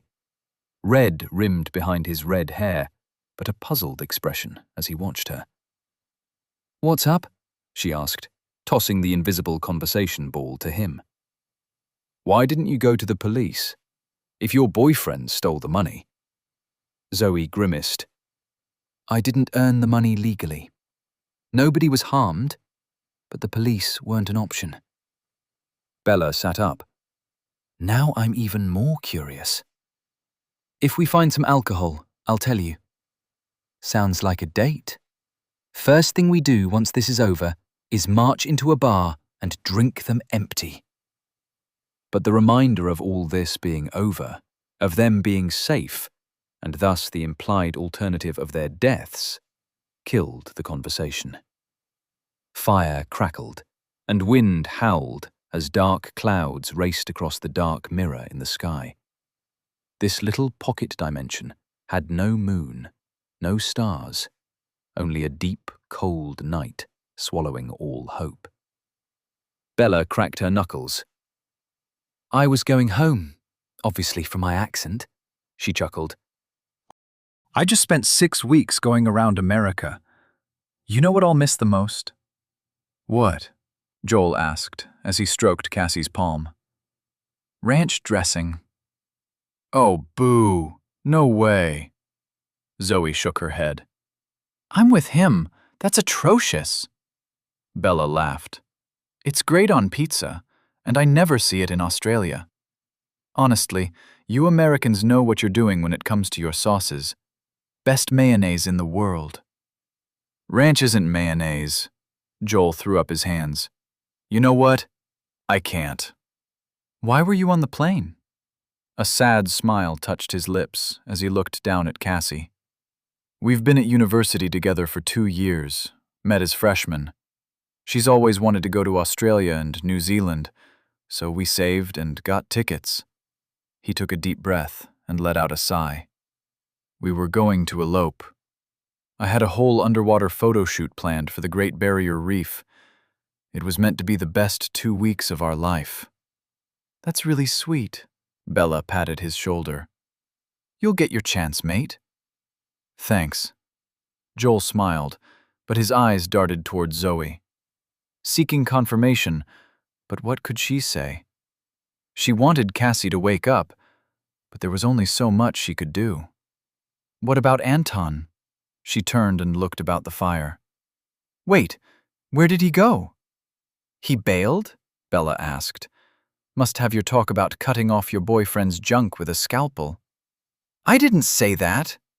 "Subtext, mate. He walked off that way." She pointed. "What's with you two anyway? There's a weird tension." Zoe stood. "I'm going to go and find out." She walked away from the fire, away from the shelter of the wooden church wall, and into the cold wind that whipped shadows through the graveyard. Her eyes, little mirrors now, reflected the world. With her enhanced insight, she found Anton amongst the scattered remnants of the puppeteer of bones. He kicked at a loose rib bone and sent it flying. She saw that he saw her arrival, and he saw that she saw him see her. They stood, with the corpse of the once pulsating puppeteer between them. "What's up?" he asked. "What are you doing over here?" "I can't wander off." "You can. I trust you to be safe more than I trust the others. Who knows what else lurks in this place?" He shook his head. "I think I understand this dungeon. We cleared out this room, so now this room is done. Can't you feel this place staring at us? It's waiting for us to move on." "I suppose I feel that." Zoe parsed some watchful intent from the all-encompassing. "But tell me, were you really going to abandon us and run?" He stuck his hands in his pockets. "Maybe. I don't want to die. All this power we're getting, stronger, faster, and I can see more than ever before. My mind's exploding. I can't give this up. Do you?" "No," Zoe didn't hesitate. But I don't want the others to die. I mean, sure, I don't want them to die either, but why should I die in their place? Nobody has to die if we work together. See, I think that's just naive. You would have died today if I didn't help you, if Joel and Bella didn't buy us time. I would have run. You didn't run. And you know you wouldn't survive through the gate alone, no longer than you would have here. He scowled. I found the puppeteer. I dug it up. You think you would have survived without me? No, I don't, Zoe smiled. And that's exactly my point. We need each other. This dungeon, it's only going to get harder. Once we leave, I don't care what you do or where you go, but in here we need to work together. He stared at her, that same expression from the plane, as though he knew a secret. She would figure out what that look meant, she swore to herself, even if she had to beat it out of him. But not yet. Not right now. First, she needed to survive. She stuck out her hand. Can we work together? He nodded. Sure thing, boss. They shook hands, and a tiny portion of the load on Zoe's shoulders fell away. Do you want to come back to the fire, or do you have more brooding to do? Actually, he rubbed a hand through his hair, I leveled up twice during the fight. I want to find some elements and incorporate them. Good idea. What are you thinking, if you don't mind me asking? He reached out and stroked a mirrored headstone. I want more insight, as much as I can get. So mirror for one, but I also want more of the lightness that sky brings. I think I'll climb atop the church and see if I can't incorporate the wind. You've thought about this a lot. He shrugged, but she saw the prideful smile. It seems important. I think it is, she said. Good luck, and come back to the fire when you want. We all need rest, and food, I suppose. If I have to eat another one of those nasty-ass fruits, I might just go through the gate by myself. Zoe grimaced. I know. Hey, she pointed at the puppeteer. Do you think that thing is edible? Only one way to find out. It felt silly to pick up the alien carcass and drag it back toward the fire, but she was famished. At times in her life, she ate far worse. Living in a forest, living away from civilization, she struggled. Meat was a luxury, and this meat they earned. It bubbled and roasted on a spit across the fire and tasted more like lobster than anything else. Dry lobster and chewy, but still. They wept as they ate. Enhanced fingertips gripped steaming meat. The first real meal, the first real luxury since everything happened. A few minutes of devouring, and then jokes, banter, a normal conversation as though they were merely camping, and the world they all longed for waited over the hill for them to return. Bella sliced the leftovers into carryable sections with her sword, and the metal blade struck something hard. I think I found the bastard's skull, she said. She dug inside and pulled out a peculiar object, a shard of curved metal, dull and copperish. She held it up to the firelight and the party's eyes. What do you think this is? She asked. An ethereal voice brought an answer. Bell fragments collected, 1/4. Chapter 16. The Mirror Bell Fragment.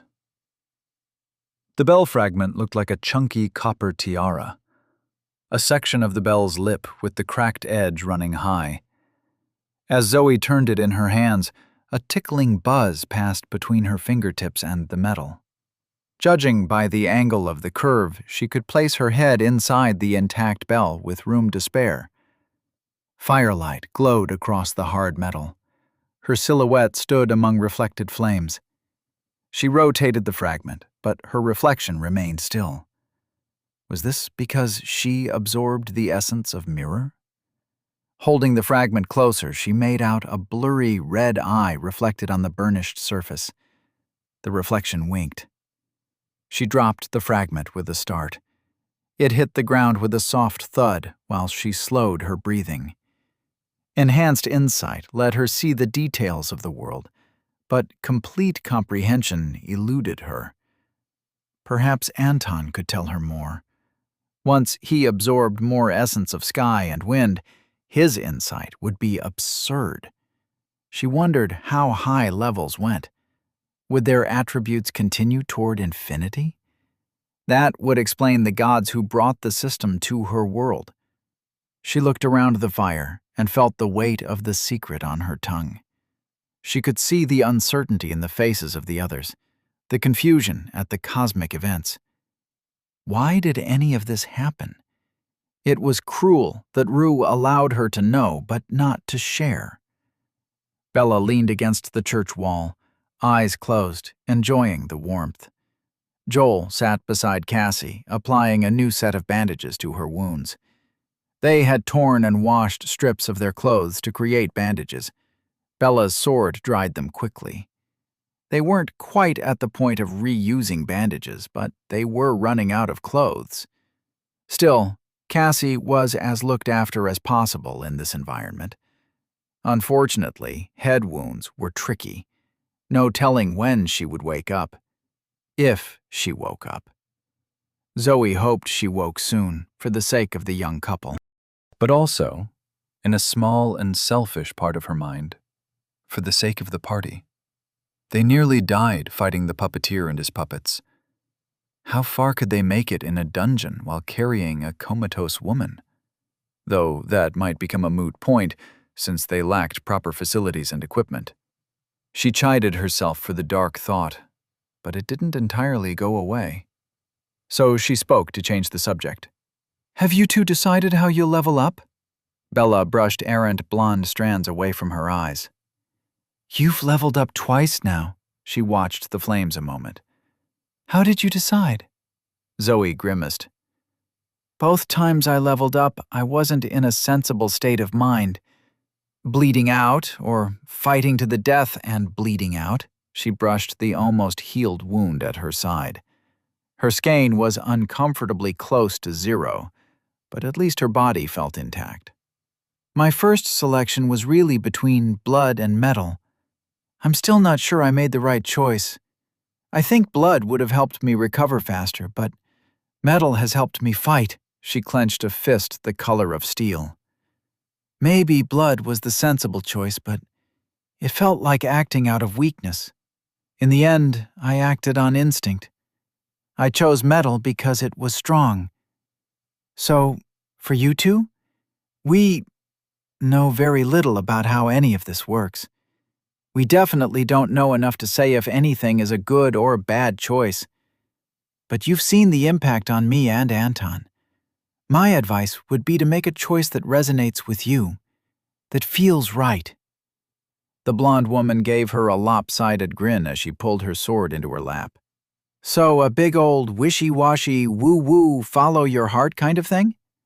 Zoe blushed. "Yes?" Bella ran a finger down the rune blade's gutter. Once more, she wore that mixed expression of love at arm's length. "I'll head over to the well." "Water?" "And shadow. I stuck my head over the lip of the well earlier, and the system prompt changed." I can almost hear the sword talking, nudging me, you know? It wants flames. She pointed at the campfire. It wants ashes, destruction. I mean, a blade that causes droughts is not a kind blade. But if I'm forced to use this weapon, it doesn't mean I'm forced to be the same. I want to become its opposite. Though I suppose a weapon should be destructive. Damn. Talking just makes me second-guess myself. I'm going now. She winced as she stood, the stiff blade propping her until she leaned against the wall. Using the sword as a walking stick, she nodded at the others and limped away. Her absence left an awkward silence between Zoe and Joel and the crackling fire. What should she say to him? Neither of them had apologized for their first interaction.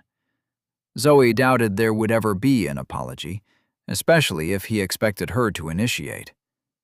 But that said, he fought against the puppeteer of bones, and his ambitions to protect Cassie seemed genuine, if youthfully romantic. He coughed, a nervousness on his face, as he got Zoe's attention. "Can she hear us?" he asked. "Bella? I don't know her insight score." "No, I mean Cassie. Can she hear me talking while she's in a coma?" Zoe winced at the word. She never enjoyed delivering bad news. Part of the reason she became a plastic surgeon. "It's hard to say. Some parts of the brain respond to external stimuli, but whether she understands? All I know is that talking can help you both." Joel nodded, his hand gripping Cassie's tightly. "Do you think we can help her select an element?" Zoe frowned. "I'm not sure. Without levels, we're fragile. Cassie took one bad hit, but I saw you shrug off half a dozen. She leveled up back on the plane, defending me against those undead people. But if we help her incorporate an element, she'll become stronger. If we boost her vitality, she should wake up. She has enhanced vitality because of the Intrepid title. She's already recovering faster than normal." And I'm sorry, but I don't know how to help her select an element. That process is purely mental. If she hasn't done it yet. Joel nodded. "I'll try talking to her. Thank you." What about you? He pointed at the campfire. "I've always wanted to shoot a fireball for real." Makes sense. The conversation dropped off. Zoe nodded and stood as the awkwardness increased. "I'm going to go level up." The words fell clunkily off her tongue. She left the fire, and with it the option to incorporate the heat and flame and ash into herself. It was tempting, especially after seeing how helpful Bella's sword was during a fight. But she chose metal first, and it was time to take advantage of her lodestone title. She would take any edge she could in this dungeon. It would not be her grave. ###. She walked through mirror-lined gravestones. The campfire was the only light, but the darkness was not all-encompassing.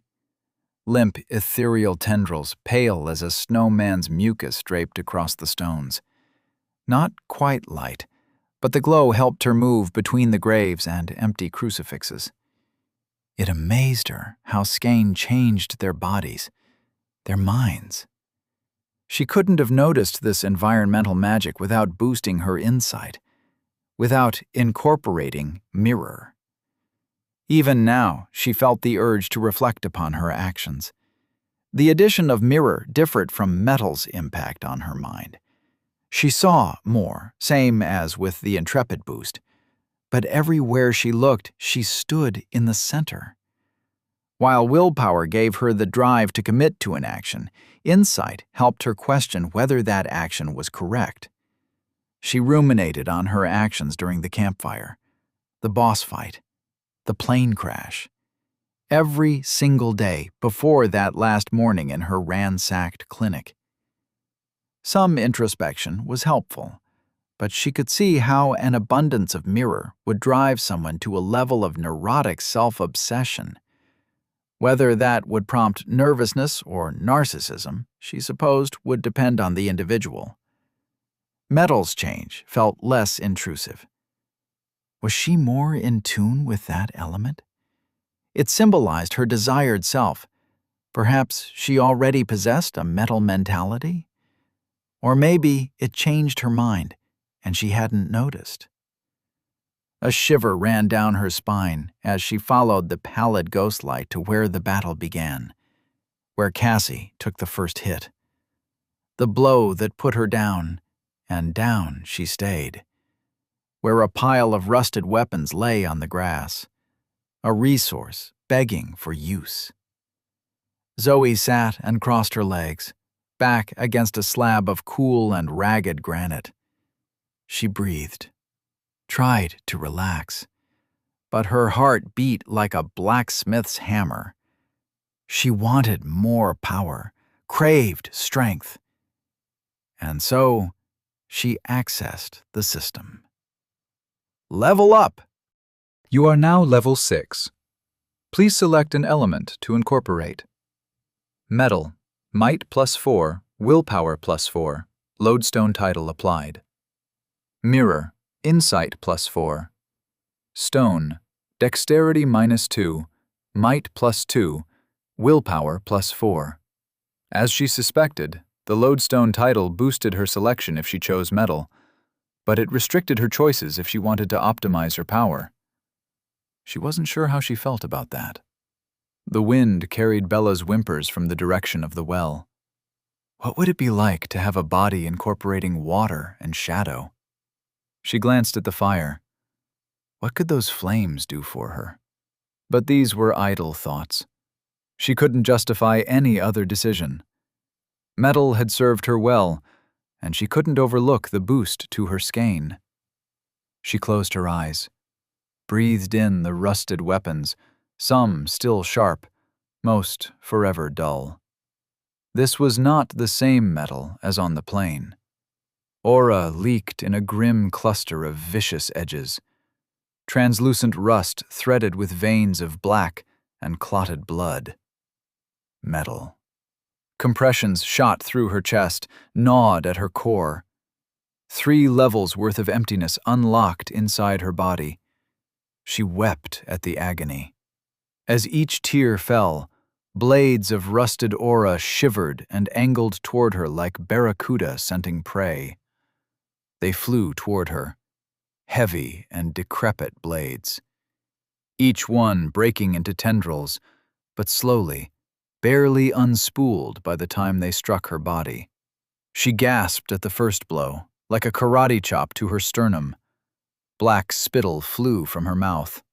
Immediately, new instincts shouted out to cancel the magical operation, but that was not in her control. She felt the resolute will of the system with its hand on the lever, cranking the operation toward completion. Heavy blades thunked into her like plows into stone. She vomited blood-laced filth. Bruises bloomed across her chest. When the aura struck her, it spilled. Tendrils of rusted metal burrowed into her flesh. She puked the horrid black gunk as waves of cold and pain washed over her.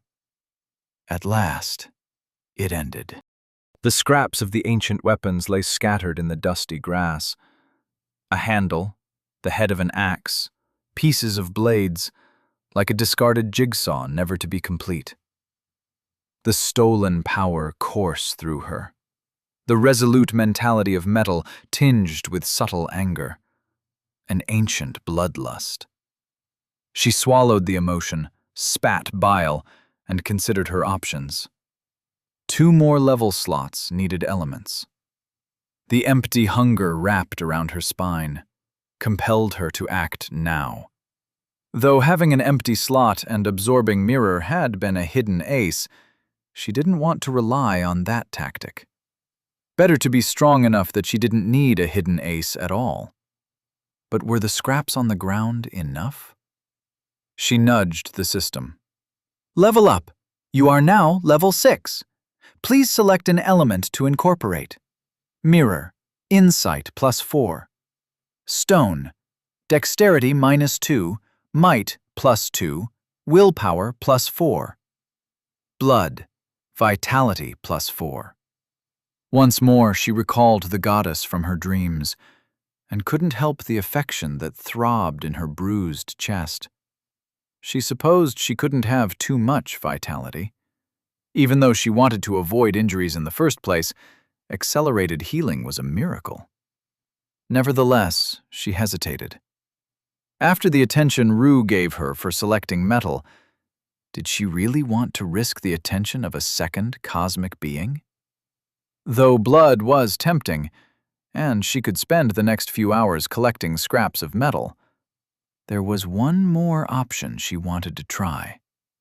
With a trembling hand, She pulled out the bell fragment, the jagged piece of lip cool in her hands. She focused every ounce of enhanced willpower. Another consciousness brushed hers, and the system acknowledged her request. Zoe grinned as the information displayed.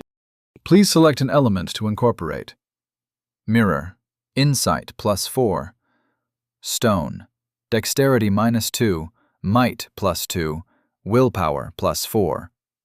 Fragment of the mirror bell, Sound, Metal, Faith. Dexterity -1, Might +7, Vitality +4, Willpower +7, Insight -1. Lodestone title applied. Something was finally going her way, but a voice broke through her joy. What will you do with that? Zoe covered the fragment and looked around. Who's there? But she knew that voice. Rue's tired eyes looked up at her from the scraps of metal littered on the ground. You continue to prove interesting, he said with a hint of a smile. Chapter 17. Actions have consequences. The eyes of a god peered out of the broken weapons on the ground. Dozens of softly glowing red orbs reflected in the tall, mirrored headstones. Zoe sat surrounded by eyes, as though a peacock burned around her.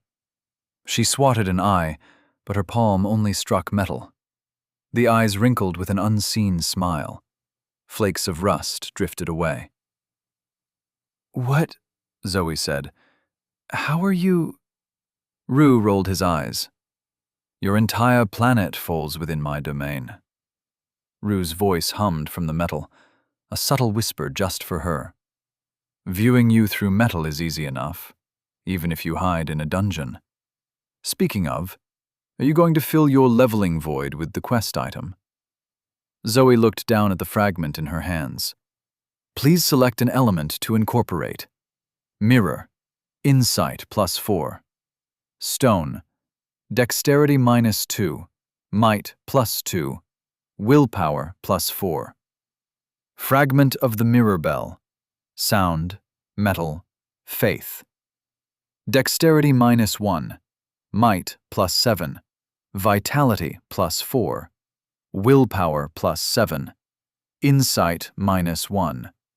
Lodestone title applied.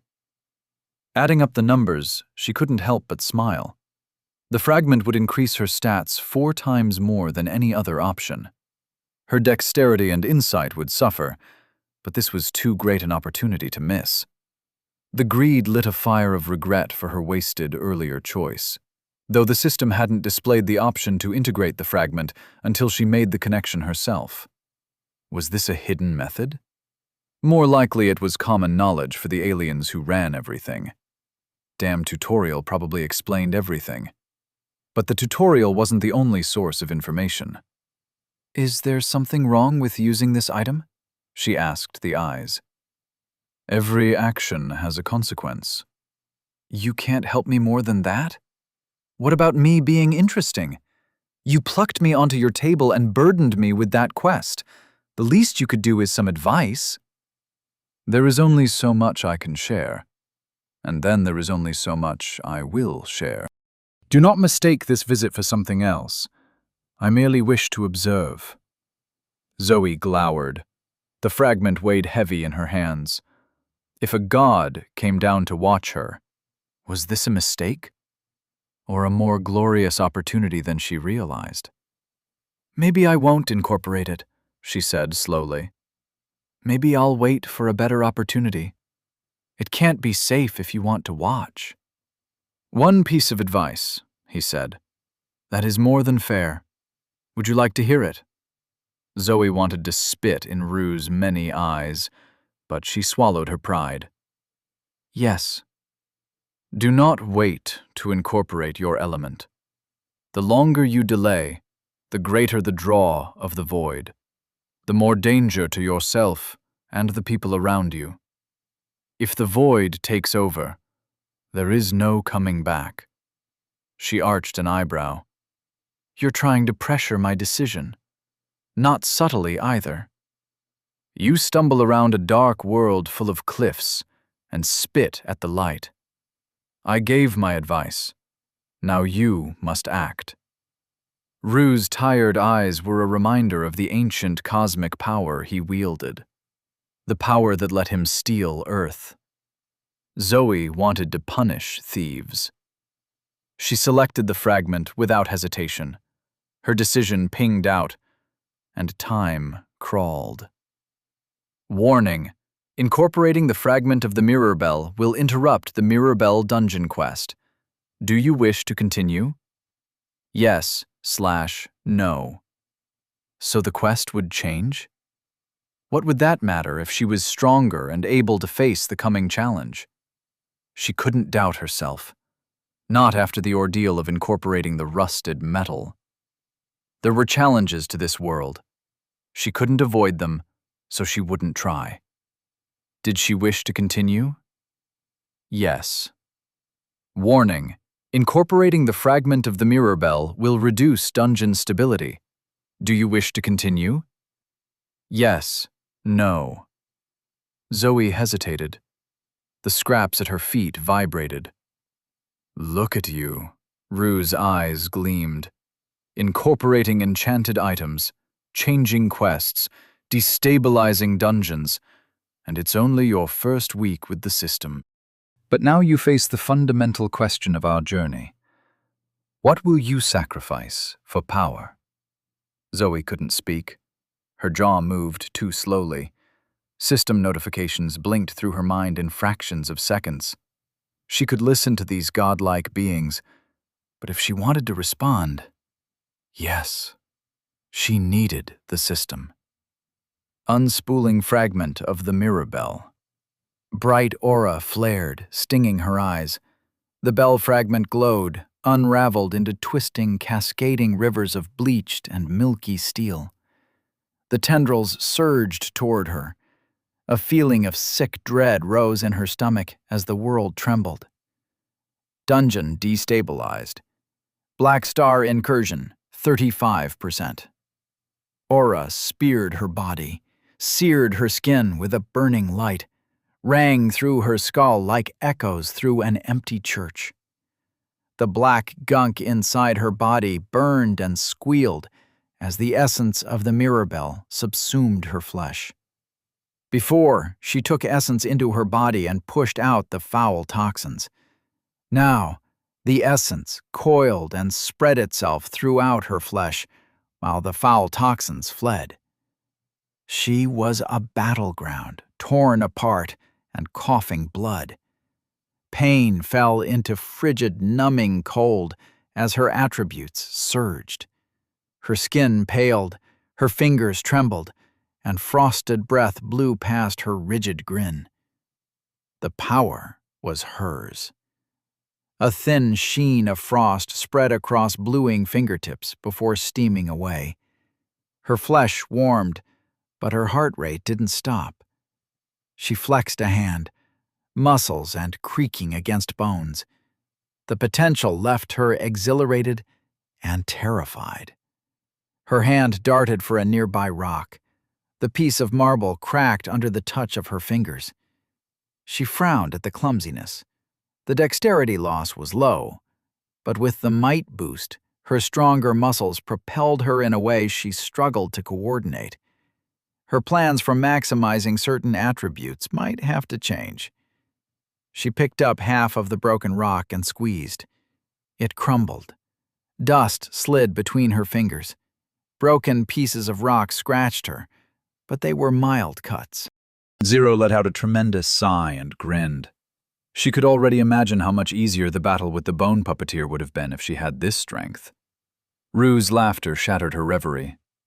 "Counting your spoils?" he asked. "I can't believe you're not scared." She scowled. "I did like you said, didn't I? I absorbed the fragment before the void did whatever it does. What else do you want? You don't feel it? No, your insight is far too low. What are you talking about? The system is calculating your consequences." "What consequences?" Anger made shouting at a god seem wise. I'm only doing this to survive the quest you gave me." You accepted that quest, just as you accepted the consequences of your actions. The system filled her mind. You have internalized the fragment of the mirror bell. The knowledge of the quest shivered like a dangling cyst inside her brain. It pupated, split. Dungeon objective updated. Assist Zoe Chambers in absorbing the remaining fragments. Bell fragments absorbed, 0/3. With the same uncanny knowledge of the system, she knew the entire party received the same update. They would all know what she did. What would they think of her actions? She glanced over toward the fire. Joel leaned over Cassie.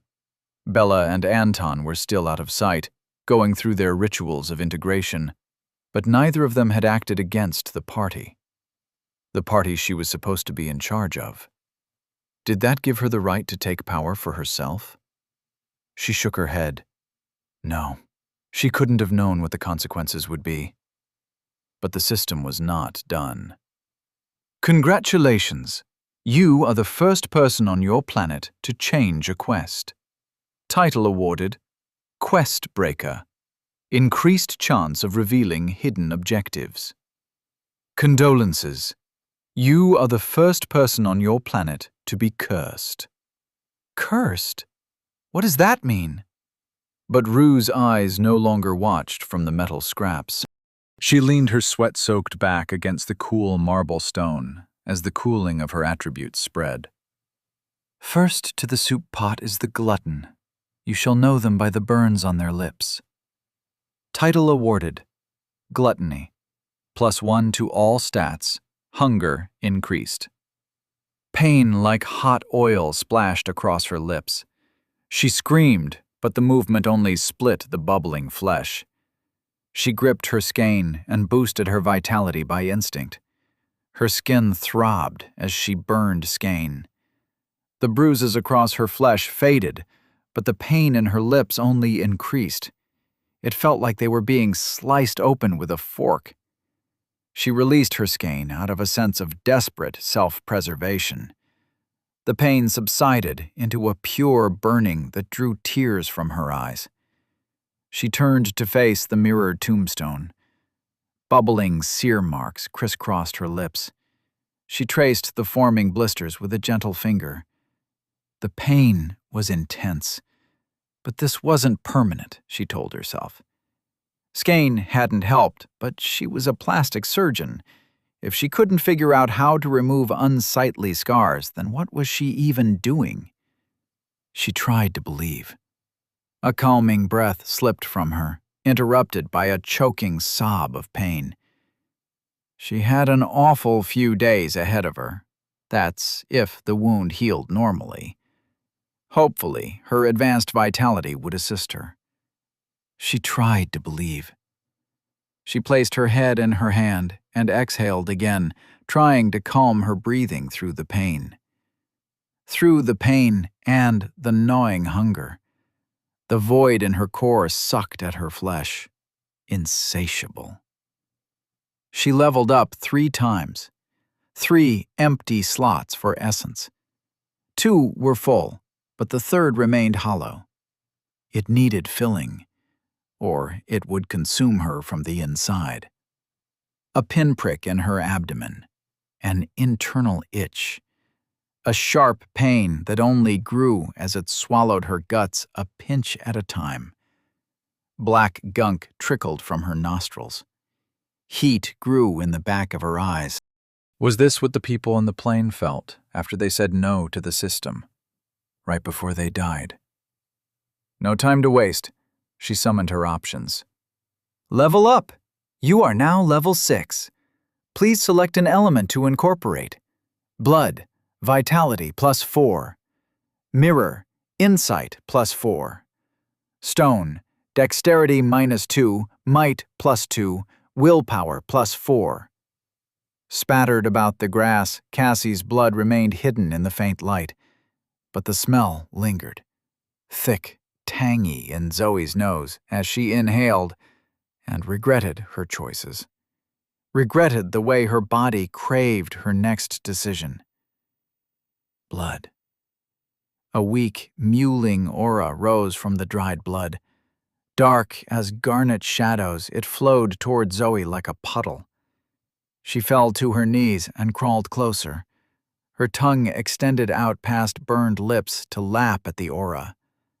The hunger made her an animal. She knelt by the river in a dark forest, a teenage girl, alone but for the dogs. Slake the throat dry with thirst, not words. Did she even remember how to speak? Did she remember anything besides the forest? The feeble aura rolled into her, and the cold of the essence diffused the heat behind her eyes. She spat out gunk, but the trickling from her nose stopped.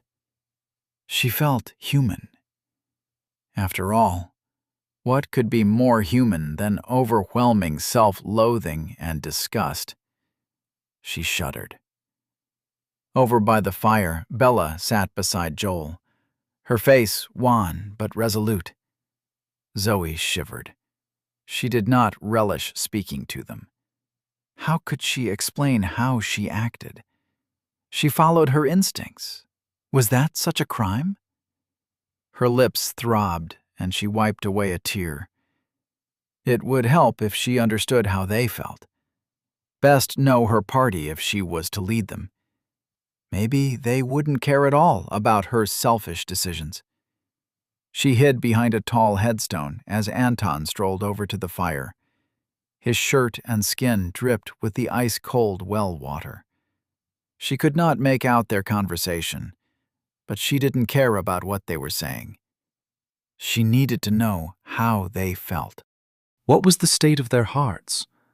If she knew that, perhaps it would settle the roiling emotion inside her chest. Consuming essence of blood, sound, and faith. Every bone in Zoe's body groaned as a terrible force gripped her. Her legs collapsed, and she fell to her knees, gasping, unable to breathe as the energies in her body thrashed like eels in a bag. What was happening now? Technique forming. Chapter 18. Our Hearts Toll as One. Zoe fell to her knees. A silent scream stretched her mouth as her eyes rolled white in the back of her head, aura unstable as any newly integrated world. Rue smiled as the technique blossomed in her chest. How very interesting. He sat on his lounge. Silk curtains hung from an ivory frame, draped like walls to provide privacy, but the roof remained open to show a view of the new world. The ruby floor of the Bloody Eye throbbed beneath his feet, ancient crystal, worn but soothing. On the table before him, now cleared of alcohol, hovered a multi-angled projection of Zoe. Each scrap of metal in the dungeon served as a camera. Her image was more complete than a low insider could handle. He sat alone, beneath the stars of this frontier system, and watched his latest project. He wasn't quite bored. He didn't quite wish it was all over, in fact. Someone smacked the back of his head with a blow that would shatter mountains. He glanced back and raised an eyebrow. Something to say, Lorilla? Lorilla, the goddess of love, the blood Gorgon princess, the cascade enchanter, stood behind his lounge with her hands on her hips. "You're being cruel," she said, "goading this woman into consuming a dungeon pillar." He turned and leaned on the lounge's backrest. "I warned her." "You did no such thing. And what if the dungeon collapses?" "Our cohort is more than enough to suppress a Black Star incursion. The Admiralty will never know," he smiled. "After all, what happens on the frontier stays on the frontier." She crossed her arms. "You would have us fight on our vacation?" "You know the others miss it." "Then why not go back?" Rue rolled his eyes. "I'll not have this argument again." "Then tell me, how will your little pet project survive the incursion at ground level? What purpose does this serve at all? Rue shrugged. She's proven resilient so far. Hey, she even incorporated blood. You should be happy. Lorilla moved. Her hand superheated the air into streaming plasma. Implosions sucked the curtains inwards. Rue's wrist stood like titanic steel against her palm. The explosive collision stripped the curtains from their rods and flung them toward the horizon of the blood-red planetoid. Lorilla scowled. Please, don't block me when I slap you. Please, don't slap me. Her other hand vanished. Thunder rocked the viewing chamber as a handprint glowed into place on Rue's cheek. Stop tormenting her. It is beneath you. Rue rubbed his cheek as blood leaked from the imprint. You misunderstand. Is it torment to hammer the sword you forge? To plunge it into flame until it becomes malleable? Your metaphor falls apart when you compare a living being to an inanimate object. He smirked. How like the Blood Gorgon princess to assume metal is not alive. And besides, his smile faded, sinking away into his tired depths. Is this any worse than what you and yours did when they trained me?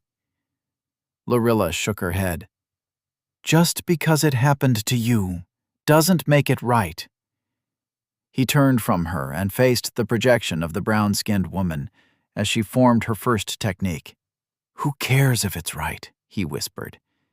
It's interesting. Zoe wanted to die. She was exploding, skin swelling like a balloon, buttons popping from her shirt, ribs cracking to stretch, making room for the new organ gestating in her chest. For a hysterical moment, she thought her implants might explode. She reached for her skein, but it was not there. Technique crystallizes. Despite the fear, Zoe reached again. If she could draw on her metal, she could harden her body, and maybe she could end this roller coaster of pain. Be still. Lightning struck her between the eyes. Thick, discordant, rainbow. Her skin blackened as the lightning poured into her body. She couldn't move, but her muscles twitched in the force's grip. Nothing to do but think through the horror she could not escape, like a passenger on a runaway train. And then, with the help of the mirror still inside her, clarity bloomed. As her chest expanded and her skin tore, she understood. Increasing willpower helped her commit. Too much willpower, and she committed before reflecting upon her choices. Was this wrong? Her organs floated and shifted through space. Something cold wrapped around her heart. Wrong? Look where it got her. Lightning coursed through her flesh. Pain and shock receded from one another. She floated in darkness, begging for unconsciousness. If she lived through this, she would increase her insight. The terrible grasping force vanished. Her chest shuddered and retracted until she cowered on the ground, a normal woman with a deep desire to curl up and cry. The lightning retreated. She twitched, sparks ran down her hair, and the world fell still. Technique crystallized. Our hearts toll as one. User can link and listen to the heartbeat of party members. Skein cost depends on party size and distance between members. She laid there as new knowledge settled into her mind. The cold thing wrapped around her heart warmed. Fingers probing her chest felt nothing. No aberration. She sat against a headstone. No pain besides her flaming lips. The energies inside lay tepid, a slow, almost imperceptible roiling, as befitted metal and mirror. She certainly felt lighter after burning through the essence inside her, though she wished she had known what was going to happen. What was this technique that consumed the essence inside her? She did not know if it was something to be expected or an anomaly.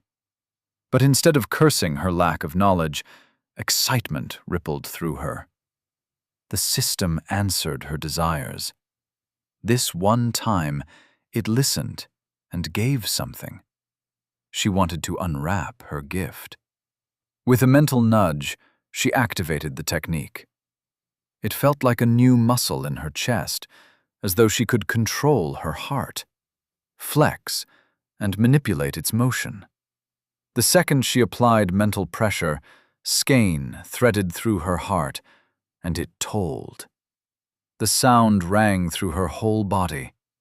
It passed beyond her, an invisible aura of faith and sound that expanded out and faded away a few feet from her body.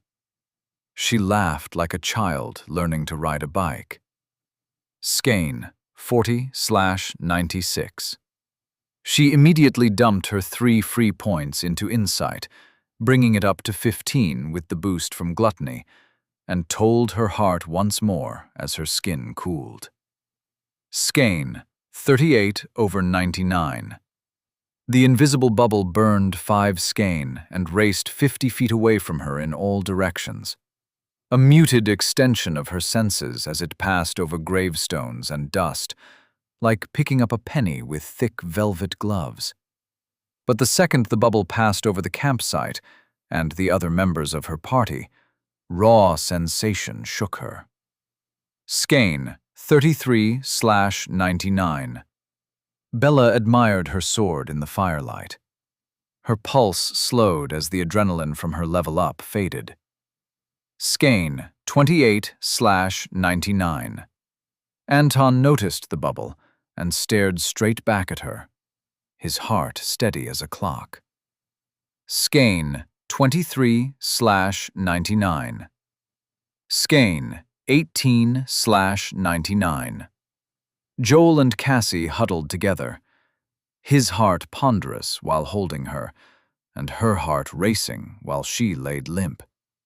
Racing? Zoe frowned. Each heartbeat offered a slight insight into the mood of her party members. She focused through the percussion on Cassie's pulse. Erratic.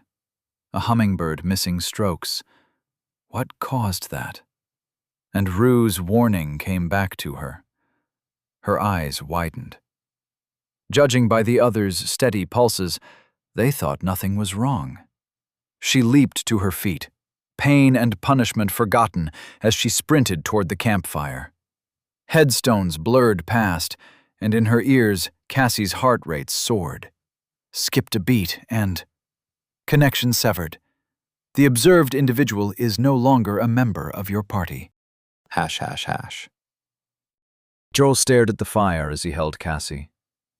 He felt a hollowness in his chest and soul. Was it this level-up emptiness the others spoke about? Or was it just staring down at the love of his life as she slept? He stroked a strand of hair from her face.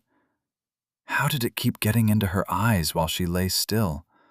It seemed impossible. He wanted to laugh at the word, but nothing passed his lips.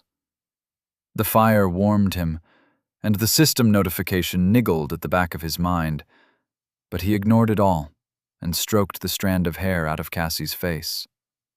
Maybe if he prayed really hard, she would... Cassie shivered in his arms. Babe? How cruel that hope kept sparking. Are you all right? Bella hurried over. What's happening? I don't know. He checked Cassie's pulse. I don't know what I'm doing. Is this too fast? Bella checked. She frowned down at Cassie and placed 2 fingers on her forehead. She's burning up. Anton continued staring into the graveyard. What could he see in that utter darkness? Here comes the boss, Anton said. Zoe emerged from the dark. Black gunk and blood smeared across her face. Hair wild, eyes wilder. Livid burns on her lips. What happened to her? She strode toward him, and he pulled Cassie into his arms instinctively. Get away! Zoe grabbed his wrist. Her grip squeezed his bones. How was she so strong? She pushed him out of the way and crouched beside Cassie. She brushed the back of her hand against Cassie's eyes and flinched. She looked at Joel. "I'm so sorry," she said. "What are you talking about? Help her! Cassie? Cassie, can you hear?" Cassie's eyes exploded. Black gunk spouted out from her sockets and spattered the dusty ground. Droplets landed in the fire and squealed like trapped rabbits. Joel rushed over to Cassie, but Zoe shoved him. "Stay back!" He tumbled backward and struck the wall. Gazing in terror as Zoe towered above Cassie, staring down at her as though she wasn't human. "What are you doing?" he yelled. "We have to help her." "This isn't Cassie anymore. Remember the plane? She's one of them." Cassie's body twitched, squirmed. Zoe kicked, but Cassie jerked out of the way. Her limbs bent, crinkled, and she clambered onto all fours. Black gunk trickled from the empty holes of her eyes. She grinned. Too wide a smile, too many tombstone teeth. Her face twisted into a perversion of the woman he loved, but he couldn't look away. Couldn't stop staring at the end of his world. Zoe's foot lashed out. The kick cracked Cassie's ribs and blew her into the church wall. Cassie struck the wood and twisted. Fingers and toes dug into the wall, and she scampered away like a lizard. At the peak of the roof, she turned and cackled before crawling out of sight. Joel stared at that empty spot of darkness until tears blinded him. "Why?" he said. "What did we do wrong?" Zoe crouched before him, her hands on her knees. "The void consumed her. That hunger you feel when you level up?" She pointed at the roof. "That's what happens when you wait too long." Bella placed a hand on his shoulder. "I'm sorry, Joel. Cassie was—" He pushed her aside. "Cassie isn't gone." He wiped away tears and stood. "I'm going to find her. We'll solve this. Anything can happen in this world. This has to be reversible." He strode to the edge of the firelight and gazed into the dark beyond. "Don't follow me." And he walked away. ###. Zoe watched Joel leave, still listening, waiting for the notification that promptly occurred. Connection severed. The observed individual is no longer a member of your party. She sighed and turned to Bella and Anton. "What do you think we should do?" Anton shrugged. "He doesn't want our help. Any minute now we'll hear a horrible scream, and then we won't have to worry about his dead weight ever again. I say we head toward the gate and get a head start on the dungeon." Bella shoved him. "You prick! He doesn't want our help? His fiancée just died." She turned to Zoe. "We have to help him. What's the point of us coming here if we let each other die?" Zoe nodded and strolled over to the swept dirt where Cassie lay just minutes ago. The imprint of a woman in repose remained in the dust. She had no love lost for Joel, but did that mean he deserved to die? Even by his own foolish actions. Inside her chest, 3 hearts beat, 2 waiting for the third to lead. She stared out into the darkness and listened. No screams yet, but what did that mean? It could already be too late. The quest ticked away at the back of her mind. Did she want to waste time rescuing him? Zoe gritted her teeth and stood. "I can't decide, and I don't—" She almost said she didn't trust her decisions. But should a leader admit that in a moment of crisis? "Let's flip a coin. Who has one?" Anton produced a nickel from somewhere. His eyes gleamed approvingly, while Bella looked sick. "Call it, boss," he said. Zoe sighed. "Heads, we save him." Anton flicked the coin, and it spun high into the air. Chapter 19. The Safe Room. The coin spun in the dark air. For a moment, it reflected no light at all. Zoe stared up at the invisible coin and hoped it landed tails, even though it was wrong. It was easier. She wanted something easy. Wanted an excuse to do the wrong thing. Wanted a reason to excuse the sick feeling inside. How could she have made it a coin toss? But isn't fear the answer to so many of life's questions? The coin fell out of potential and into actuality. Anton let the coin hit the ground. He stared down with an indifferent expression. Zoe and Bella joined him on either side. "It's decided then," Zoe said. "Grab anything if there's anything to grab. Then we go." "What's there to do besides hydrate?" Anton said, before taking a long drink of well water from the pail. Bella glared as he gulped it down. "You don't have to be so smug." Zoe placed a hand on Bella's shoulder. "It's for the best." Did she keep the relief from her face? Bella shrugged her away. "It's still wrong." Zoe pursed her lips. The action stung her burns, but she pointed out into the dark with a steely finger. "The gate's that way. Let's move." She moved away, not looking back, but listening within her chest. The distance between Anton's heart and hers remained the same as he followed.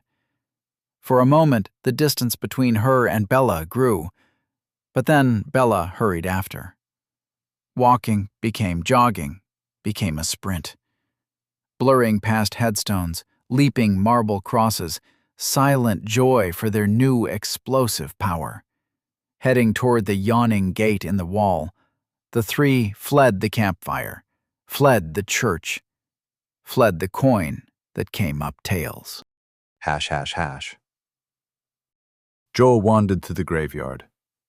Whenever he heard a scampering, he ran ahead, calling out for Cassie, but she was always just out of sight. Sometimes she stopped moving, and he listened for the dripping of the black gunk from her eyes onto the surface of cool marble, or the softer, more inexplicable sound of a drop on a dusty blade of grass. He wandered through the graveyard, growing tired, slowing his steps, leaning against the gravestones, and looking about as the sky lightened. It had been so long now, he couldn't stop looking for her. Even after doubts entered his mind. Why didn't she come when he called? Why was he so certain the others were wrong? Why did he think he could save her? The questions circled, pursued by guilt. If he had protected her, none of this would have happened. Dawn rose, and he wandered on. Zoe, Bella, and Anton found the tunnel beyond the gate to be a tight throat of darkness lined with jagged shards of mirror. They attempted to continue their pace, outrunning what they left behind, but the blades in the dark staggered their progress. Their only light source was Anton's lighter, but after a few flickers to reveal their surroundings, they decided to save the fuel. Bella's sword was useless. It radiated heat, but not light. They were forced to rely upon the mirror essence within Zoe and Anton to serve as guides. The essence would only react when close to the shards, an awkward task in the darkness. Zoe insisted on jogging. She led the charge, her hands outstretched, hoping to feel the angled infinity of mirror brushing mirror. She frequently slowed too late to dodge completely. The blades were razor thin, and even her strengthened body suffered scores of cuts. The uneven nature of the blades caused trouble. Some lengths were like daggers thrust out from the wall, while others ran across the entire length of the tunnel. They had to crawl under these to pass at all. Progress slowed, and Zoe agonized over each minute as the clock in the back of her mind ticked down. Time to complete quest, 6 hours, 2 minutes, 13 seconds, 14 frames. 6 hours, 1 minute, 47 seconds, 9 frames. 6 hours, 0 minutes, 21 seconds, 57 frames. At last, they turned a corner in the tunnel and found themselves in a grotto.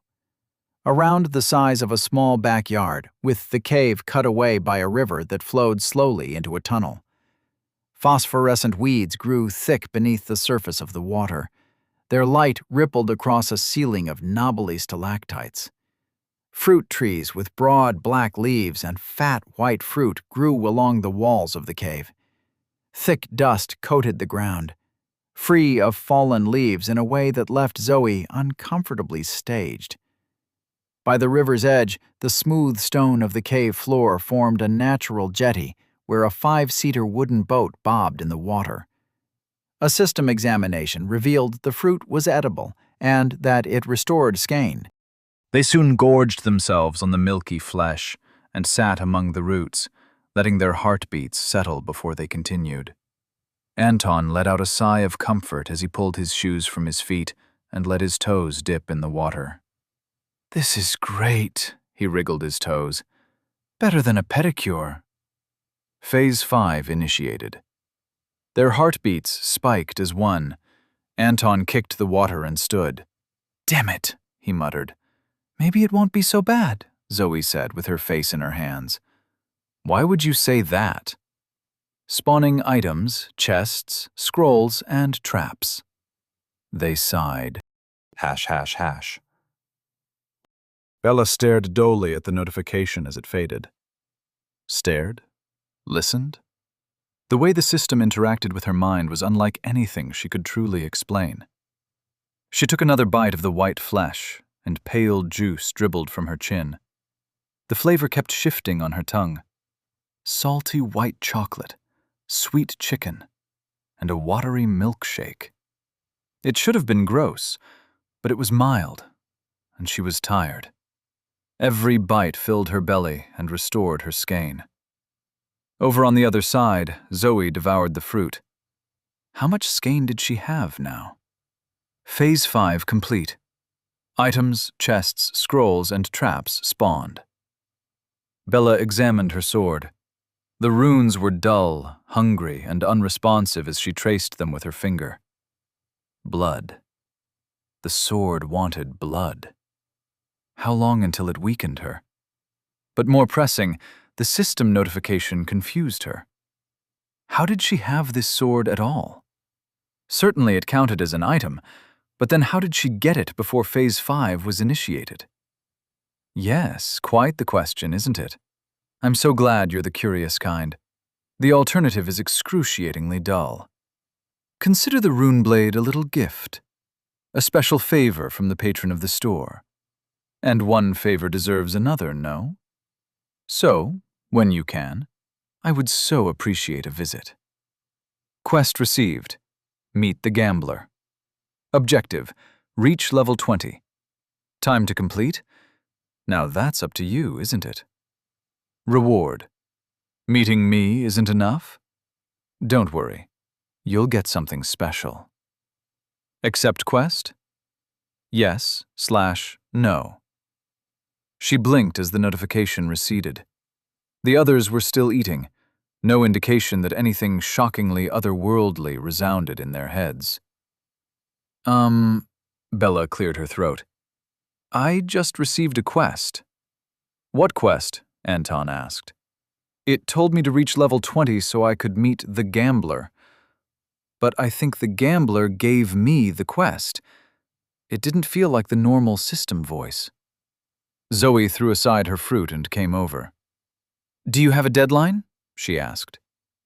No, I can take as much time as I want. Zoe glowered, but her expression faded when she saw Bella watching. Sorry, it's just... She paused, clearly weighing her words. I also want to reach level 20, but I want to reach it fast. Anton strolled over.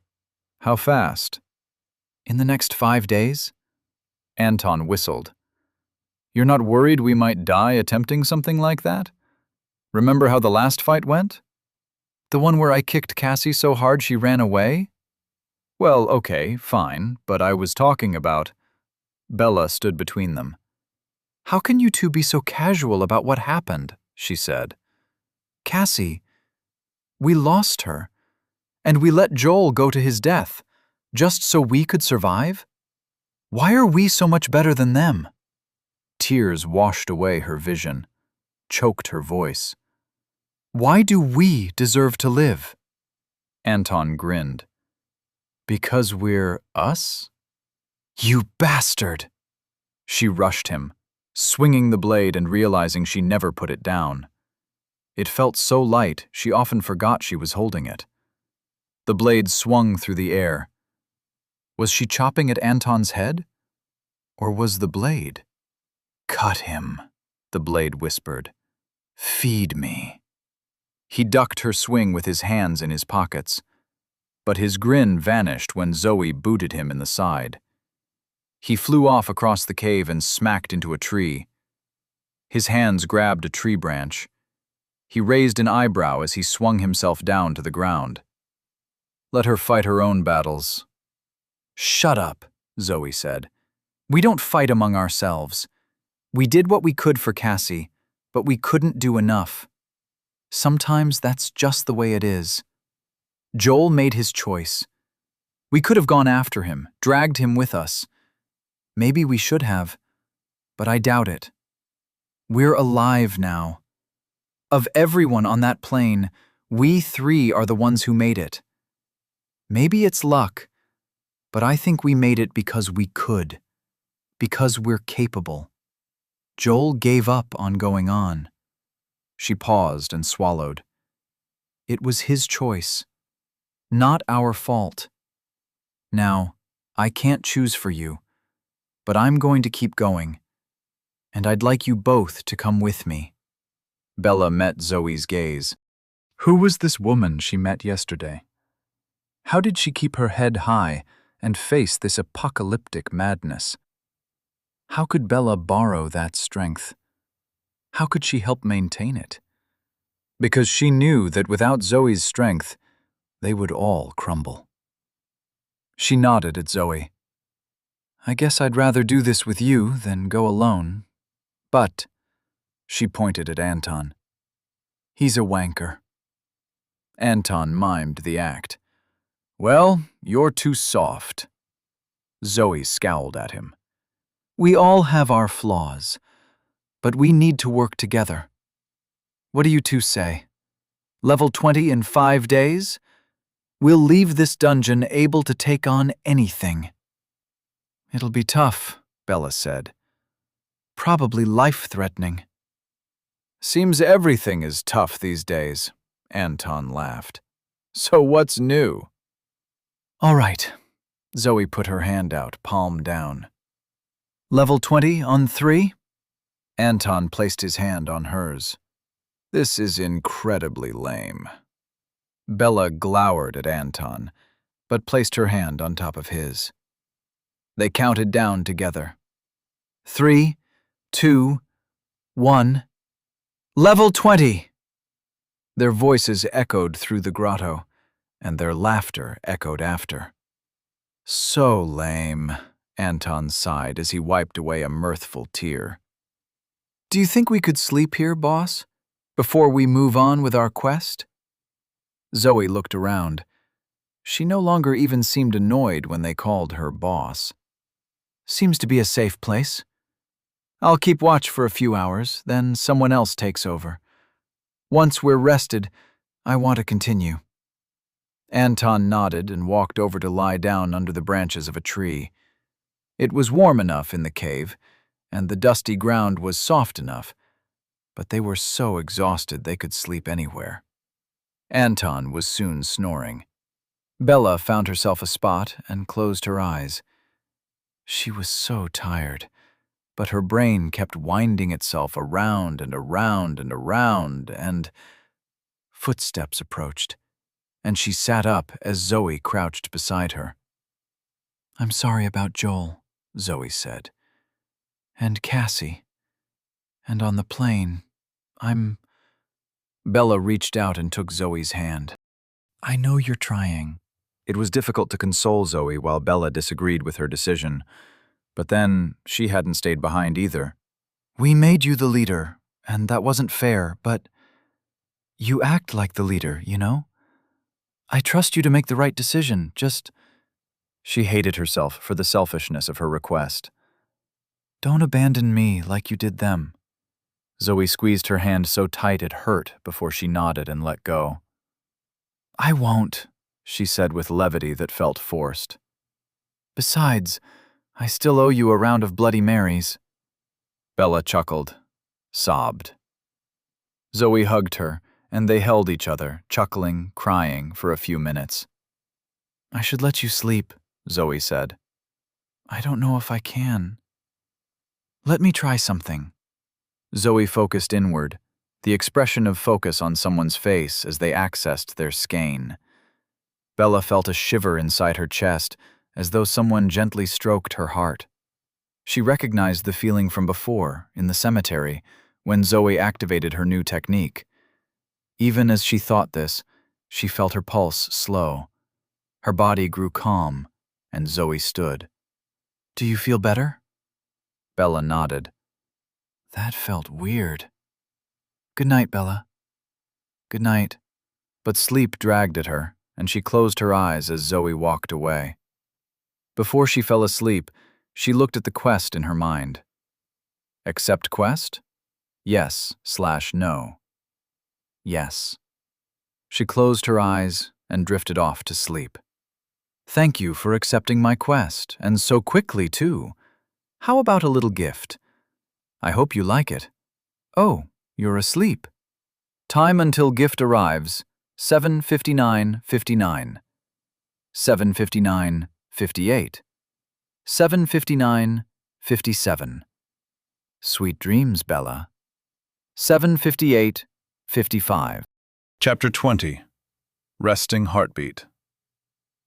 Joel crouched behind a tombstone and tried to calm his breathing, rubbed his tired eyes, and watched Cassie climb a tree. She went up like a spider. The inhuman precision of her limbs broke his heart. This wasn't Cassie. He was following a corpse. No. He believed he could save her, had to believe. But why did she ignore his calls? Why did she move like an animal? Why had he ignored the others? He sighed as Cassie hunkered on a branch and licked dried droplets of Anton's blood from the bark. Dawn cast golden rays upon her pallid face. Blind eyes flowed rivulets of black gunk.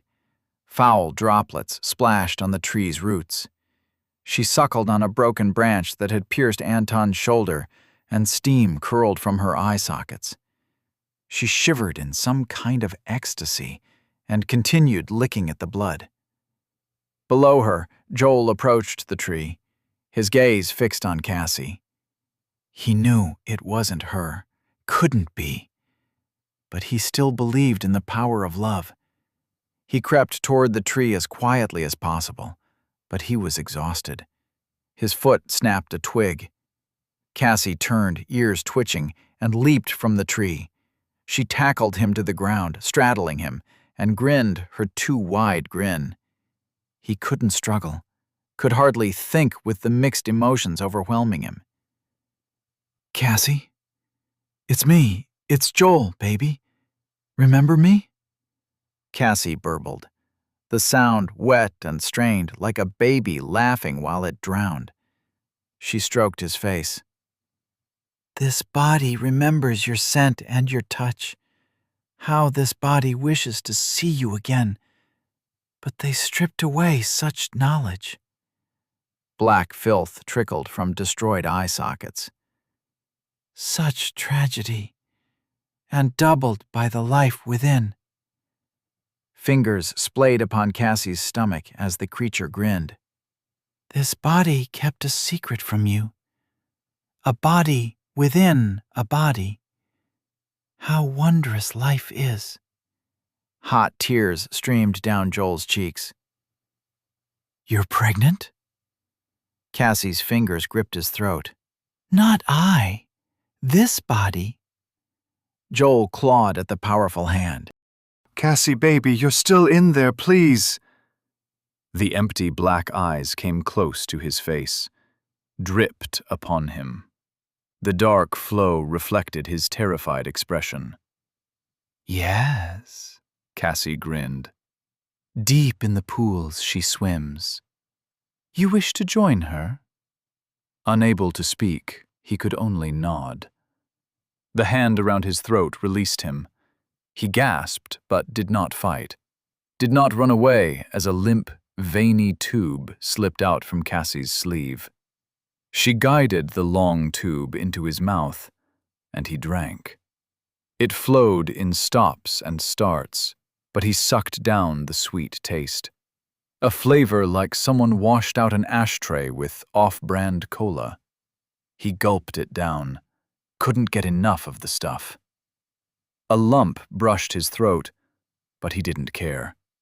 He closed his eyes and continued swallowing as another tooth slipped down his gullet. As each tooth wobbled free from his gums, the void within him grew.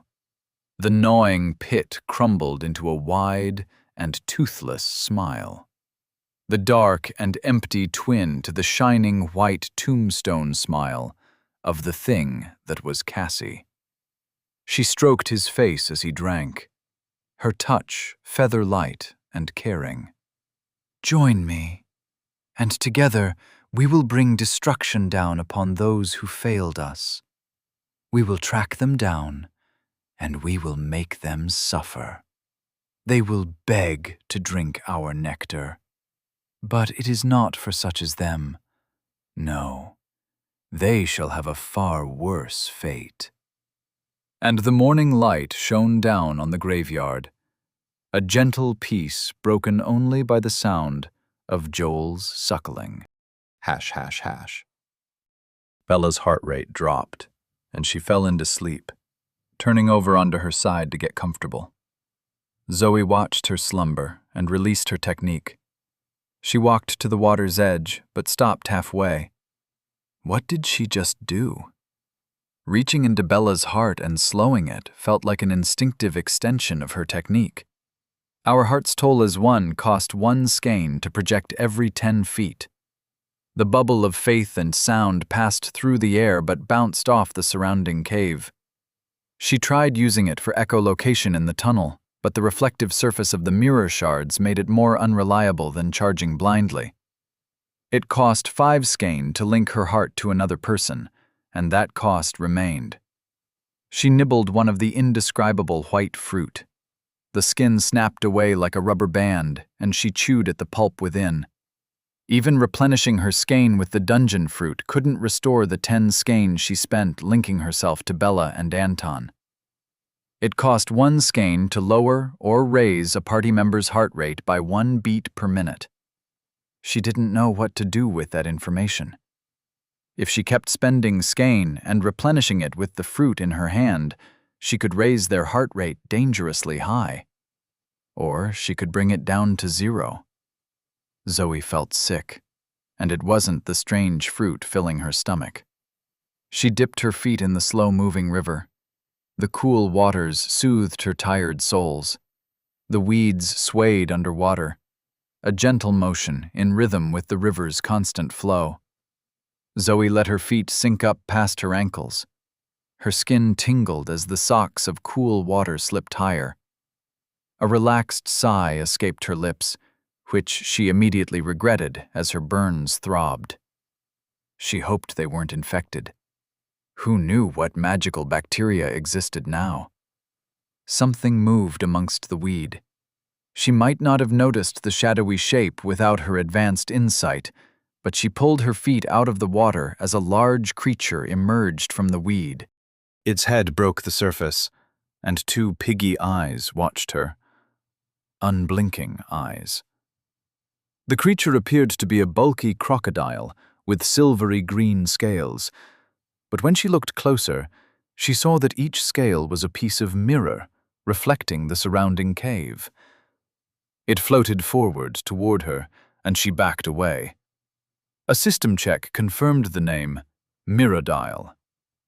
Would it climb up the ledge of stone and onto the cave floor? Or was she safe as long as she left the water? The others kept sleeping, and she left them alone for now. Piggy eyes tracked her every movement, but the creature remained where it floated. She backed away from the water's edge, cave dust coating her feet, and sat down against a tree as a wave of drowsiness overtook her. Odd that she was tired, since a few moments ago she felt wired. But her heart's temp slowed. Each thump grew further apart, grew closer to the sedate pulse of the sleepers. Her heartbeat was lowering to match the others. They were dragging her to sleep. Panic made her heartbeat spike a moment, but it slowed again.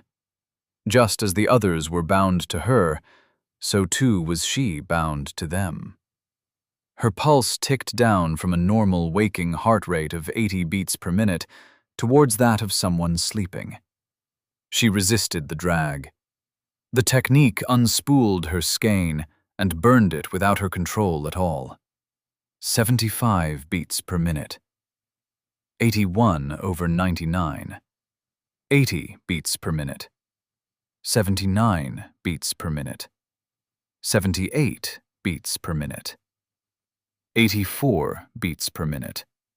83 beats per minute.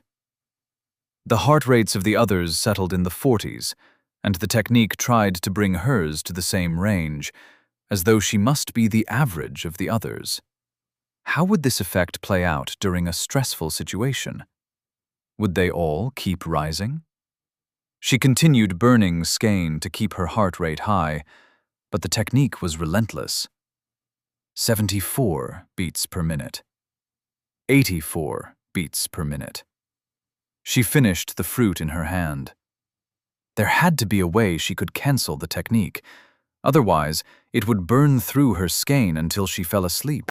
She reached inside herself, mentally embracing the bell-shaped organ wrapped around her heart. At her touch, it made a false silence, an anti-toll, and the technique dissipated. Only one heartbeat within her chest. She let out a sigh, despite the intense loneliness that washed over her. The feeling of multiple hearts had been alien at first, but she grew used to it over the last few hours. When they woke, she would explain the technique and ask if they wanted her to use it. It felt wrong to use it without their consent. She held their hearts in her hands. Was it her fault for misunderstanding the technique description? Our hearts toll as one. User can link and listen to the heartbeats of party members. Skein cost depends on party size and distance between members. The description didn't suggest manipulation, but she couldn't deny reality. Even now, the function sat within her mental reach like a loaded syringe. She dreaded telling the others in the morning. It felt invasive on a surgical level to feel their heartbeats throbbing inside her chest. She felt horrified.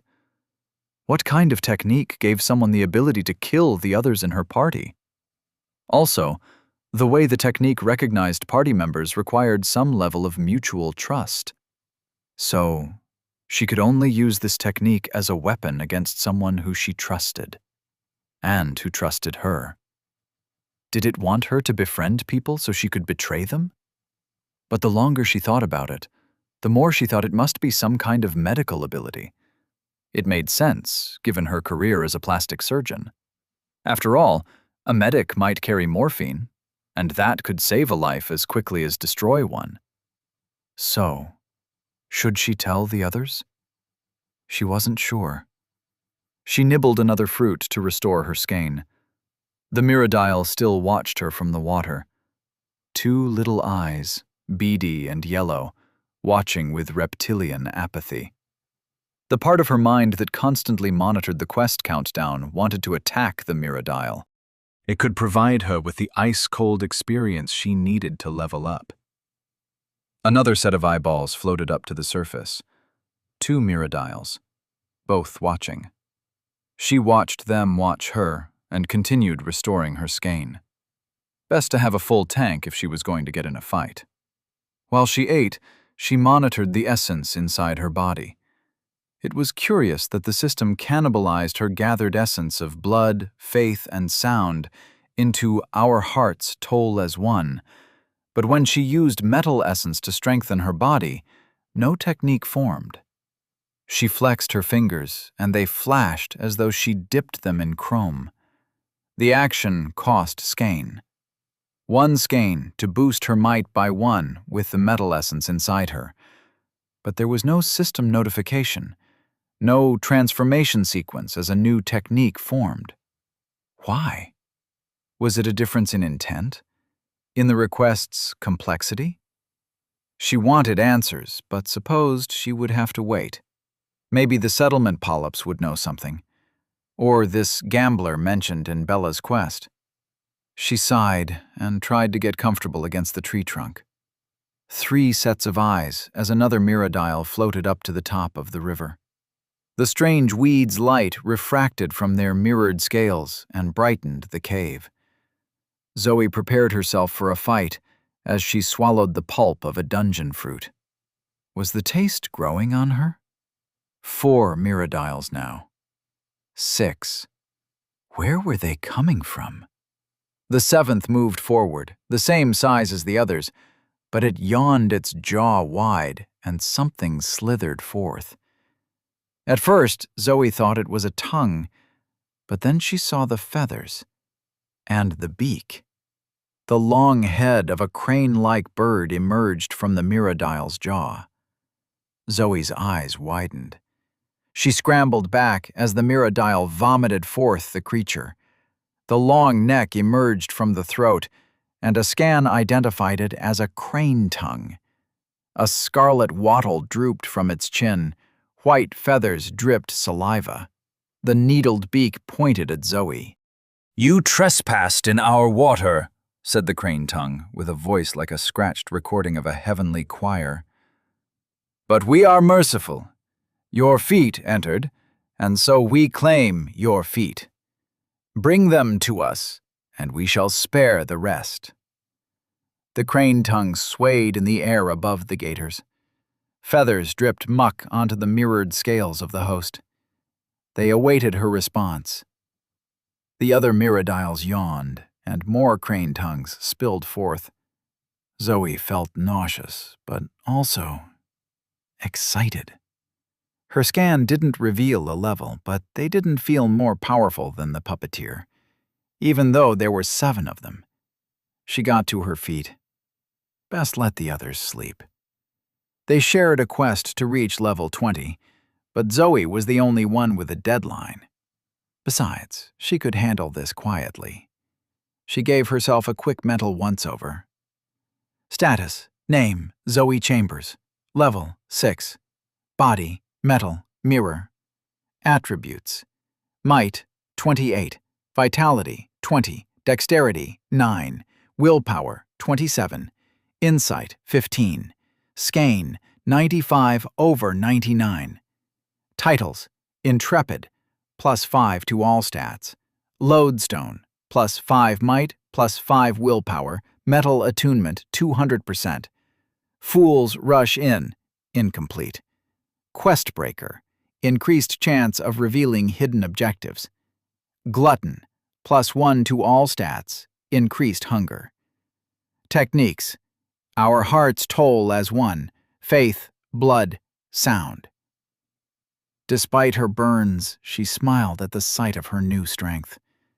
Somehow, putting it into numbers made it more tangible, more real. She grinned, and her fist flashed steel. Without another thought, she charged the waiting beasts. Chapter 21. Braided Worms. The crane tongue swayed through the air. Beady eyes and narrow beak focused on Zoe. She charged, her fist shining like metal as she boosted her might. Spending 6 skein brought her might up to 35. This made her 17 times stronger than before the system arrived. Her muscles gripped her bones, flexed, released. She moved like a rocket-powered machine and punched the crane tongue in the face. Knuckles met feathers. The crane tongue's head snapped back. Its neck fell limp like a cut puppet. Zoe's momentum took her to the other side of the cave wall. She tried to grab at the wall, but her hand bounced free of the small holds, falling toward the water where the mirrodiles seethed. She kicked off the wall and sailed through the air. One foot stepped upon the 5-seated boat, and she waved her arms for balance. The crane tongue she punched seemed dead, but she received no cooling energy toward her level up. Instead, the Mirrodile sucked up the bird like a strand of spaghetti and swam to join the other 6 mirror-scaled beasts. Zoe supposed they had some kind of codependent symbiotic relationship. Unless she killed them both, she wouldn't get any death energy. It was a similar situation to the puppeteer. She almost missed the straightforwardness of the fight on the plane, but after a brief flash of the memories of that dark and claustrophobic fight, she decided she could handle some inconvenience if it meant she could fight in a well-lit environment. A tight smile tugged at her burnt lips. She was having fun. The beasts circled the boat as she regained her balance. 6 crane tongues swayed. A circular pattern of energy bloomed upon their foreheads. The pattern was familiar.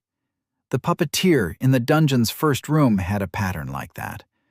When Skane passed through the circular pattern, the puppeteer animated the skeletons. But what were these birds trying to control?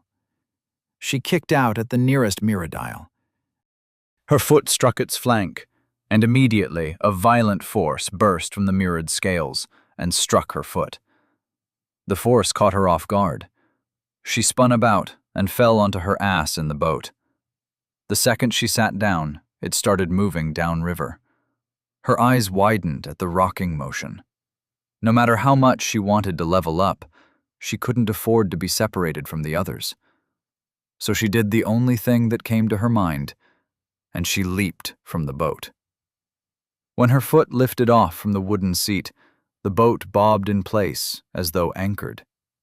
Despite having no oars or paddles, it seemed to move once they boarded, but remained still when they left. Not even the surging water could move it, no matter how bright the crane tongue's magical circles glowed. It was good to know, but hopefully they wouldn't destroy it in the ensuing combat. A bright, burning blue circle upon each of their foreheads. Zoe could make out tendrils of skein passing through and dissipating into the growing storm within the grotto. Wind whipped up and blew the water in stinging rain. The river sloshed. Waves broke and swept across the cave floor. A Mirrodile lumbered onto the wet stone, scaled belly dragging, and from its jaw slipped a beak at the end of a long, feathered neck. Water spattered Bella and Anton where they slept and woke them up. Anton's eyes flew open. He took in the scene and grinned. "You trying to hog all the levels to yourself?" he said. Zoe smirked from the boat. "No." "Did the boat move?" "Just a little." Zoe landed beside Bella. "Sorry to wake you," she said. Bella rubbed at her eyes. "Was that 5 minutes?" "Something like that." "You're terrible." "Well, they wanted to eat my feet." "Serves you right for not sharing the kills." "You too?" Bella unslung the rune blade. "Sharing is caring, boss." Zoe's fists flashed with steel. "Fair enough." With all 3 of them fighting, it didn't take long before the Mirrodiles were subdued. Of course, the strange beasts weren't without surprises. The storm conjured by the crane tongues destroyed visibility and made their footing treacherous. The mirrored scales reflected every blow with equal measure. Bella's rune blade could weather the retaliatory force, but Zoe's fists suffered. They developed a strategy. Zoe weathered the beaks and charging Mirrodiles, while the others worked to wear down the creature with injuries. Once subdued, they snapped the neck of the birds, and then held down the Mirrodile while stabbing through the open jaw to pierce the brain. It was messy and tiring, but they each killed 2 of them before the last creature swam away. They stared at the 6 corpses, all mirror and blood and bloated on the wet cave floor. Water dripped from the ceiling, but no stormy wind blew, and the smell of the dead creatures grew foul in the enclosed space. "So," Bella examined her blood-sated rune blade. Did anyone level up? Anton shook his head. Nope. Zoe shook her head as she pried a mirrored scale from a mirrodile's crest. It was a curious sensation as the force of her pulling reflected against her fingertips. Maybe instead of a technique, it was a unique property of the scales themselves. We could skin these things and make some armor. Anton squatted down beside her and lazily extended his dagger, pommel first. That's a great idea, boss. Take my dagger. I assume you know how to skin a gator and treat the hide? She took the knife. Just because of your sarcastic tone, she cut along the outer length of the lower jaw and pulled on the muscle to tighten the flesh. Her might and the dagger made quick work of the task. I want to prove you wrong, but we don't have the facilities. She removed the hide from the face and tossed it to a bemused Anton. Souvenir, she said. Let's take a body with us for food and get on the boat. It doesn't look like it's safe to stay here any longer. Bella walked over with an armful of the white fruit that had grown back during the night. Skein, anybody? They chewed the strange, indescribable fruit and restored themselves. Zoe was about to step into the boat when the faceless mirrodile twitched. You've got to be joking.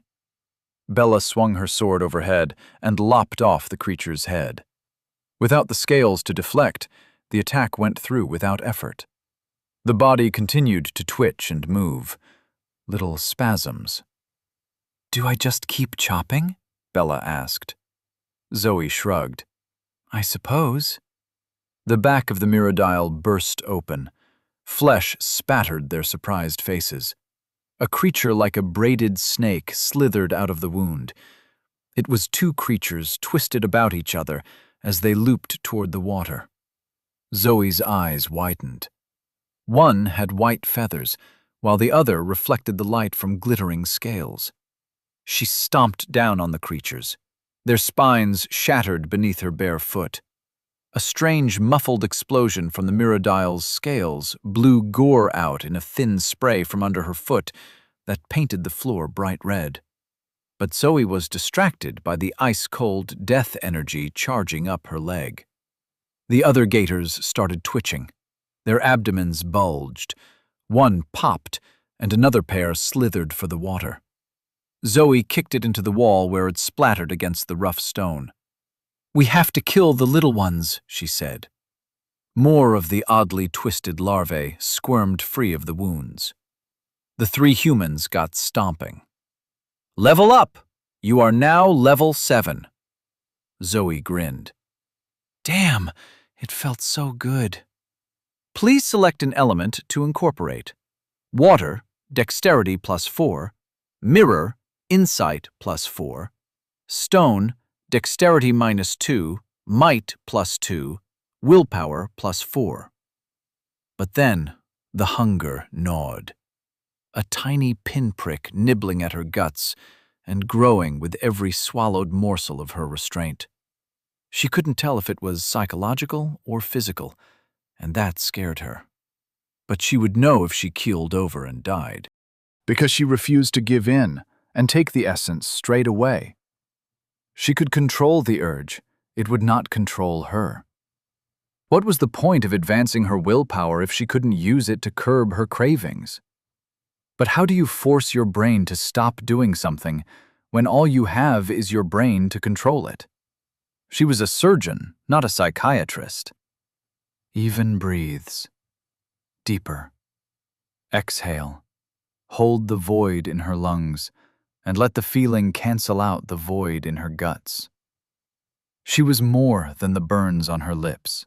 She was more than her desire to devour, more than her need to survive at all costs. She was a human being. She was not an animal. Boss? Zoe lay on the ground, hands clutched around her stomach, staring up at Anton and Bella.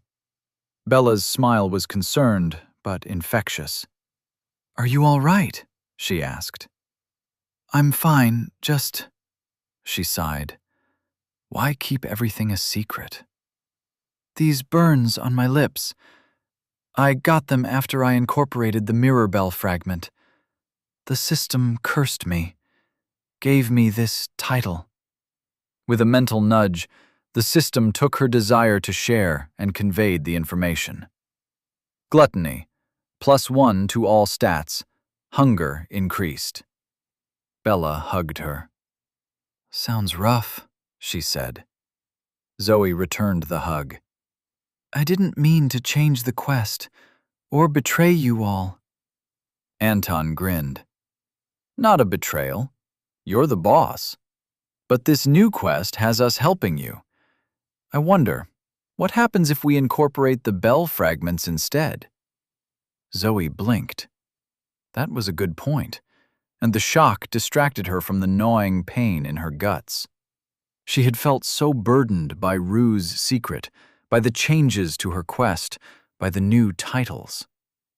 I have one other thing to show you two. Quest Breaker. Increased chance of revealing hidden objectives. Anton's eyebrows raised as he examined the title. So, how does that work? I'm not sure. I haven't had time. But let me... Dungeon Objective. Assist Zoe Chambers in absorbing the remaining fragments. It was a strange sensation to apply her title to the active quest for the dungeon. Not dissimilar to doing a mathematical equation in your head and remembering the result to compare it against the next problem. Absorb the remaining fragments. Warning: quest difficulty supersedes dungeon difficulty. The chance of Black Star incursion occurring before quest completion is 105%. They digested the information. Is this the part where someone tells me what an incursion is? Bella asked. The system remained silent. It can't be good, right? Zoe said. Anton grinned. I'll bet you it's fantastic. What'll you bet?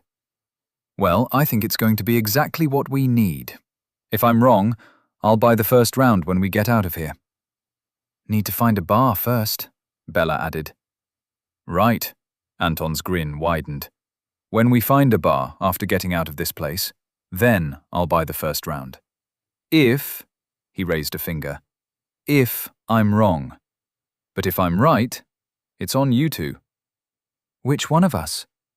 Figure it out amongst yourselves. Bella and Zoe exchanged a look. All right, Zoe said. I'll take your bet. But for now... And she hesitated as the gluttony begged her to be silent. It could all be hers. Every scrap of power. Hers. These two were only fit to help her achieve her goals, nothing more. They weren't real. I've been deciding for all of us, but this quest involves you two. How do you want to go about it? Should we divide the bell amongst ourselves? Or should I take it all? Anton looked at her with his insect collector gaze. What were the components of the bell fragment? Sound, metal, and faith. Any of those increase insight? No, the fragment decreases insight. Then I wash my hands of it. He clapped his hands and stood. Shall we take the boat now or sleep some more? Zoe laughed, careful of her lips, but still releasing her relief. What about you, Bella? She asked, and the hunger screamed. How do you feel? Bella ran a finger down the rune blade. I already have one cursed item inside my body. I don't think the bell is cursed. Look what happened to your lips, mate.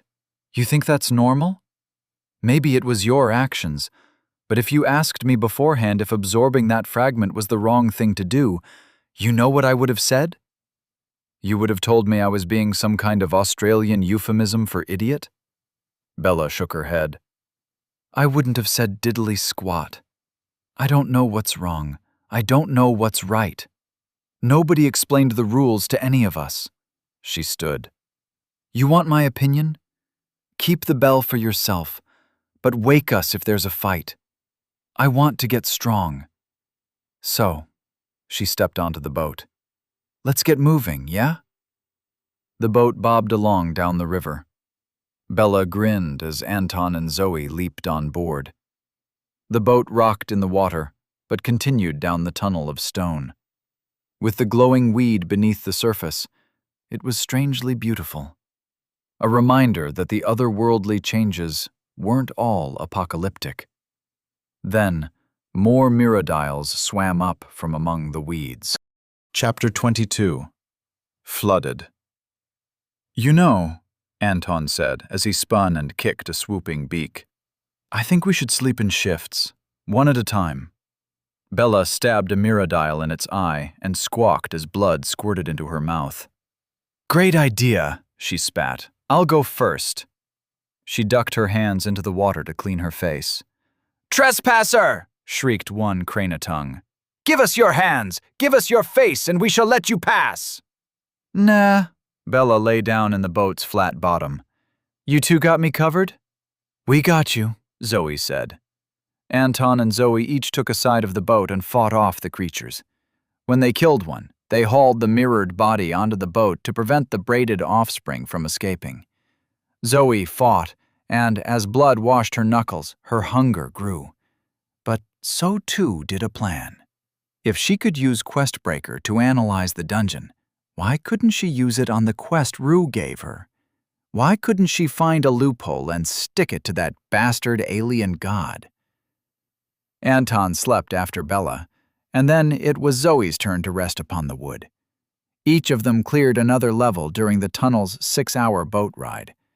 Zoe planned on examining the quest, but the second her back rested on the rocking wood, she passed out. The stone, silent sleep of the dead.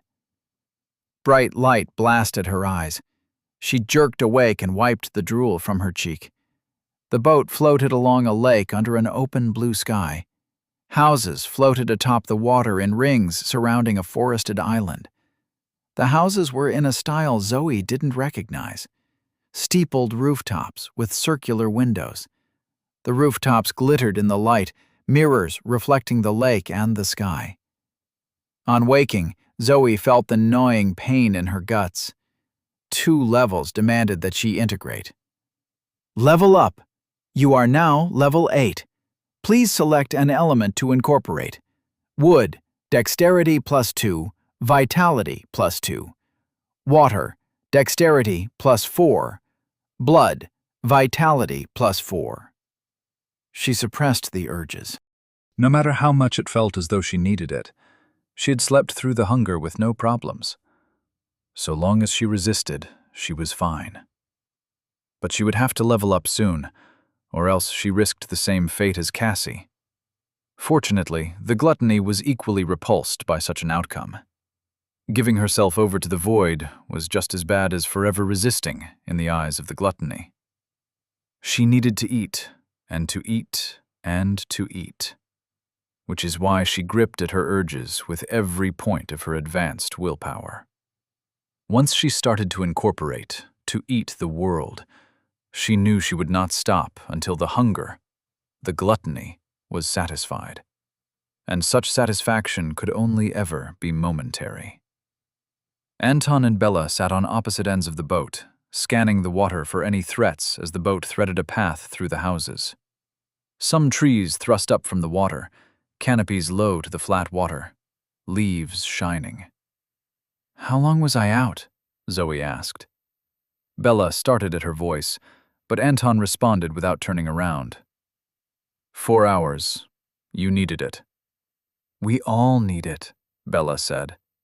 "I know our bodies are changing, but sleep is fundamental." Zoe nodded and sat up, stood and stretched. The flat-bottomed boat rocked slightly. "Where is this taking us?" "Nowhere," said Anton. "It's just looping through the houses. This is the second lap." Zoe felt a prickle of irritation. "Why didn't you wake me?" "Sleep is fundamental." "I need to incorporate. We should all make sure we don't delay too long. I don't want a repeat of Cassie." Bella nodded. "I incorporated water twice while you slept." "What level are you at now?" 5. Your dexterity must be high." "Here." Bella stuck out her tongue as she concentrated. Status. Name, Isabella Moore. Level 5. Body, water, shadow. Attributes. Might, 10, 15. Vitality, 7, 12. Dexterity, 22, 27. Willpower, 8, 13. Insight, 10, 15. Skein, 28/57. Titles, Intrepid, Fools Rush In, incomplete. Doomed. The information sank into Zoe's mind. She realized how different Bella's build was from her own. Though Bella's dexterity matched Zoe's might, the total score was far lower. Despite herself, it felt good to know she could overpower the other woman should it come to that. She didn't like the thought, but it happened, though the power of that blade would only grow. "Damn," Anton whistled. "That sword of yours is an unfair boost." Bella nodded. "Only so long as I'm fighting. It will drain me if we stop."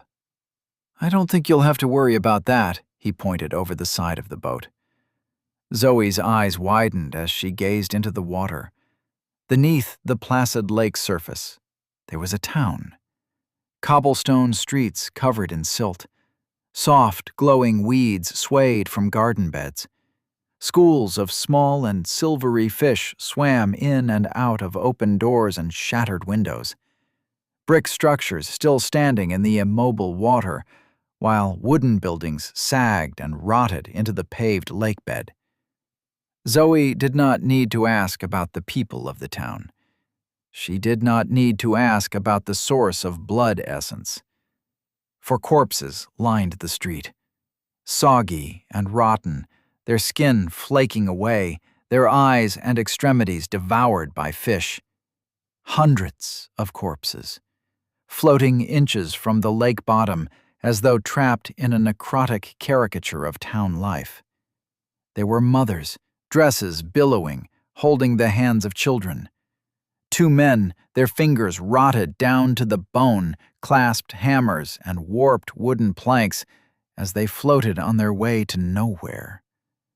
A town preserved in a grotesque display of everyday life. Some disaster struck these people. Some magical apocalypse placed them here. Was it the same one that overturned her world? She couldn't be sure, but the sight sickened her. Stoked the furnace of her rage. But despite her anger, her righteous fury, the hunger pointed at the corpses and thought only of food. More blood essence lay underwater than she would need for the next dozen levels, though the gruesome buffet was not without danger. Miradiles swam, lazy, kicking off the bottom as they cruised down the streets. Crane tongues retracted. They snapped at any fish that came too close. They ignore the corpses with casual, reptilian contempt. Did that signal something about the dead? She had noticed how the nature of essence was not consistent, no matter that the increase in her attributes was the same. Could the waterlogged flesh hold some peril? Or was it just not the nature of Miradiles to scavenge carrion?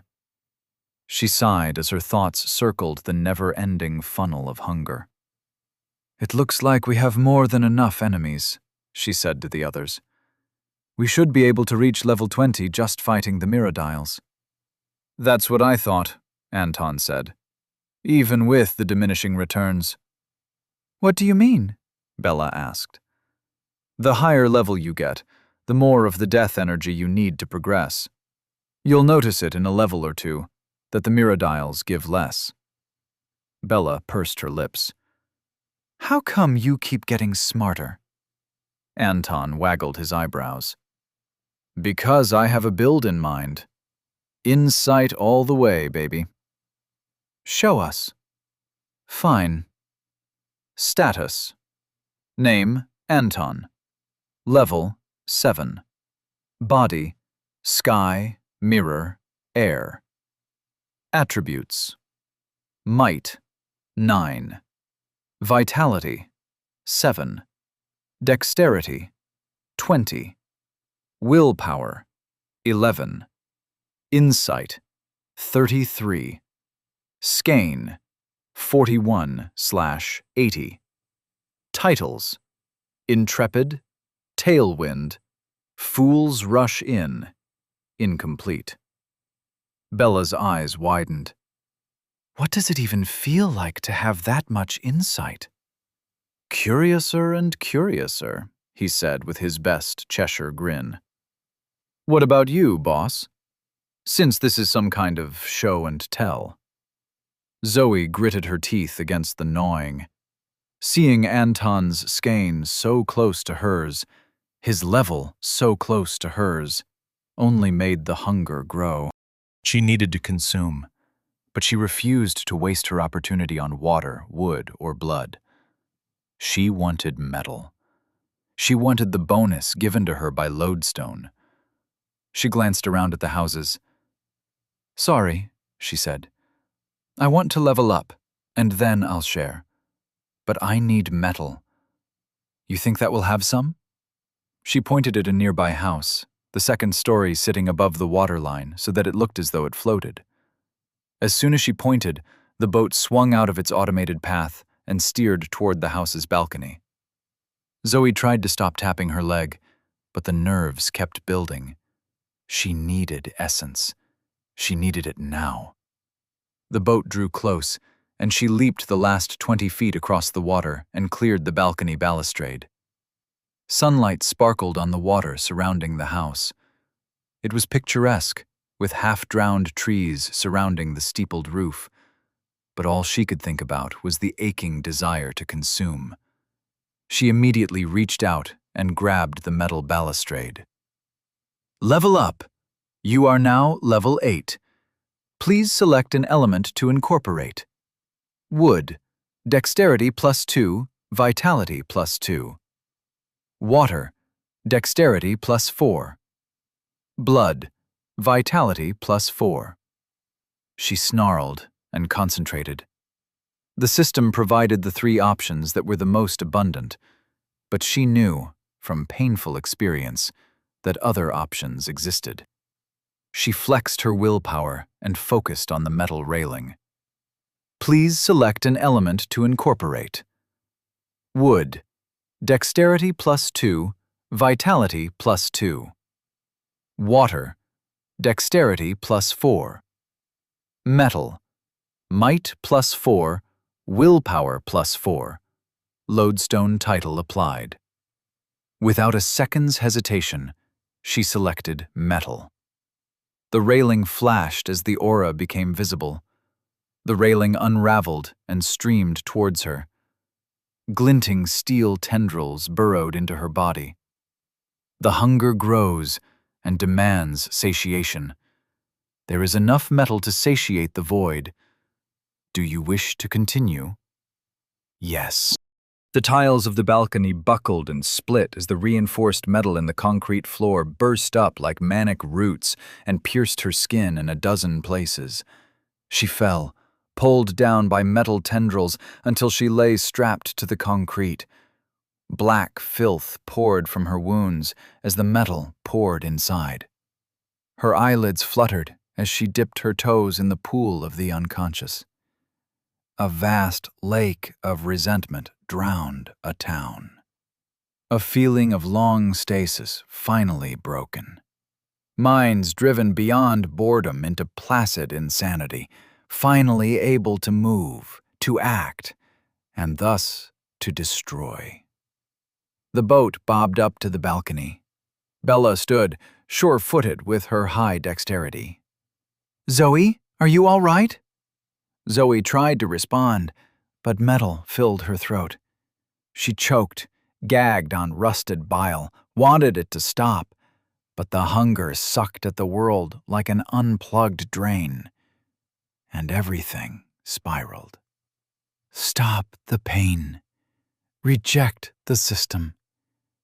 Yes. / no. She cursed herself for that momentary mental weakness. No! And the prompt faded, but metal continued pouring into her. She had never taken in 2 levels at once, and it was overwhelming, sickening, like gorging herself on a day's worth of calories in mere minutes. The concrete balcony crumbled. Water seeped up through the cracks. She had a moment of laying in a warm puddle before the balcony sank. Metal tendrils still tethered her to the concrete. Bella screamed something, but then water filled Zoe's ears, her nostrils, her mouth. She swallowed the water before she held her breath, and the taste bloomed melancholy on her tongue. Shackled by her desire for power, the concrete pulled her down to the underwater street, down to join the drowned and decaying dead. Chapter 23. Taking Candy from Strangers. Zoe sank into the water. Metal roots stitched her flesh to the shambles of concrete from the collapsed balcony. She struggled to hold her breath as the metal burrowed deeper. Slippery black flecks floated up from her nostrils. Despite the invasive pain of incorporation, Zoe pulled against her restraints. Her might was 36. The power in her muscles was 18 times more than when she sat on the plane. She dumped her 2 free points into dexterity to balance her coordination, though it felt like throwing pennies into a wishing well, and grabbed her skein. Skein 75 over 117. Skein 61 over 117. Spending 14 skein brought her might up to 50. Even underwater, even while enduring incorporation, the bulging muscles made her grin. Blood seeped from her split lips, and as she laughed, a great bubble burst from her open mouth. She yanked her arms and pulled the tendrils from the broken concrete as a bird pulls worms from the earth. She stood underwater in a cloud of concrete dust. The surrounding street was once idyllic, but now a waterlogged ruin of despair. Corpses floated around her, empty eyes and rotten flesh. Great sadness washed over her. Was Bella all right after taking this aura into her body? But this question would have to wait. A corpse brushed against her. The feeling of the thinnest, most time-worn thread against her skin straining and snapping. She shoved the corpse away. Icy fingers closed around her wrist. She snapped the hand free, and cold fingers closed around her ankle. They all drifted toward her, limbs moving stiffly, heads turning. Fish-eaten grins. Slow, but she saw hundreds. The mirrodials in the area torpedoed toward her, but the slow-moving dead grabbed any that came too close. Tired fingers of bone tore through mirrored flesh. The mirrodials panicked and swarmed the surface. Water seethed with their lashing tails as they poured out of the alleys and windows of the drowned town. The dead snatching, spilling blood into the water. The mirrodials did not retaliate, only fled. A great crack sounded overhead as a panicked mirrodial smashed the 5-seater boat. Zoe needed to escape while the boost to her might remained. She squatted. Her skin flashed like steel. She leaped, shot to the surface, and burst into the air, trailing water. Her arms pinwheeled as she landed on the mirror-tiled roof beside her companions. The void within her was satisfied. But Zoe's impulsive behavior had not been without consequence. Around the house swayed dozens of crane tongues, screeching about trespassing. The circular patterns on their heads glowed, and a furious wind whipped the water into a stinging spray. "This is a terrible spot to defend," Anton said. "And they're surrounding us." The house was already surrounded. "I'm sorry," Zoe said. "The curse made it difficult." Bella gave her a sympathetic look before pointing her sword at the island in the center of the lake. "Let's head there. I'll bet these crocs are awkward on land. It'll give us the advantage." Unless there's something worse on the island. A crane tongue squawked as undead hands ripped it below the water. Bloody froth spilled into the water. Mirrodiles scrambled at the roof, and the party climbed higher up the tiled spire. They destroyed the boat, Zoe grimaced. How do we get to the island? A handful of spires stood like whimsical islands in the glimmering water between them and the island. Besides the houses, the crystalline blue water was flat and treacherously full of the grasping dead. Anton pointed between the spires. The spires stick up, but there were rooftops only a few feet below the water. Where we can't run, we can wade, and we swim between the streets. Bella held her sword aloft. Heat rippled out in a sphere and pushed back the rain. What about the crocodiles? What about the undead? We stay off street level, and we move fast. Zoe grinned. And we kill any that get too close. Anton nodded. Can't see any other option. What's that over there? Zoe pointed. A large yacht slid out from behind a clump of half-submerged trees. It moved at a fair speed toward them. Its angled planes reflected blinding light, like an origami piece folded from a mirror and set upon the water to float. It had an open deck and steep sides. If it passed within leaping distance of the roof they stood on, and it headed their way, they could leap across and remain out of range of the mirrodiles and undead.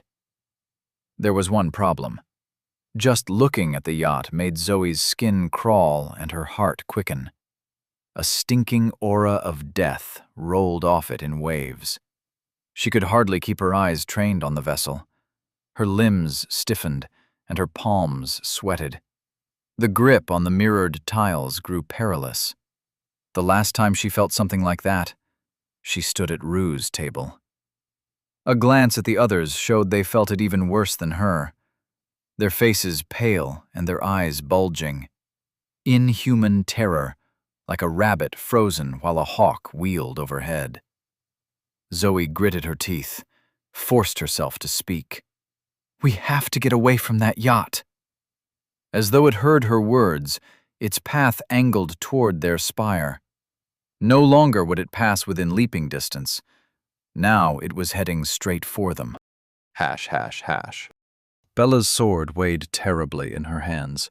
Her arm burned with exhaustion as the dread yacht sailed toward her. A single slice of mirror for the sail reflected a vision of herself ludicrously standing atop the spire and grasping the weather vane like King Kong. Heat radiated from the rune sword as the cursed blade held itself up. The brambled roots wound through her flesh held her arm rigid, while her entire being wished herself to collapse and cower before the coming nightmare. But the rune blade disagreed. Metallic filaments trembled with contemptuous rage. The fear roiling from the yacht did not impress it at all. That will be us, whispered the blade in its wordless fashion. Whole worlds will cower before us, and they will burn. Heat flared as the sword enthused itself. Thorny tangles dragged at her skein. Skein 25/57th. Skein 24/57th. Skein 23/57th. She wished she still had some of those skein-restoring fruit, but they had rotted within minutes of leaving the safe room. Beside her, Anton struggled to keep his grip on the slippery mirrored tiles. Zoe remained the calmest, her breathing deep but steady, though even she didn't seem capable of moving. Below them, the bloody water roiled as Mirrodilles fled the coming yacht. No sign of the skeletons through the murky gore. Did they flee? Did they wait? It would make running difficult if they lurked an inch beneath the cloudy surface, though running seemed an impossibility with her limbs frozen as they were. She could use her skein to boost her willpower. Skein 22/57. Skein 21/57. But she had no idea how much that would cost. From what Zoe said, reaching 0 skein was something she couldn't let happen in a situation like this. Though she had none of the skein-restoring fruit, She still had one trick up her sleeve. Do you wish to open the gambler's gift? Yes/no. She still couldn't believe she had slept on the boat while this notification lurked. An eldritch, inaudible voice, and a psychic explosive lodged within her mind. But ever since she awoke, she had been loath to touch that wrapped parcel of power. Thinking about it felt like waiting for a shot to fire, to split the earth and send dust charging toward the sky. What if that went off in her brain? She was no stranger to the system's dangers, to the crooked gifts of the gambler. No matter that the sword was powerful, she was now doomed. I am powerful. Heat swelled from the sword. My wielder must be powerful. Take what you wish and burn the rest. Zoe disagreed with the apocalyptic skies burning in the sword's ardor, but she saw the point. Why waste the options that were at hand? She recalled Zoe describing her decision to select metal, and once more she disagreed. She couldn't think about her life down the road if she didn't do everything she could to survive this moment. Do you wish to open the gambler's gift? Yes/no. Yes. The parcel popped open. She flinched as the sound of party horns and popping confetti played loud inside her mind. Time crawled. Congratulations! You don't know how lucky you are, but conversations like this are best had in real time. Temporal connections stabilized. Hello again, Bella. I see you're in a quandary, a genuine dilemma. I'm so glad you reached out to me, but what else could you possibly do? I'm so obviously the best choice you could make. Bella couldn't speak or even twitch a finger, but she could still respond. Her voice flexed in the same dimension as the eldritch voice. Shut up, you wanker. Aghast. Gasp. Egads. How very well dare you? Bella felt a grin forming, though her cheeks did not even dimple. The sword bolstered the feeling. Gambler. Foppish, foolish giver of gifts. Give. And Bella echoed the sentiment. Give your gift and go. It is so good to invest in someone with a backbone. Do you feel my grin sliding across your face? That is how happy you make me. Allow me to return the favor. The parcel unfolded in her mind, knowledge at her fingertips, power within her grasp. Beyond the roof, the yacht cruised forward like a shark's fin, frozen in action, captured in exquisite detail by the jelly of time encasing her. Mirrored planks with mirrored nails, angled sides in a chaotic arrangement like an unfolding flower or a paper swan. The yacht dragged water toward the prow. It sailed not on the slice of mirror above, but on a hole, an inverse reflection of a sail that drained the waters of the lake. If it drew near enough, it would suck them down into the depths it dragged along. She silently prayed for the gambler to hurry. It's wonderful to be appreciated. Please, select a gift. Each is a bespoke solution for your present predicament. Charm of the Monsoon Fairy, a token allowing the user to embody the Monsoon Fairy. Ghastly symbols, autonomous shields of psychic metal to protect the mind. Fated Cartographer, a living tattoo to point you where you want to go. She quickly scanned her options. The Fated Cartographer seemed incredibly useful, but she couldn't see how it would help her right now. Charm of the Monsoon Fairy was interesting, but ghastly symbols seemed the best choice. If they could diminish the overwhelming sense of fear, then she could escape. But would it protect the others? By asking the question, her focus drifted over the gift option. Unlike previous options presented by the system, this one unfurled with information. Ghastly symbols. Artisans of an empty jungle built these discs from elders of their tribe. High dexterity is required to wield them, but once floating, the skein cost is negligible. The discs protect against attacks of ghostly, magical, or psychic origin. She was ready to accept the option when the runeblade's thorns prickled her mind. She was 7 again, running through sprinklers on a scorching summer day. Her dress and fairy wings the same straw yellow as the dying lawn. Missing 2 front teeth and eating ice cream cake at a friend's birthday party. What did that have to do with anything? Fairy, the sword insisted. Did it think she was a fairy? Time was speeding up. The yacht dragged itself closer. She could smell the fear now as the air drifted into her nostrils. Not long now. She had to decide. Charm of the Monsoon Fairy. A lock of hair that temporarily transfers a modicum of the Mosnoon Fairy's techniques to the owner. Upgradable item. High skein cost to activate. The sword grinned inside her mind. A sharp and alien desire radiated from the metal brambles grinding against her flesh. The insistence was overwhelming her thoughts. The charm was appealing, but was this her thought, or the sword's? "We are one," whispered the sword, with a voice like testing dull blades. After a moment's thought, Bella accepted this. She chose the charm of the Monsoon Fairy. Chapter 24. Nothing goes to plan. Bella made her selection, and time snapped forward. A stench like burning cinnamon assaulted her nostrils as a weight filled her hand. She stared at the silky black ponytail hanging from her grip. A ribbon the color of sunflowers kept the foot-long length of hair together with a simple bow. Blood dripped from the roots. The mass twitched in her grip like 10,000 leeches torn from their meal. Charm of the Monsoon Fairy received. Activate item to receive Garb of the Monsoon Fairy, plus 20 to all stats. Activate item to receive Lightning Dash. Use the Monsoon Fairy's shoes to transform yourself and carried objects into a bolt of lightning. Activate item to receive Lightning Slash. Blast lightning from the Monsoon Fairy's wand. The information flowed into Bella's mind, and she knew how to activate the item.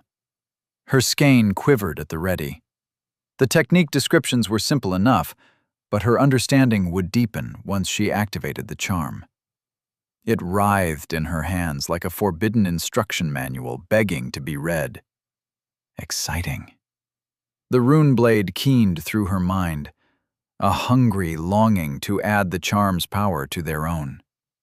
With the charm, she could overcome the cowering fear. She could move. She could be strong. Strong enough to save them all. But she hesitated as she stared at the charm's thirsting roots. Each strand ended in a serrated, twitching barb. Flecks of scalp and scabbed blood clung to the spines. The damp lock of hair made her want to vomit. But she had no item for nerves. The yacht was bearing down on them, less than a city block away. It rode a black hole like the Grim Reaper's pleasure craft, a dread funnel that swallowed the lake. Inside the black tunnel, she saw no sign of the cobblestone streets and rotting, once picturesque houses. Were they hidden by that shaft of darkness? Were they destroyed? It drew closer. Anton and Zoe kicked at the mirrodials, scrambling up the roof. The stubby claws of the reptiles slipped on the tiles, but the force of their thrashing, the sweep of their tails, propelled them up toward the party. Escaping the bloody froth of water, cran tongues extended and pecked, honking with the fear of the undersea dead. Anton kicked with precision, face straining against the yacht's terrible pressure. His dexterity made up for his might as he knocked mirrodials off their purchase and down into the grasping bones. Beside him, Zoe dug her fingers into the tiles and swung all her might in a savage hammer kick. The blow crunched the mirrodial's head into the tiles. Shattered teeth fell from its jaw as it slid down into the water. Were they getting any death energy for the kills stolen by the skeletons? Bella would find out for herself. Her grip around the lock of hair tightened, and she actuated the charm of the Monsoon Fairy. Skein activation cost 40. Insufficient skein available. The yacht drew closer. Hash, hash, hash. A shiver ran from Zoe's toes to her fingers, like she stuck her feet out of the blankets on a winter's morning with the window open. The cool chill of death energy from the Mirrodile torn to shreds in the foaming water. She hadn't landed the killing blow, but she had contributed. It felt as though fighting generated some kind of fuel in the air, but only death provided the spark. The cold worried her, brought anxieties of entropy. Even in battle, as fear pinned her limbs, her mind strayed to the heat death of the universe. Or was it the yacht's aura of fear that sent her thoughts in such an infinite direction? It wasn't enough energy to level up, not sharing the kills with the skeletons. And that sent another shiver of worry. Were the skeletons leveling up as they slayed Mirrodiles? She hoped they were mere puppets, but that brought its own dread. What kind of puppeteer could control an entire town? She didn't want to find out. Her willpower allowed some movement, barely any, but more than the others. She kicked a Mirrodile away. The yacht drew closer. A figure stood on the deck draped in tattered gray robes. Their wide-brimmed hat shaded their face. From that shadowed face, yellow eyes like twin volcanoes spouting the roiling fear. She could run away, leap from one spire to another, run along the long spine of a roof exposed, and make her way to the safety of the island. Be a coward, but live. It was cowardice if there were witnesses, but these witnesses would not last. How long could anyone last against the imposing figure on the yacht? Bella leaned against her, limbs stiff with the fear. Zoe hated the way she felt like a dead weight. But they were strangers. Or were they friends? "Take this," Bella whispered, and pressed something into Zoe's hand. Something horrendous. Black hair wriggled against her skin. The ribbon glowed the color of dehydrated piss. She wanted to throw the item into the water. Charm of the Monsoon Fairy received. Activate item to receive Garb of the Monsoon Fairy, plus 20 to all stats. Activate item to receive Lightning Dash. Use the Monsoon Fairy's shoes to transform yourself and carried objects into a bolt of lightning. Activate item to receive Lightning Slash. Blast lightning from the Monsoon Fairy's wand. Bella grabbed her shoulder. "I don't have enough skein," her voice strained. "Use it!" Zoe locked eyes with the other woman and nodded. She abandoned all thoughts of cowardice, gripped the charm, and accessed her skein. The second the strings of power within her activated, the hair flowed. An answering bundle of skein inside the charm sought hers. The hair raced up her arm, faster than she could react, and up her shoulder and neck. She grunted as the barbed tips pierced her scalp. Tendrils dug through her flesh like roots, sought her spinal cord, latched themselves there like a parasite, and pulled upon her skein. The long tail of black hair hung limp for a moment before it fluttered in a breeze that was not there. Electricity crackled up and down the length. Static prickled Zoe's hair and skin. She floated, fingertips leaving their grooves in the mirrored tile, and rose into the air. Lightning crackled down from the unseen heavens and struck her between the eyes. She buckled as the electricity flowed through her, wrapped around her spine.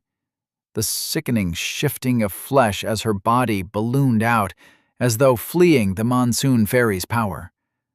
Her vertebrae separated, and the lightning sealed itself into the spaces.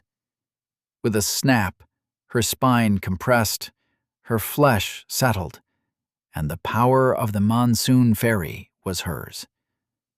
Light the color of a firefly's dance sheathed her body. A kiss like warm rain upon her skin, and the light. Lightning flashed from her heels, and a matching set of heels slid into place. Thunder rumbled out, and a gilded tiara settled upon her brow. Charm of the Monsoon Fairy activated. +20 to all attributes. Lightning dash technique equipped. Lightning slash technique equipped. Duration 40 seconds. Extending the duration costs 1 skein per second. Skein 20 over 117. Damn, her skein was low. It cost 40 to activate. No wonder Bella gave it to her. With the activation, instructions flowed into her mind. She flicked her wrist, and a slender ivory wand appeared in her hand. A sunflower ribbon trailed from the tip, half fabric and half skein. It enhanced her attributes with a warmth like the smell of earth after rain. Bella and Anton stared at her with wide eyes, and she grinned as her enhanced vitality healed her burned lips. 40 skein gave her 40 seconds on the clock. She had to be fast, but she knew she could be fast. She still floated as 2 translucent wings hummed from her back. Their use felt as natural as breathing. "All right," she said in a bubbly voice. "Let's do this." She gripped Bella's hand. "Are you ready?" "You look like a—" Zoe clicked her heels and became lightning. She dragged Bella into the transformation, and they flashed across the water with searing speed and struck the island. Sand fused into a spray of glass. Bella fell into the scorched crater. "Fairy!" She looked around, blinking. "What? That was so—" Zoe clicked her heels and flashed back to the spire in the lake where Anton shook away the rotting hands grasping at his shoes. Thunder rolled in the wake of her arrival. Anton raised his brows, but the fear of the coming yacht sealed his mouth. Even she felt the pressure, and the charm boosted her willpower to 55. The yacht cut through the water less than 100 yards from the house. The mirrored planks presented a mockery of the idyllic lake. Pink waves thrashed in the angular hull's reflection. The figure on the deck, the dungeon's final boss, she assumed, raised a hand. Palm out, fingers splayed, and a circular pattern sprung into life. A band of unknown symbols moving in a sinuous flow around each other. Through the circle, through the gate, she felt the figure's skein flow. It passed through the gate and became a storm. Thunder bellowed as lightning leaped toward her. By instinct, she swung the wand to intercept. The lightning flowed around the ivory. She heaved the wand with both hands, its weight burdensome, as though the coiling lightning were a leaden chain. She raised the wand above her head. The yellow ribbon fluttered, and lightning arced up into the clear blue sky. She grabbed Anton's shoulder. "Hold on," she said. He grabbed her arm as a mirrodile snapped up toward his leg. They became lightning racing across the lake. The jagged reptilian jaws closed around thin air.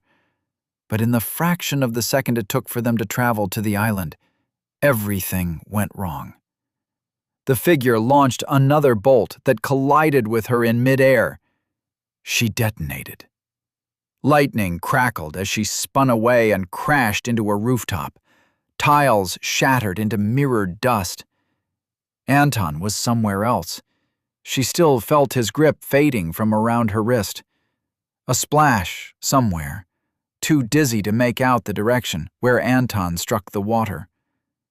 She stood, her dress immaculate, wand raised, wings humming her onto her tiptoes. Where was Anton? Where was she? She shook her head, tried to clear it, and tuned in to the nearby splashing. There. Anton raced across a series of streetlights, each sticking a few inches above the choppy water, his leaping strides bringing him closer to the island. But the yacht sailed toward him. The figure raised both hands, the circular pattern widened, and the blue sky darkened.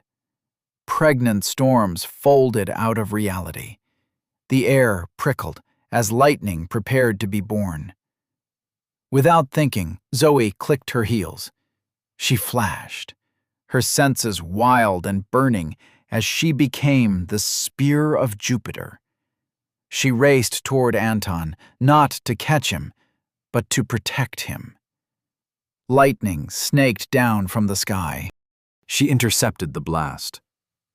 The explosion was her entire world. She saw only white, black, a ringing. She tasted blood, iron. Smoke rose from her body as she floated on the lake's surface. The lake was dangerous. Something grasped at her wing.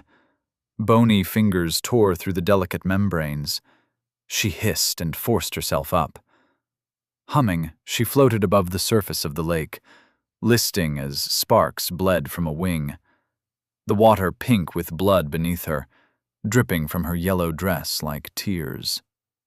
Anton was nearly at the island. Bella already moved toward the tree line beyond the beach. She needed to join them. But the yacht sailed between her and the island. The figure on the deck faced her, their hat over their burning eyes. A hand raised and crackled with blue electricity. She hovered, watching, seething.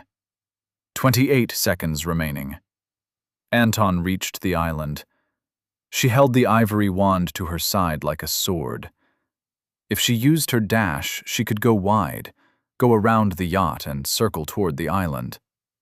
But the figure, the final boss, could attack the island while she took the long way around. She needed to distract him. So if she couldn't go around him, she would have to go through him. A violent dash to distract and disrupt and pass on. Once she reached the island, she could regroup with the others. They could plan their assault. But for now, a violent grin grew on her face. Was it her smile? Or was it the smile of the monsoon fairy? She didn't care. Someone had attacked her, and she wanted revenge. Skein 20/117. Skein 10/117. 35 seconds remaining. She had just over half a minute to reach the island. With a swish of the wand, she sent a lightning slash toward the boat. The robed boss moved to defend, but Zoe didn't wait. She clicked her heels and became the storm. Chapter 25. Storm versus Storm. Zoe's lightning slash sent a line of yellow lightning toward the yacht. It struck the mirrored sides and rebounded in 1,000 directions, a brilliant display that blinded all and served as a distraction. Zoe's lightning form shot toward the boss on the yacht. She reformed with her fist outstretched and struck the boss. Thunder pealed out from the strike. Up close, she could see the thin line of his lipless mouth, a twisted gray face, weathered and ancient, yellow eyes leaking yellow tears. Her knuckles burned away the tattered robes, but the boss was unfazed. Plates of mirrored armor covered his body. They shifted under her fist, and a mirrored force pushed her hand away. Pincers snapped at her. She hummed backward on her wings. The plates weren't armor. They were crabs with mirrored shells. Dozens crawled over the boss's body, concealing everything except for his burning gaze. The boss leaped, spinning, and his foot raced toward Zoe's chin. She clicked her heels and retreated on a bolt of lightning. Back out above the lake, with the yacht between her and the island, She floated on a breeze that was not there. Beneath her, the lake offered a reflection of her fluttering buttercup dress and the long tail of hair attached to her scalp like a lamprey. Wings hummed, blurring static as she judged the distance between herself and the final boss. That robed figure who stood on the deck of the mirrored yacht. The heavy darkness of his stance echoed the throat of void upon which the yacht floated. He was the thundercloud. Lightning wrapped around his wrists and played across his knuckles. The scorched air stank, wobbled with fear. A palpable aura emanated from the boss's burning gaze. He outstretched a palm, not waiting for Zoe to make another move, and flicked lightning toward her. He might be the thundercloud, but she was the monsoon. She clicked her heels, performed a lightning dash, and struck a spired roof sticking above the water level. The boss's lightning blasted the air where she floated before, and she returned the blow with a swish of her wand. It cost nothing to use lightning dash or lightning slash while the charm remained active, but she was running out of time. When she could move instantaneously, half a minute felt like a long time. But how long could she fight against someone who shrugged off her attacks? Maybe she couldn't fight her way out of this problem. And her heart thumped in her chest. Terror. Was it the aura? Or was it real? She gritted her teeth, clicked her heels, and charged. Hash, hash, hash. Bella watched from the rocky island shore. Pink foam lapped at the dark, quartz-studded soil. Chaos engulfed the lake. She did not know how many dead bodies floated beneath the water. How big was the town? How many drowned bodies lay beneath the once smooth surface? But dead didn't mean still, didn't mean resting. They moved now, and they hunted. Blood of mirrodiles spilled into the lake, stained it pink with gore, that same gore washing up now on the shore. A stink grew like a haze in the air. She could breathe again, now she was free of the boss's aura, but sweat still clung to her skin. What was that force that pinned her down with long nails of dread? And how could Zoe fight against such a being? Lightning flashed in answer to her question. Pale yellow bolts struck cool blue coils of energy. Thunder shattered like a house rolling down a hill. Storm versus storm. The boss hadn't moved a step, just maintaining their wide stance as they took Zoe's attacks or cast out their own. Bella's eyes burned with the afterimages of violence. Blue lightning flashed out like hissing snakes. Zoe darted away, her wings a blur, her visage fierce. She became lightning, but another blast struck her dash. Thunder roared, and Zoe spun through the air, struck a house, and broke through the roof. Bella held her breath until Zoe rose from the wreckage, bleeding, limp, but still ready to fight. Why didn't Zoe run? She should go the long way around and join them on the island. They could regroup, plan an attack. It was foolish for her to attack the boss on her own. She's going to die, she whispered to herself. Have some faith, Anton said. Bella started. She had been so focused on the dazzling combat, she hadn't noticed Anton reach the island. He wrung out his Hawaiian shirt. Lake water dripped and drizzled onto the dark shore. Should we help her? Bella asked. Do you think we can? Anton flicked water from his fingertips. She's as strong as the two of us put together, and it seems she can't even scratch the boss. What's the point of us helping? All of us die? No thank you. Wow, you really are a self-centered asshole, aren't you? He bowed. I'm pragmatic. Bella fingered the hilt of her sword.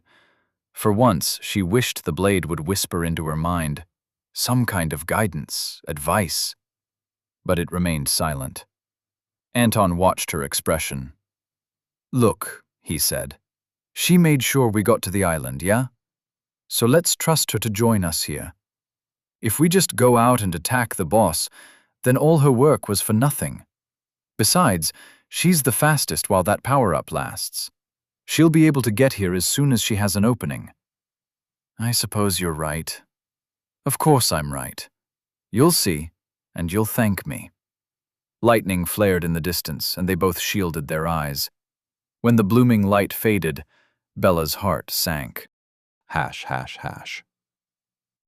Zoe flew on borrowed power. The wings hummed like a dragonfly. A steady sound that brought comfort as she zipped away from incoming lightning. Each bolt swerved toward her. Was it the power of the monsoon fairy attracting the bolts? Some law of electricity? She was a doctor, damn it.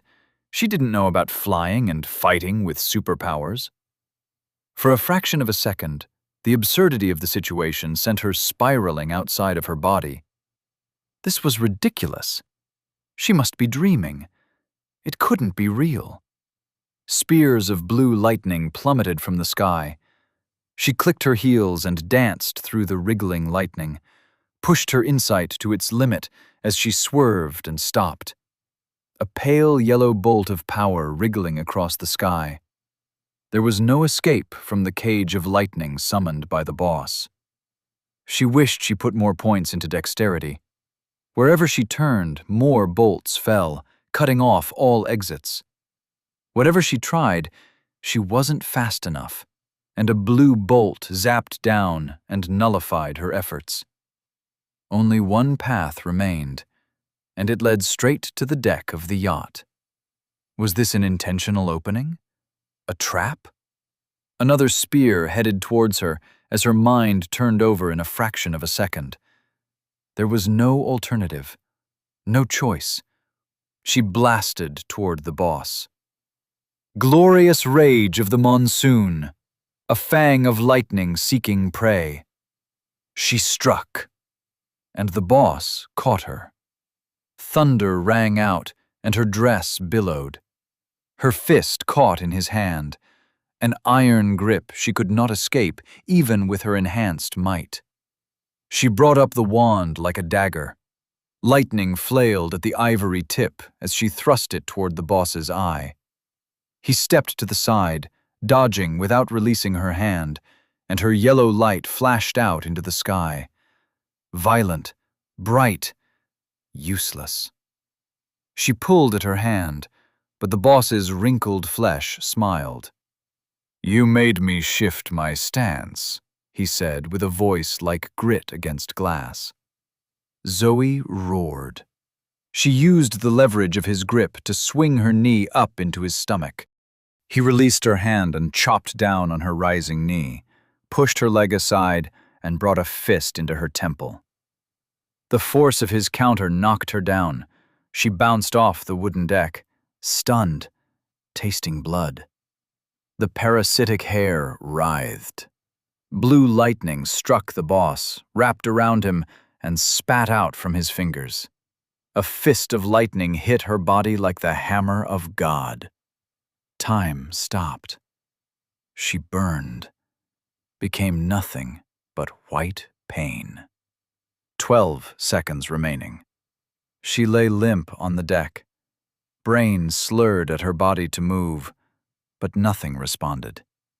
Crisp smell like back alley barbecue. Her. The smell was her. Smoke and steam curled from her flesh. Coughed blood. Air, a thin whistle through her lips, screamed inside her mind. The boss walked toward her with his hands tucked behind his back. "You really have nobody to blame but yourself," he said. "This is so typical of you rich nobles. You get a powerful item, and you think you can punch above your weight class. Look at you. No body, no gates, and you think you can solo a dungeon boss," he chuckled. "Yeah, you have a powerful item. So what?" He punctuated his question with a kick to her stomach that sent her sliding across the deck. The blow broke her ribs. Difficult breathing became harder. She wished she was dreaming, but nothing is more real than pain. The boss looked at the blood on his shoe with disgust before he walked over to where she lay, twitching. The mirrored crabs crawled across her body. She could see herself in those dozen reflections, a burned mess. Skin red and raw, cracked and blackened, melting. No hair but the parasitic tail. 8 seconds remaining. What good was the power of the monsoon fairy if she couldn't even move? Vitality. Her body must be healing. 4 seconds remaining. Her brain twitched, and she spent her skein. Skein 1 over 117. If she boosted her vitality, she could heal enough to move. Maybe she could escape. Maybe she could reach the island. Big maybes, but he needed to move first. She poured her skein into her vitality, directed the cold rush of energy toward her fried muscles, and vitality disabled by enemy technique. Her eyes widened with horror. That could happen? She scrambled for a backup plan as the boss placed his boot upon her throat. She wheezed as the boss glared down at her. "What are you trying to do? Heal with skein? I didn't expect such a peasant technique. No potions for the rich girl? No scrolls? Come on." He bent down and patted her body. "What other items do you have? Don't tell me you're a one-trick pony." He shook his head. "This is incredibly disappointing. You don't know how bored I've been." Zoe tried to speak, but her body refused. The boss leaned down and cupped a hand around his ear. "Sorry, did you say something?" He leaned down until the small golden earring dangling from his lobe brushed against her lips. "Speak up." With the last of her strength, the last of her breath, the last of her rage, Zoe bit his ear. Her teeth sank into the wrinkled gray skin. The dangling golden earring was cold and metallic on her tongue. She bit down hard and tasted blood. Tasted victory. Pyrrhic, but a victory all the same. The boss screamed. He pulled away and his ear tore. Zoe swallowed the lobe and the earring. Flesh and metal sank down her throat. It could be the metal essence in her body that made it so easy, but she didn't care. She grinned a bloody smile at the wide-eyed boss before he brought his boot down on her face. Her teeth crunched under his heel. She choked on blood and dentistry as he lifted her off the ground like a sack of kittens. There was no struggle left in her, only leaking blood. He strode toward the edge of the boat. "An insult like that deserves a fate worse than death," he said. "Good thing this is a Black Star dungeon." He held her over the edge of the yacht. Her feet dangled above the black void that surrounded the vessel. Water rushed into the depths. The charm wore off, and, without ceremony, the ponytail detached and fell into the emptiness below. It vanished in the darkness, but Zoe wasn't watching. She glared into the boss's burning yellow eyes. "I'll kill." He smiled at her wrathful expression as blood trickled from his missing lobe. "No, you won't." And he let her fall. "Enjoy eternity," he spat after her. The globule fell toward her outstretched hand as she plummeted into the void. Chapter 26. Divided we fall. Bella watched with horror as the dungeon boss threw Zoe over the side of the mirror-clad yacht. For a brief instant, she saw Zoe's face, all blood and shattered teeth, eyes wild with animal fear. Did their glances meet across the turgid water before she vanished? Down into the yawning depths of the hole. No! Bella stumbled forward, feeling the uselessness of her actions before her shoes splashed into the lake. She's gone. Anton's voice flat and tight. Nothing we can do. Bloody water lapped Bella's knees. Was she crying? She wiped, dry, hopeless. Zoe was the strong one, all her might, all her skein. She even had the charm of the monsoon fairy to boost her attributes. If she failed against the dungeon boss, what hope for the rest of them? Her hands wrung empty, the rune blade back up the shore thrust into the ground, and her mind empty of chatter. Empty of all thoughts save one. What were they meant to do now? She remembered how easy it had been to say they would reach level 20 together. Hell, her whole life flashed. How easy is it to say anything? So much of her life had been talk, plans that never materialized. Even the friends she visited in America turned out to be. How quickly plans fall apart. Dark shore soil crunched under Anton's shoes. I'm going. Then go. A moment of lapping water. A moment of dread as the dungeon boss's yellow eyes burned into the back of Bella's mind before the yacht turned away and continued its weaving route between the half-submerged houses. A moment of dawning realization. Anton still stood behind her. For a minute, she breathed and watched the yacht slide away. Why are you still here? She couldn't turn to face him, not after he persuaded her to stay. Didn't you want to leave? But whose fault was it that she didn't charge the yacht with sword in hand? Hot wind shrieked through her veins. She glanced down at the sword she gripped tight, the only thing she could trust, and whirled on Anton. Why did you make me stay? She swung at him, low and lazy, and he backed away with widening eyes. You're such a damn coward! She did everything to save us. We should have done more. She chopped, blade pulsing heat. 20:57. Anton leaped back up the shore, stared down at her, hands by his side, flexing, unflexing. I won't fight you. Then stop moving and let me hit you, Bella charged. 19:57. She slashed for his chest, and he bent over backward to dodge. He was quick, but she had leveled up, closed the distance between them. Her dexterity was higher. The rune blade touched Anton's shoulder. He rolled, even as the scorching metal sliced him. A thin groove dug into his flesh, blood steaming as he kicked out. His foot struck her hip, knocked her down, and launched him away. Heaving, they watched each other. Anton trailed a finger along the burn on his shoulder and glared at Bella. More emotion than she ever saw on his face.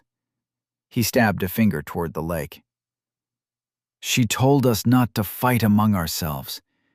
Were you just waiting for her to die so you could attack me? Yes, whispered the rune blade, brambles coiling along her wrist. Hack him to pieces. She screamed and threw the blade aside with disgust, as though throwing away a piece of yourself will remove it forever. She sank to her knees and sobbed. The world blurred behind a wall of tears. Anton watched, his wound still steaming, and if he felt awkward, or compassion, or anything at all, he hid it behind a stony mask. Bella cried, and the lake answered, deep splashing. Footsteps upon the muddy shore. Hope rose. A monstrously huge mirrodile crawled out of the bloody lake. One eye scratched away. 3 skeletal arms dangled from its mirrored hide. Bony fingers dug into the flesh like clay, still grasping, twitching like leeches. The Mirrodile shuffled onto land. It eyed them, yawned its savage maw, and the crane tongue poked out. "Punish all trespassers!" The Mirrodile waddled toward them, building speed, sprinting. Anton leaped down from his high ground to Bella's side. He kicked the swooping beak and spun, landing a heavy blow into the Mirrodile's flank. It slid down the muddy bank. Anton grabbed Bella's arm and hauled her to her feet. He stooped for the sword, but a fiery pain swept through Bella at that sight. "Don't touch it!" Anton's finger stopped inches from the blade's hungry runes. He raised an eyebrow. "I'm just picking it up." "No, I'm sorry." She bent and lifted her curse. "It's not something anyone else should touch." The Mirrodile charged again, crane tongue screeching. The circular pattern on the feathery forehead glowed, and the lake water twisted into bloodied whips. Bella swung the blade down and gouged out the Mirrodile's remaining eye. It hissed and retreated. Bella and Anton took the opening. Together they made short and messy work of the monster. As the cold rush of death energy filled her, Bella felt a returning calm. "I'm sorry," she said. Anton waved her away. "I was being an asshole." "You're still an asshole." He watched her for a moment. "Are you poking fun, or do you still want to cut my head off?" Bella grinned. "Yes." His lips twitched before settling into his casual poker face. "What do we do now?" "How about we work together? Maybe we can even get Zoe back from the pit. There's so much we don't know. Maybe she isn't—" He nodded. "Sounds like a plan. You want to explore the island, or should we wait here and grind these shiny gators?" "I still think they're shiny crocs." 3 of the creatures slipped out of the water. Their heads swung toward the pair on the shore, and they charged. Bella lifted her sword. "I want to explore the island," she said. "But first, let's blow off some steam." ###. Rue sulked. Alone in his pavilion, hunched forward on his couch, staring at a display of fragmented metal that showed only darkness. The dark of nothing.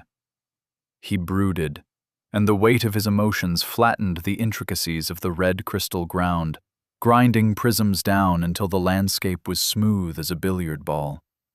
The sky of clear-cut stars gazed down as he gazed inward, and finally sighed. Why did all his projects fail? Did he push her too hard? And the young boy he once was, the one who thought adventuring in the cosmos would be fun, laughed. Innocent laughter from deep in his soul. It echoed, clanging like a bell in his mind, though his lips remained still, serious, grim as a blood-crusted blade. When did he last laugh like that child? He had laughed many times since the war camp, since his enslavement, since he donned the mantle of the bladed forest. But when did he last laugh with childish and unadulterated joy? He dismissed the black projection. No point staring at nothing. He stood, alone under the stars, with the steady crystal pulse rising through his soles. Even if the woman lived, would her fate have differed from his own? A weapon forged by a different smith is still a weapon in the end. Nothing changes. Footsteps. 2 people approached across the red waste surface of the bloody eye. Lorilla emerged from the horizon, with Esme shadowing her. The younger commander's form draped in darkness, vaguely feminine, and her head bisected like a half-eaten boiled egg. They bowed before Rue. "So, an official visit." "Rise," and the weariness in his voice depressed him further. "Lord Rue," Lorilla said, "it is time to release the settlement polyps." He wanted to dismiss them. He wanted to sulk. but duty ever calls. Lead the way, he said. They strode across the red crystal, and Esme walked beside him. How goes your project? She asked with her dark whisper. Failure. Oh? She tried to solo a dungeon boss before her body was forged. Before she received her first gate. I may have had a hand in pushing her. A bright light casts a long shadow. I suppose. Lorilla laughed. I believe our Lord is too forlorn to ponder your sage advice, Esme. Esme smiled. A wondrous thing of soft obsidian. When a mouth is all you have, it becomes quite expressive. I merely mean, she whispered, that our Lord should realize the standards he sets for those who would follow. High as yonder stars they are, and such a burden they make. My high standards led to her death. Is that your meaning? Death, my lord? Esme's smile widened. Why then does your quest persist? Rue stopped. He checked the system. The burden of being interesting. Quest status, active. Rue smiled, and then he laughed. Booming, raucous, and joyous. Almost childlike. As his gaiety persisted, the others smiled. It was good to see their lord happy after all this time. After everything they lost.